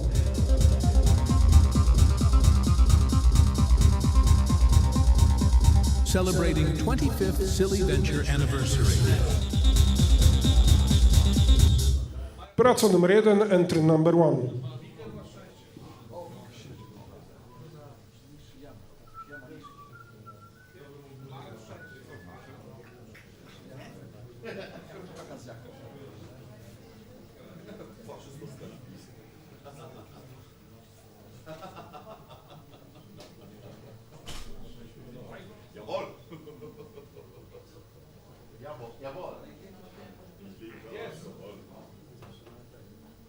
Tam jest wiesz,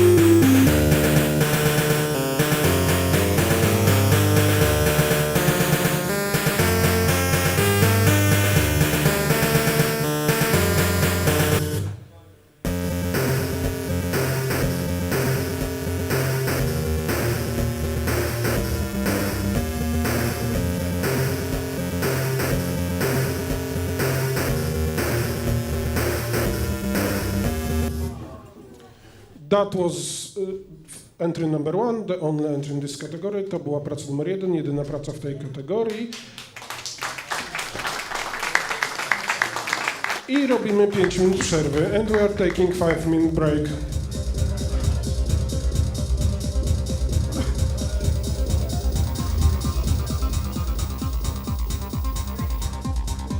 Celebrating 25th Silly Venture anniversary.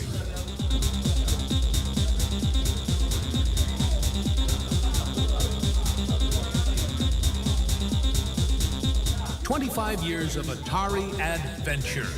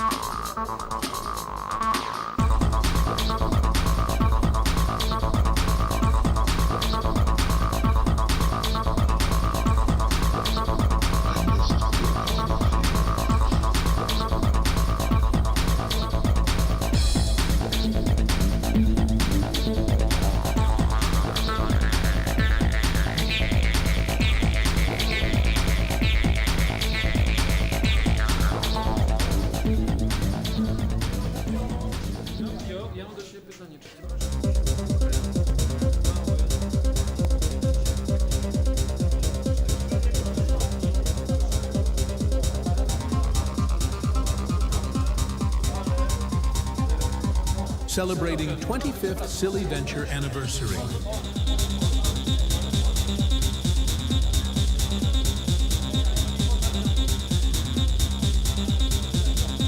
"25 years of Atari adventure."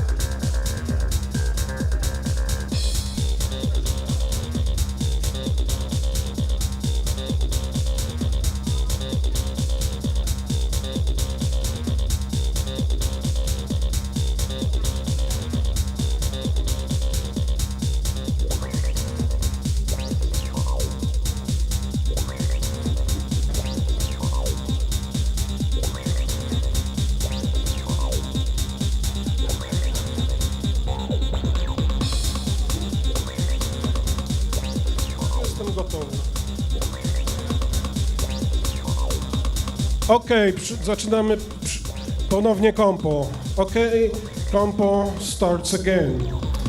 First, Atari XLXE 256-byte intro Compo. Najpierw Atari XLXE 256 bajtów intro Compo.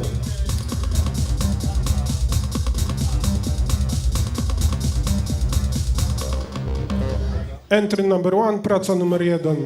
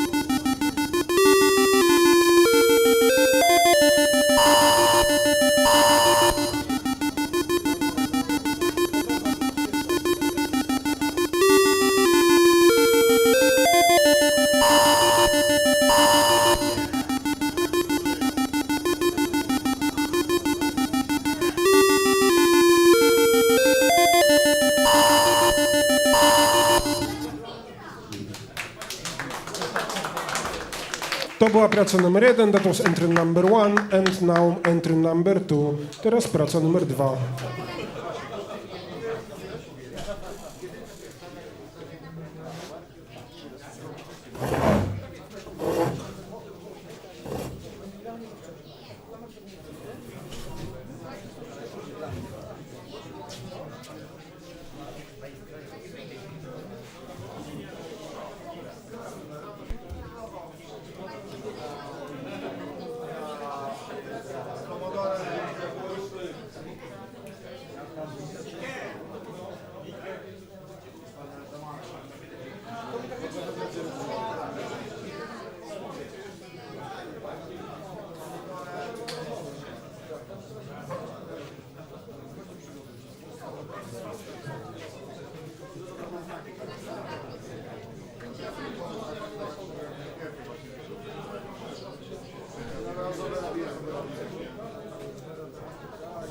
That was entry number 2, to była praca numer 2 i teraz praca numer 3, and now entry number 3.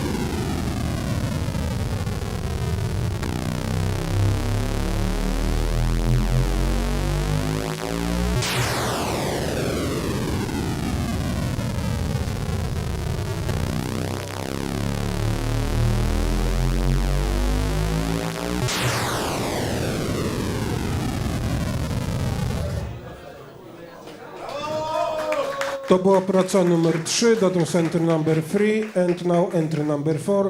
Teraz praca numer 4.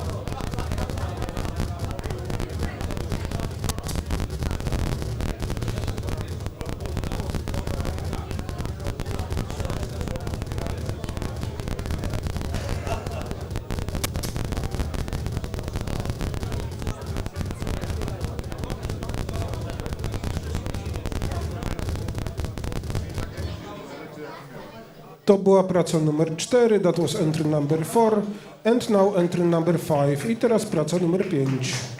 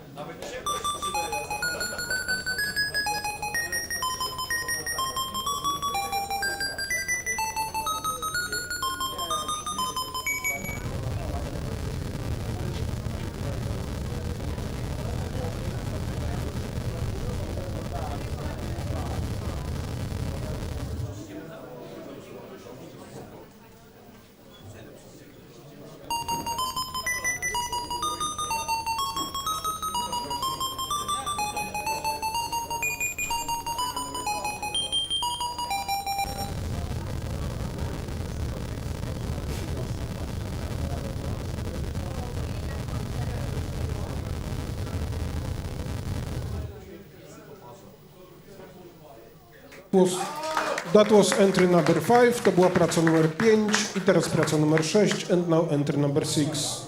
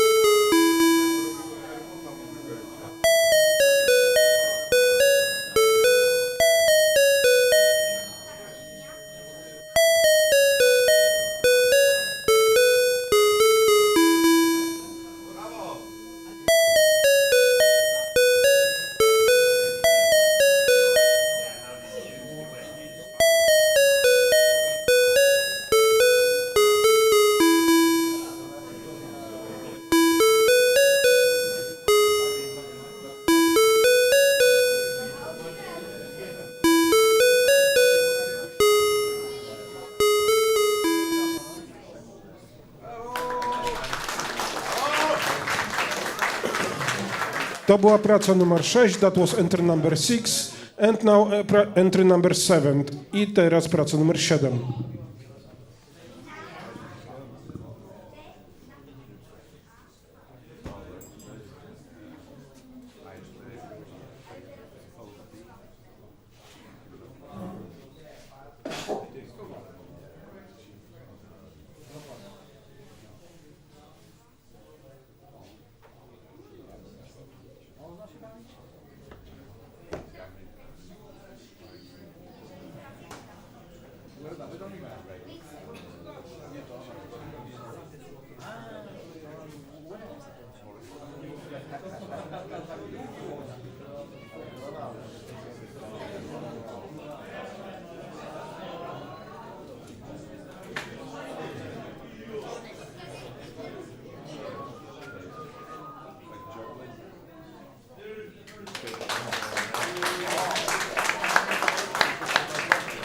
That was entry number 7, to była praca numer 7, and now entry number 8. Teraz praca numer 8.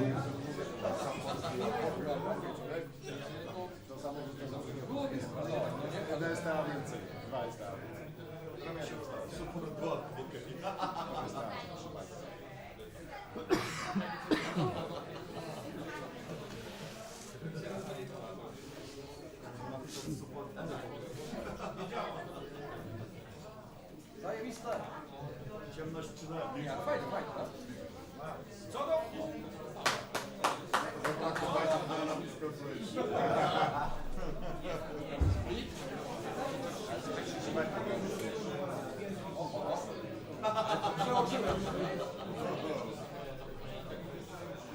Please wait.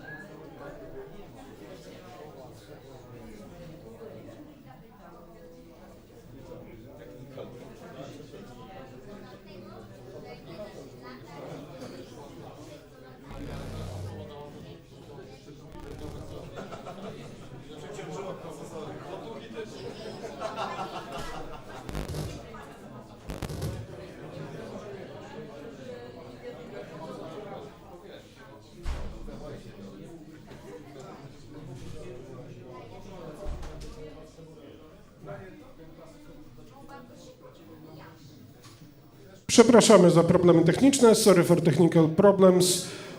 Entry number 8.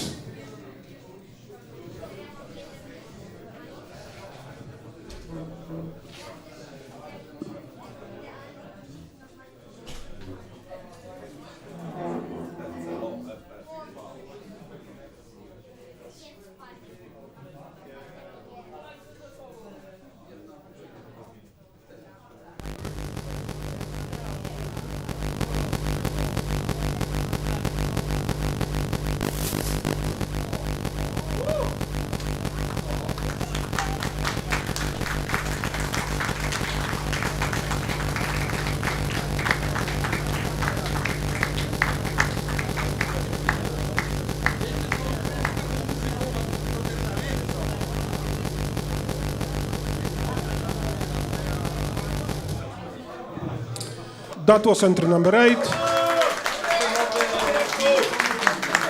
That was the last entry in this category. To była praca numer 8, ostatnia praca w tej kategorii.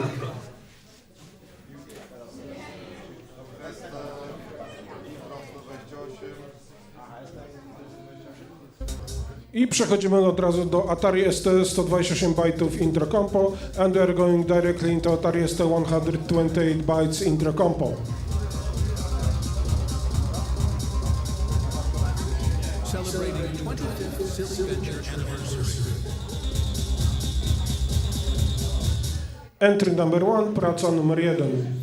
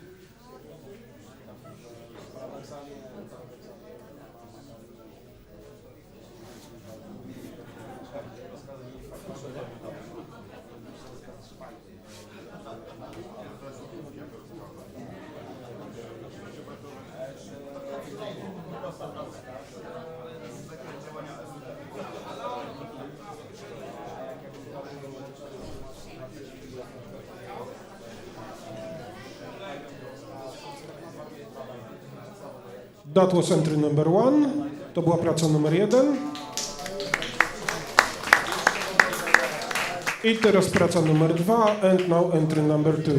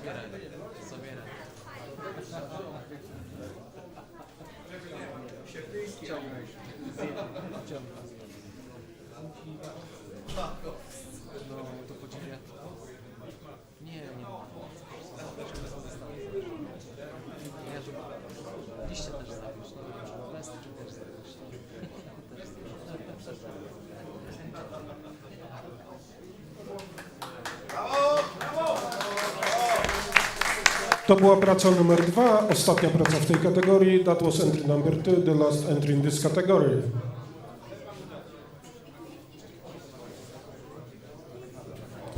And we are going to Atari XLXE 16 kilobytes Intro Compo. I przechodzimy do Atari XLXE 16 kilobytes Intro Compo.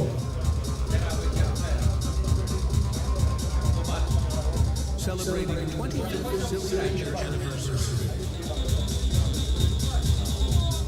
Praca numer 1, entry number 1.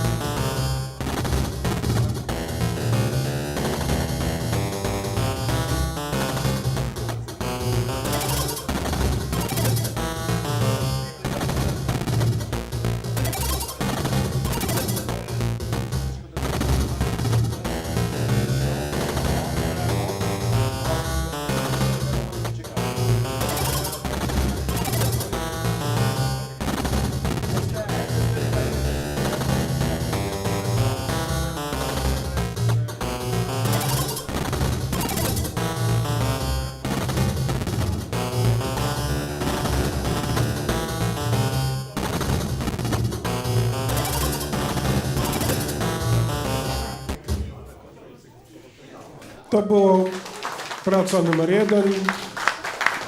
That was entry number 1. Jedyna praca w tej kategorii. That was the only entry in this category. I przechodzimy od razu do Atari ST 4KB Intro Compo. And we are going directly into Atari ST 4KB Intro Compo.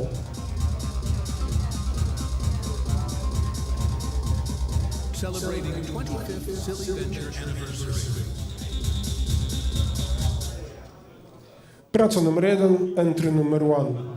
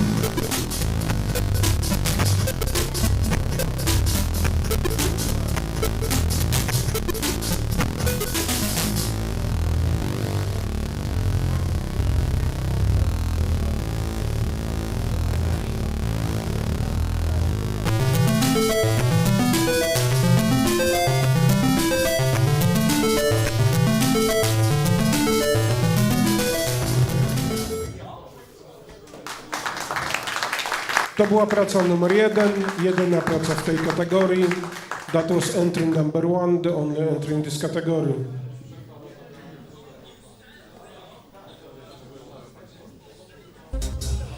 I przechodzimy od razu do Atari ST Demo Compo. And we're going directly into Atari ST Demo Compo.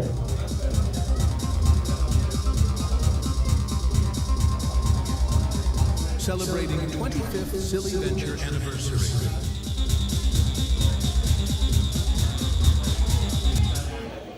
Entry number 1, praca numer 1.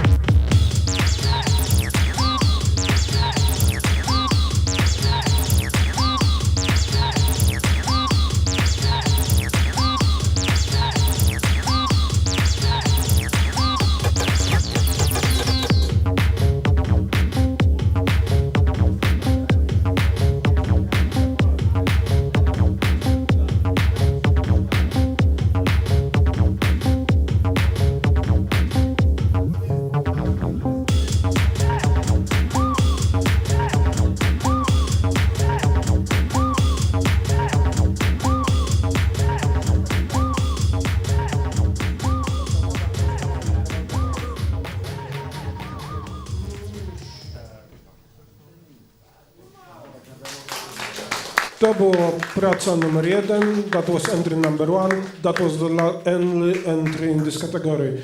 To była jedyna praca w tej kategorii.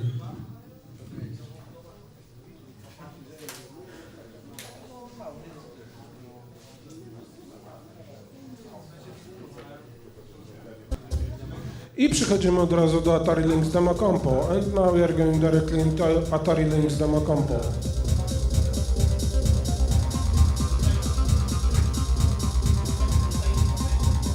Celebrating 25th Silly Venture anniversary.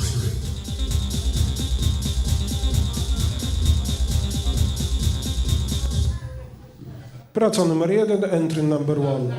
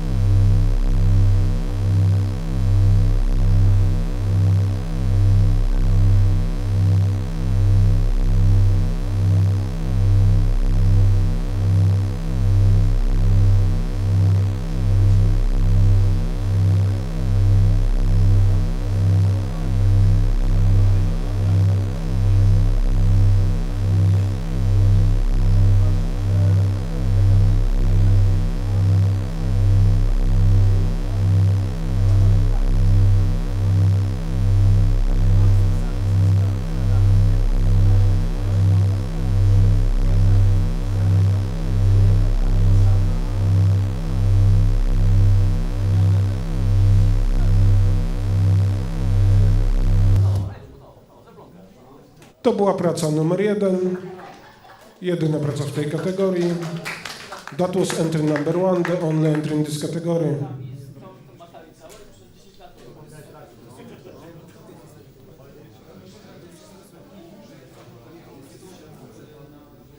I przechodzimy od razu do Atari Jaguar Demo Compo.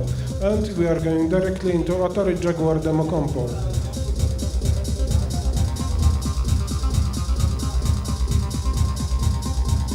Celebrating 25th Silly Venture anniversary.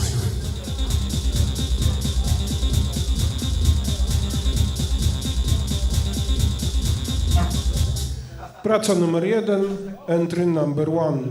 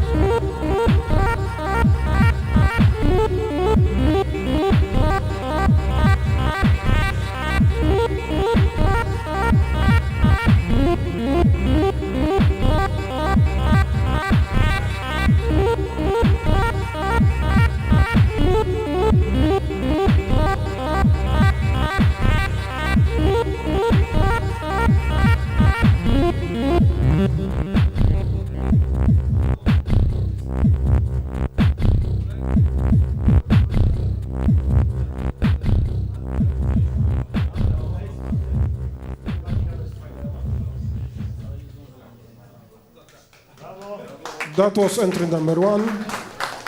To była praca numer 1, jedyna praca w tej kategorii. That was the only entry in this category. That concludes the competitions. Thank you for watching. Hope to see you next time.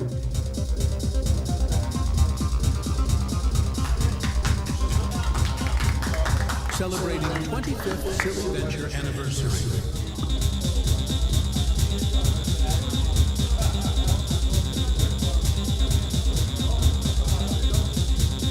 "25 years of Atari adventure."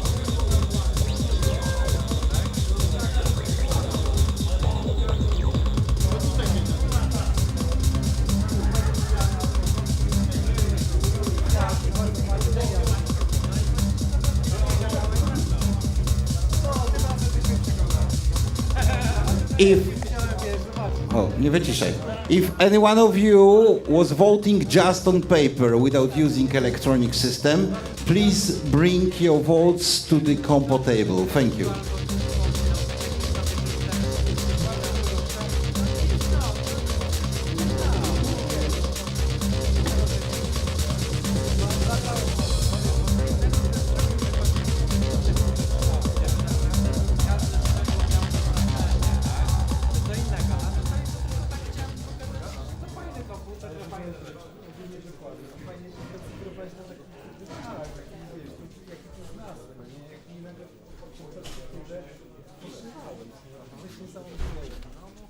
się, no wiesz, no 40 lat, wiesz, naprawdę Atari jest też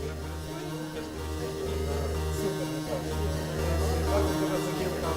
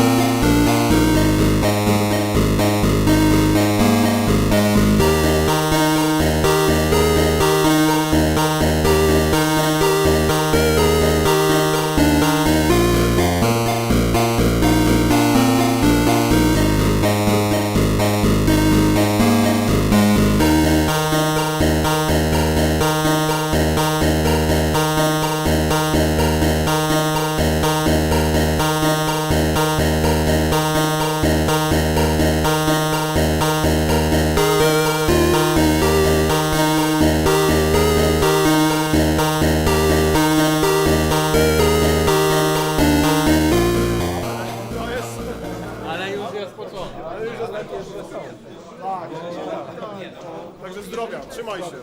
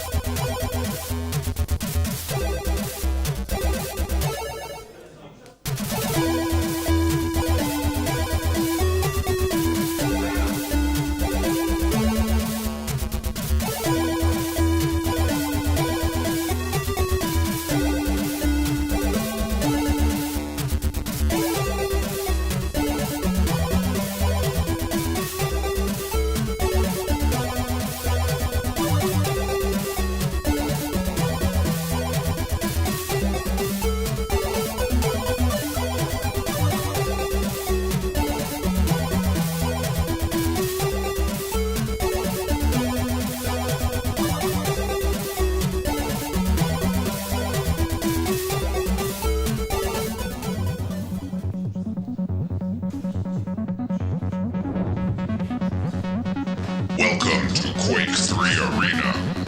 Enter the portal to begin combat. Prepare to fight.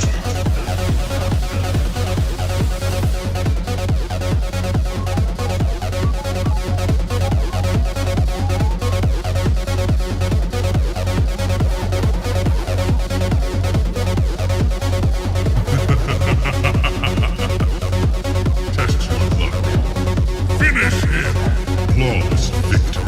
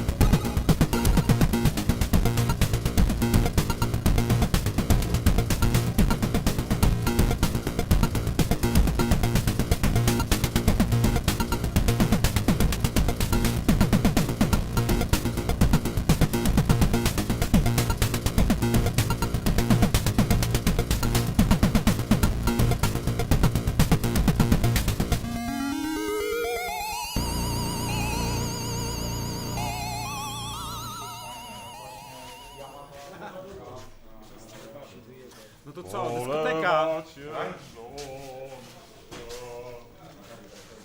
Blisko.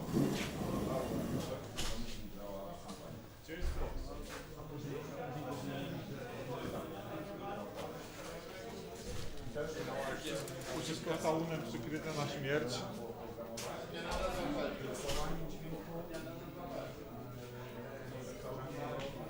Czym?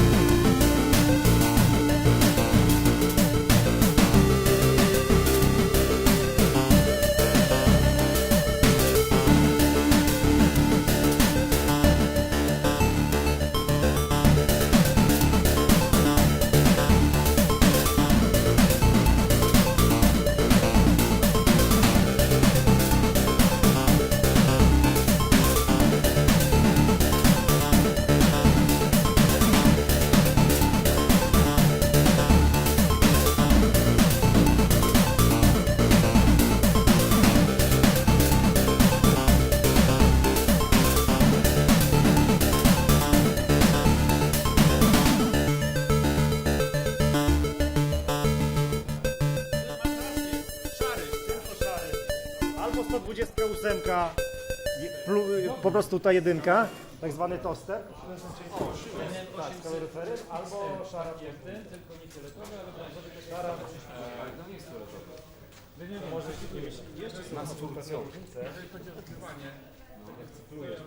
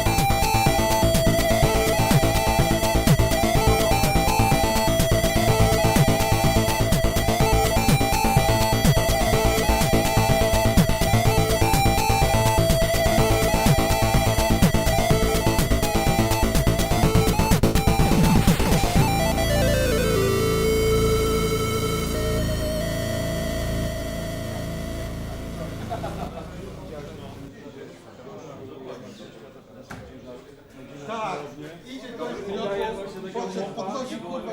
Idzie gość, stanie, na goście obok.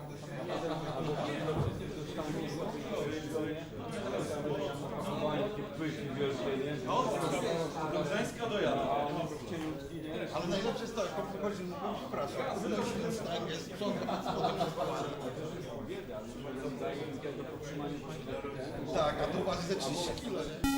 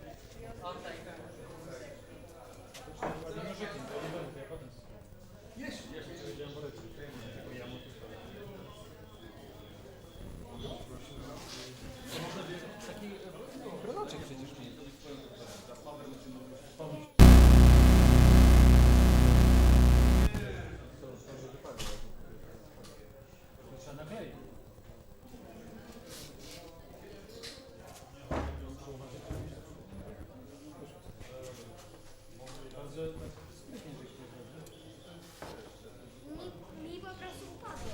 Upadło ci? Tak, i wpadło idealnie. Naprawdę? Ty, a powiedz mi, dobra, to czy prędzej to mówisz?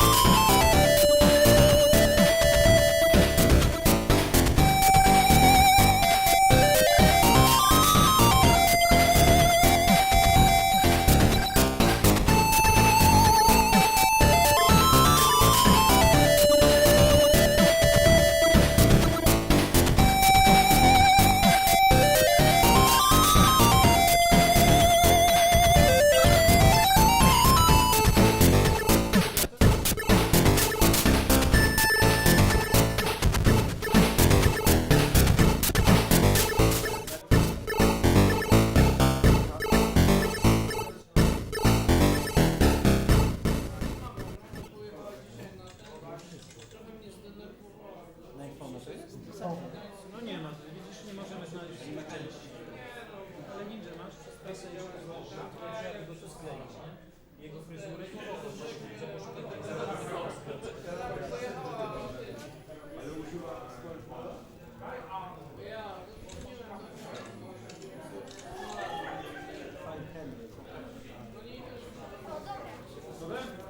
tylko uważaj, jak przewrócisz w drugą stronę, to może wypaść to oko, nie? Bardzo uważaj. A jak ci wypadnie czy coś, to może było na zakręt, albo zawałkę sobie włożysz, to bardzo Jak przejść na linki z karier?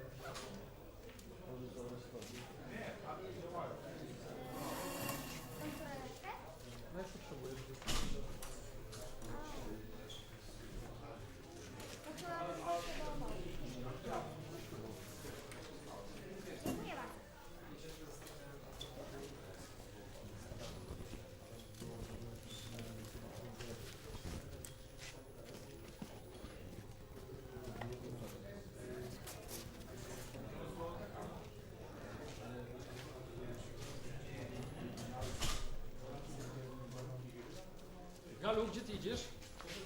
Wracasz do domu? Aha, dobrze.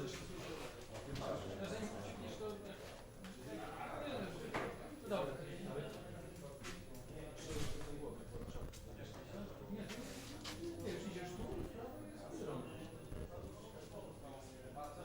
Dobra, tak, bardzo chętnie. To się podłączymy do sieci, czy jakieś...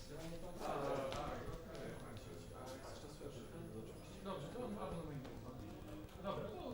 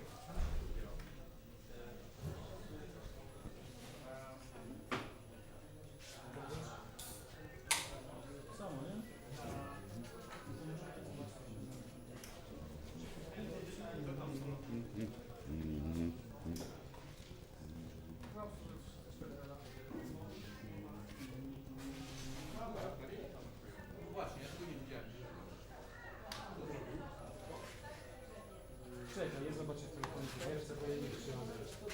Ty, pokaż mi Bruce'ego, możesz zobaczyć jego czupry? Nie, tego grubego jamu włosów.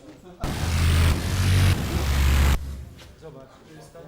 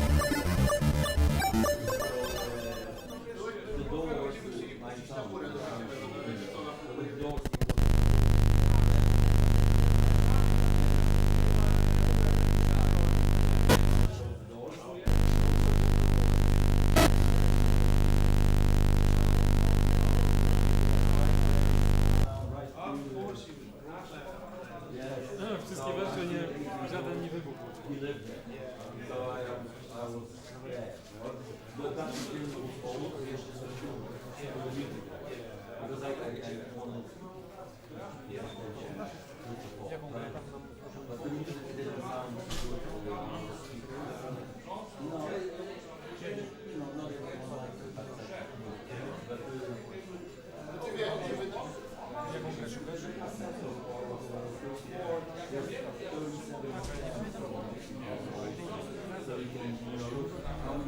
wiem, ale tak mówili automaty.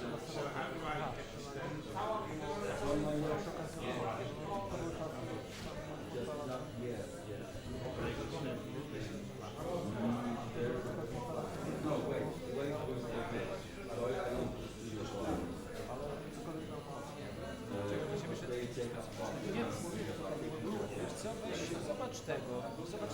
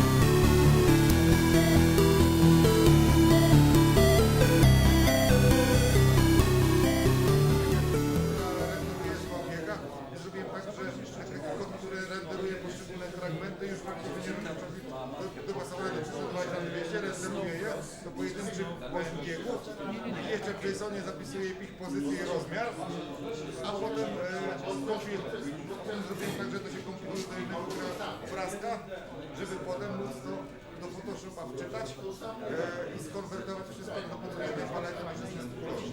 Tylko, że jeszcze podkolorowane.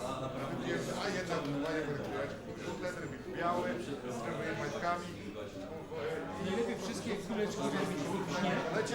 Napisany kod, który to konwertuje do znaczki na grafiki, na grafikę w postaci STX. Ekranowe, no i tam jest taki render, jest taka procedura renderująca, że ma 44 flagi bajtowe, mówiące, czy dany element włączony, czy wyłączony. I renderuje cały ekran. Czyli najpierw szło, potem wszystkie elementy, które flagi, na koniec score. Akurat score też był robiony tą metodą, ale score zrobimy inaczej. Score to już na wierzchu narysowany. No i tylko, że jest algorytm, który określa, czy ma lecieć dane jajko, czy nie. A jajka są, jest taki algorytm, to się nazywa debugger do tego proska, jest taki emulator debugger, ktoś z tego ten kod zmienił i napisał algorytm w pseudokodzie. Warto 1 na 1 przepisać, ale